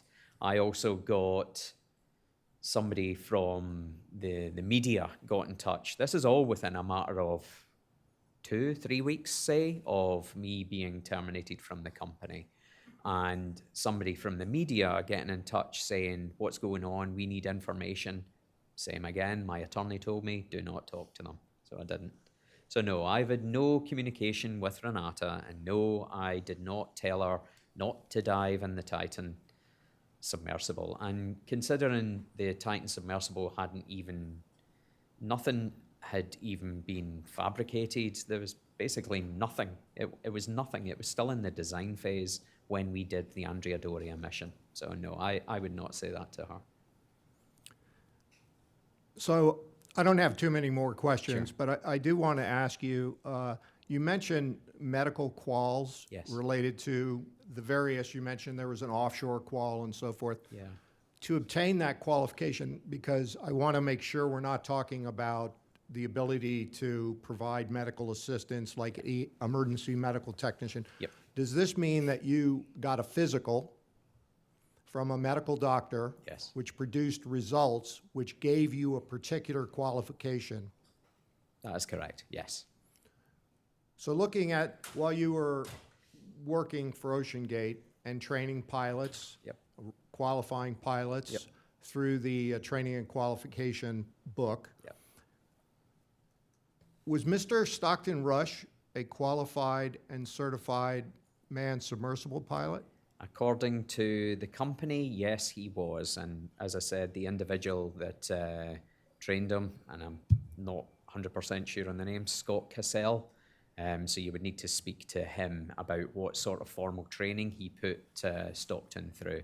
And I'm not sure if, I'm not going to speak for Mr. Carterson, I don't know whether he was involved in any training of the Cyclops, with the Antipodes, because Tim used to manage and operate that vehicle for years before. So he had a vast amount of experience on that, and I'm not sure whether Stockton or Guillermo, who was one of the other co-founders of the company, and I know he had dived this up, I don't know whether they went any formal training with these gentlemen. I'm honestly not sure. So in your position, did you maintain the formal training records for submersible pilots that were qualified to operate the company's equipment, such as manned submersibles? That I did when I was there, yes. In those files, did you have a qualification or certification letter for Mr. Rush? No. Just a few final questions. Did the company require submersible pilots to be chemically tested to make sure they weren't using substances? No. And I was going to say substances such as those that impair performance? No. Did they have a requirement that people who were going to operate the submersibles undertake a physical to determine if they had physical conditions, which might, since they're going to be deep into the ocean with the care of Yep. passengers, but for example, that they weren't epileptic, had a heart condition, had other medical conditions? So with regards to working for OceanGate and working with the other systems, we take passengers in the subs a lot, scientists, media. They have to state that they're physically fit to go into the submersible, but they are not even required to undertake any sort of physical examination before we take them into the sub. With regards to, as I mentioned earlier, some of the organizations that I do work for, they insist that you have a very specific medical carried out to perform your duties as a pilot. And some of them require an ENG1, some require STCW, some require an HSE diving medical with a offshore oil and gas medical. The list goes on. Some do, some don't. So there is no across the board where everybody does the same. Every organization is different. But specifically for OceanGate Yeah. submersible pilots? So in talks with, because when I came across, I had even now HSE, commercial diving medical. to do my submarine rescue. And at the time, I think I had the STCW. I had that one as well. And I spoke to the CEO and the COO regarding medical for anybody that wanted to go in the sub with regards to pilot training. And it was knocked back because of the cost. It's quite expensive to get a HSE diving medical, and it's quite a thorough medical to get that done in the US. I think the last time I was with amalgamating the STCW one, it was like $700. So the company wasn't willing to pay for the trainee pilots to get that certification. As I said earlier on, I never qualified anybody the entire time I was there. I had the 3 individuals, as I stated earlier. I had Isabel Johnson, Alexandra Russell, Bonnie Carroll, and then we had the astronaut, now board member of OceanGate, Scott Perezinski. That was it. So, but not one of them got qualified as a pilot. So my final 2 questions. Yes, sir. Was there any written procedure or policy that discussed the use of over-the-counter medications or other substances for submersible pilots that may impair their performance? There was something in the employee handbook, yes. And I don't think it stated submersible pilots. I just think it was OceanGate staff. There was something in there. I don't have a copy of it, but from memory, maybe Bonnie will be able to follow up with you if she has a copy. But yeah, there was something in there regarding that, yes. Fatigue can impair human performance to the same level of being intoxicated. Correct. Was there any written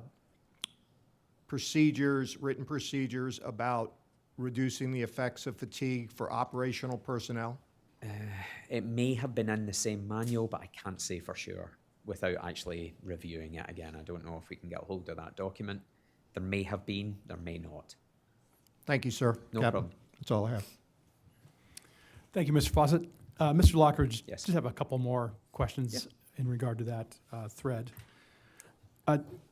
During your employment with OceanGate, were you aware that the U.S. Coast Guard requires a merchant mariner's master credential for the operation of all passenger vessels, including uninspected passenger vessels? No. Was mariner credentialing ever discussed at OceanGate? Anytime I brought up the Coast Guard, everything that Stockton and the CEO would say is they had Mr. I can't remember his name, Underwood or whatever it is, the retired admiral. He was going to see us through all the transition of OceanGate's operations and obviously the Titan build as well. But no, there was no. I know Stockton was very against. He was very against qualification because it costs money. He was very against even the pilot training manual and operations manual. He was against that as well. As I said, he thought a pilot should be able to come along and learn something from a day, and then they were sufficient. So he obviously got a lot of bounce back from me on that. So it never happened. Did you ever see a Coast Guard individual at the OceanGate headquarters? Never. No, not from memory. No. And I mean individual, not the employee that you mentioned before, but a marine inspector or... Maybe, I'm just trying to think about when Matt was working for us. He may have brought individuals from the Coast Guard in to see us when he first started. That's something you would need to ask him. I've just got this vision of 2 gentlemen from the Coast Guard, but I think it was around about the time of Matt, so it may have been friends. And to clarify, that was likely not in a professional No. capacity No. for an inspection? Yeah, likely not. And sir, a couple last questions about, you had mentioned Rear Admiral John Lockwood, Yes. retired. Yeah. What was your understanding of his role for OceanGate? Do you have a document? Do you mind if I find it and have a look? And it was basically a publication that was, it's in there somewhere. Is it a press release, sir? It was a press release, yes. So I don't know whether that's considered a factual document. Is it a press release related to his hiring? Yeah. Uh, You have that. I'm familiar with that document. Fine. Yeah. Please proceed. If you may know more about it than me, it may be worthwhile. I understand that without looking through for it, it was. In fact, let me see if I brought it.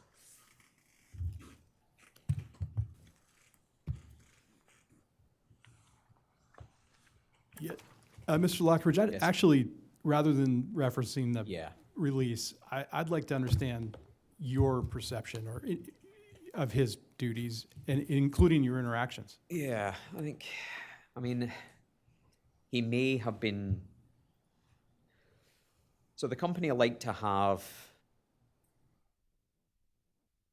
people of influence, okay, on the board, and hence why they went down the route of putting Scott Perezinski on. That was after I left, astronaut.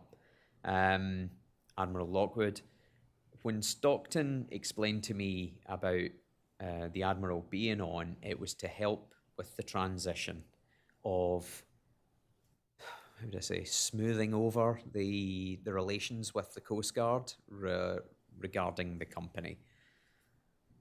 It's difficult to remember the exact wording, but yeah, I mean, to help us out, basically. He was brought on and part of the board of directors to help the organisation out and provide guidance and assistance with regards to the integration of the submersibles and the community, the public. Did you ever have any direct interactions? Yeah, I met him on a couple With of Admiral times. Lockwood? Yeah. What was the nature of those interactions? He was in for a board meeting, which I was never allowed to attend. Board meetings. But did you ever discuss any operations, regulatory compliance? Truly can't remember. I remember talking to him. I think one of the times that in fact, I remember one of the interactions, and I'm sure it was Admiral Lockwood, when Stockton was showing him and some of the other board around the workshop, and I was just about to start doing an annual inspection of Antipodes submersible with ABS. And I had all, which is what we do, standard practice, I had all the life support out on tables. You're just basically going through to make sure that the emergency life support, the food, the water, you know, all that safety equipment, which will allow you that that time frame where you can stay on the bottom in the event of an emergency or, you know, the weather closes in. Can't remember what Antipodes was, whether it was 72 hours or 96 hours, but I do remember having everything out, and that day Stockton was on one, as usual, walked past me with all these bigwigs and stated we're not having any of that in Titan. And I was quite taken aback. And I said, what do you mean by that? We're not having any of that, and it's a complete waste of money. So I think at that point, in fact, there's no think, I know at that point, I says, well, I can tell you right now, I will not be one of the sub-pilots that will be going in that submersible. If you're saying now we're not having any emergency life support in the sub, it's critical. It is critical. Anyway, he was, in my eyes, showing off in front of some of the board. That's what he was doing. So I just said, I don't understand when you say showing off, because Like- it's not going to need that. well, that's Is what that- he said. Yeah. I think he was just, I don't know, showing his power, whether it be an ego thing or, yeah, I'm not, to be honest, I'm not sure, but I'm sure Admiral Lockwood was part of that party that he was walking through the workshop with when I was doing that inspection of the life support. Was there any opposition to that statement voiced? Oh, opposition to my statement or his? No, to the Mr. Rush's statement that that would not be needed. Oh, yeah, I was quite vocal and said a few swear words. Was there any opposition by the board? members? They never. No, they never said anything. And it's the same when, remember I was explaining earlier on about the incident with Alexandra when Stockton had her in tears when we were in the marina in San Francisco. Guillermo was there, Wendy was there, all these other people. And I think one of the other board members, but they never said anything. They saw it was bullying. He was basically bullying her in front of everybody, and she was physically in tears. Mr. Carterson was there, and I hope Tim remembers it. It wasn't a nice situation to be in, and that he stopped him, and I can speak about him because we're under subpoena. He was a control freak. That is it. It was his way or not at all. Thank you, sir. No problem. We are nearing the end of the questioning, but before we do a final round, Yep. I'd like to take a 10-minute recess and reconvene at 3:35.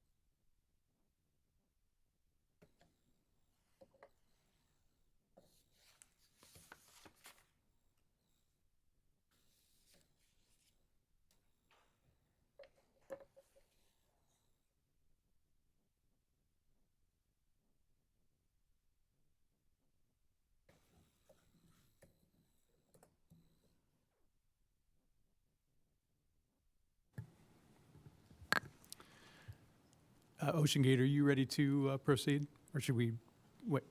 Okay.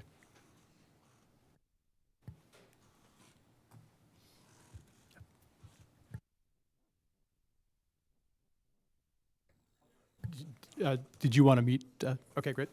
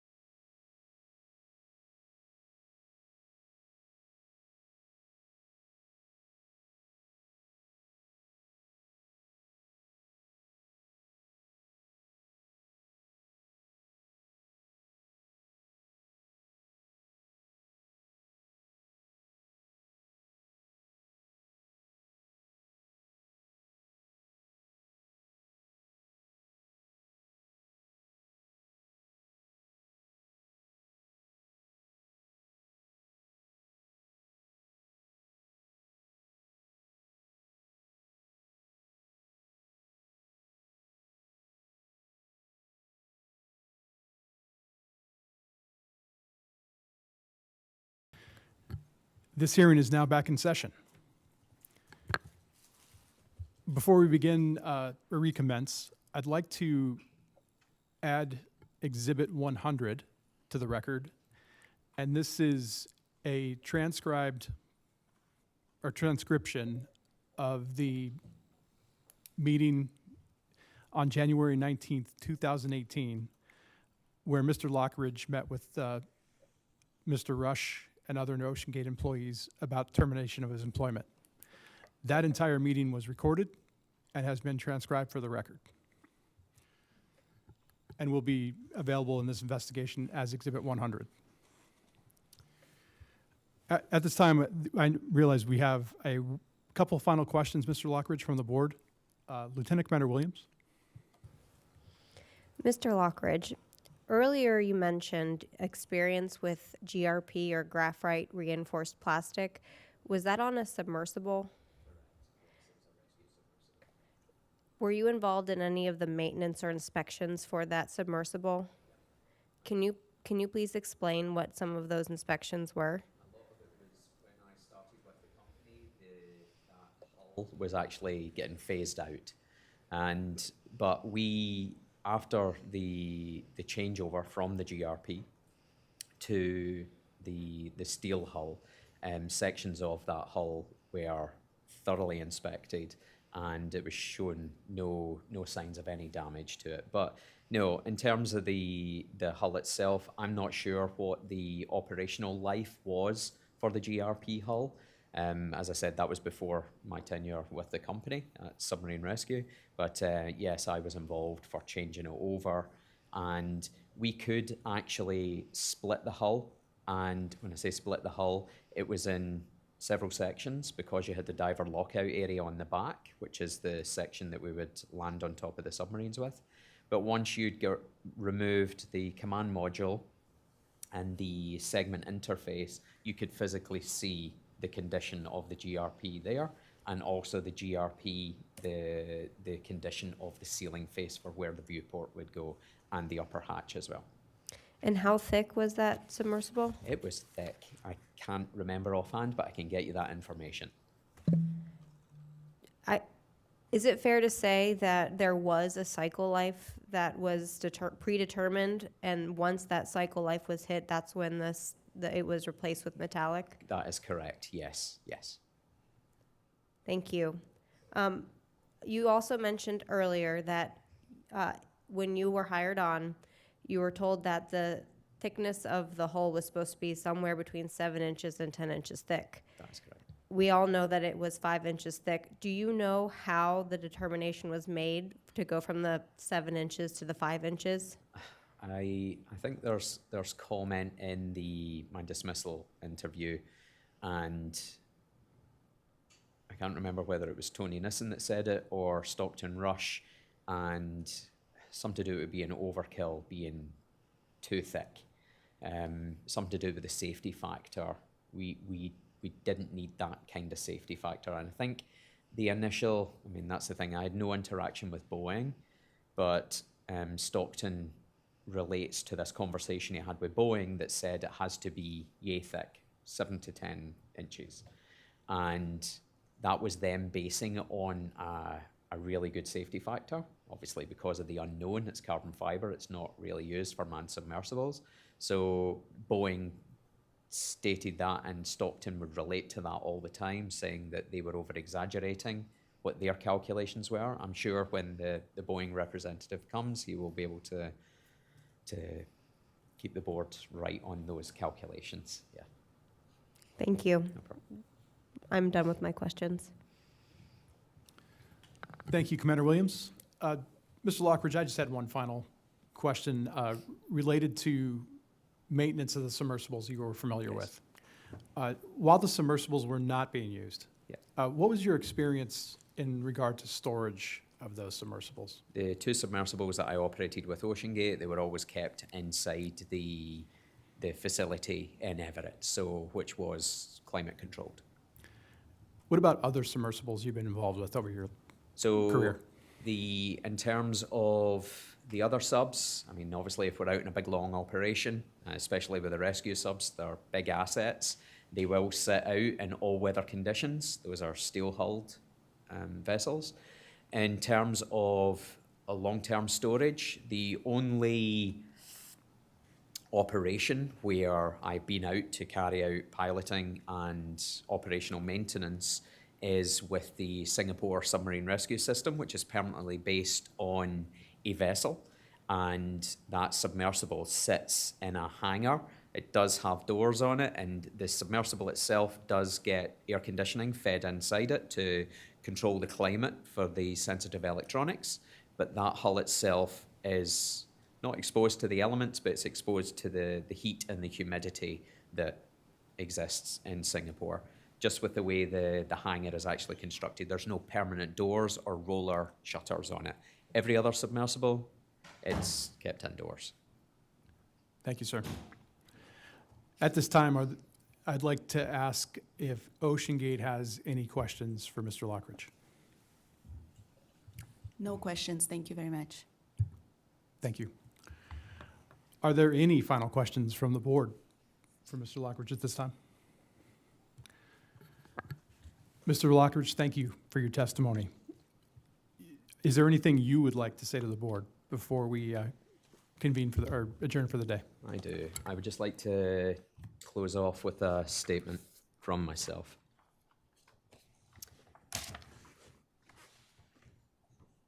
As part of this investigation, my family and I also hope to find out the reasons why OSHA did not actively address my concerns regarding OceanGate and the submersible Titan. This is especially troubling given that I was under the supposed safeguard of the whistleblower protection scheme at the time.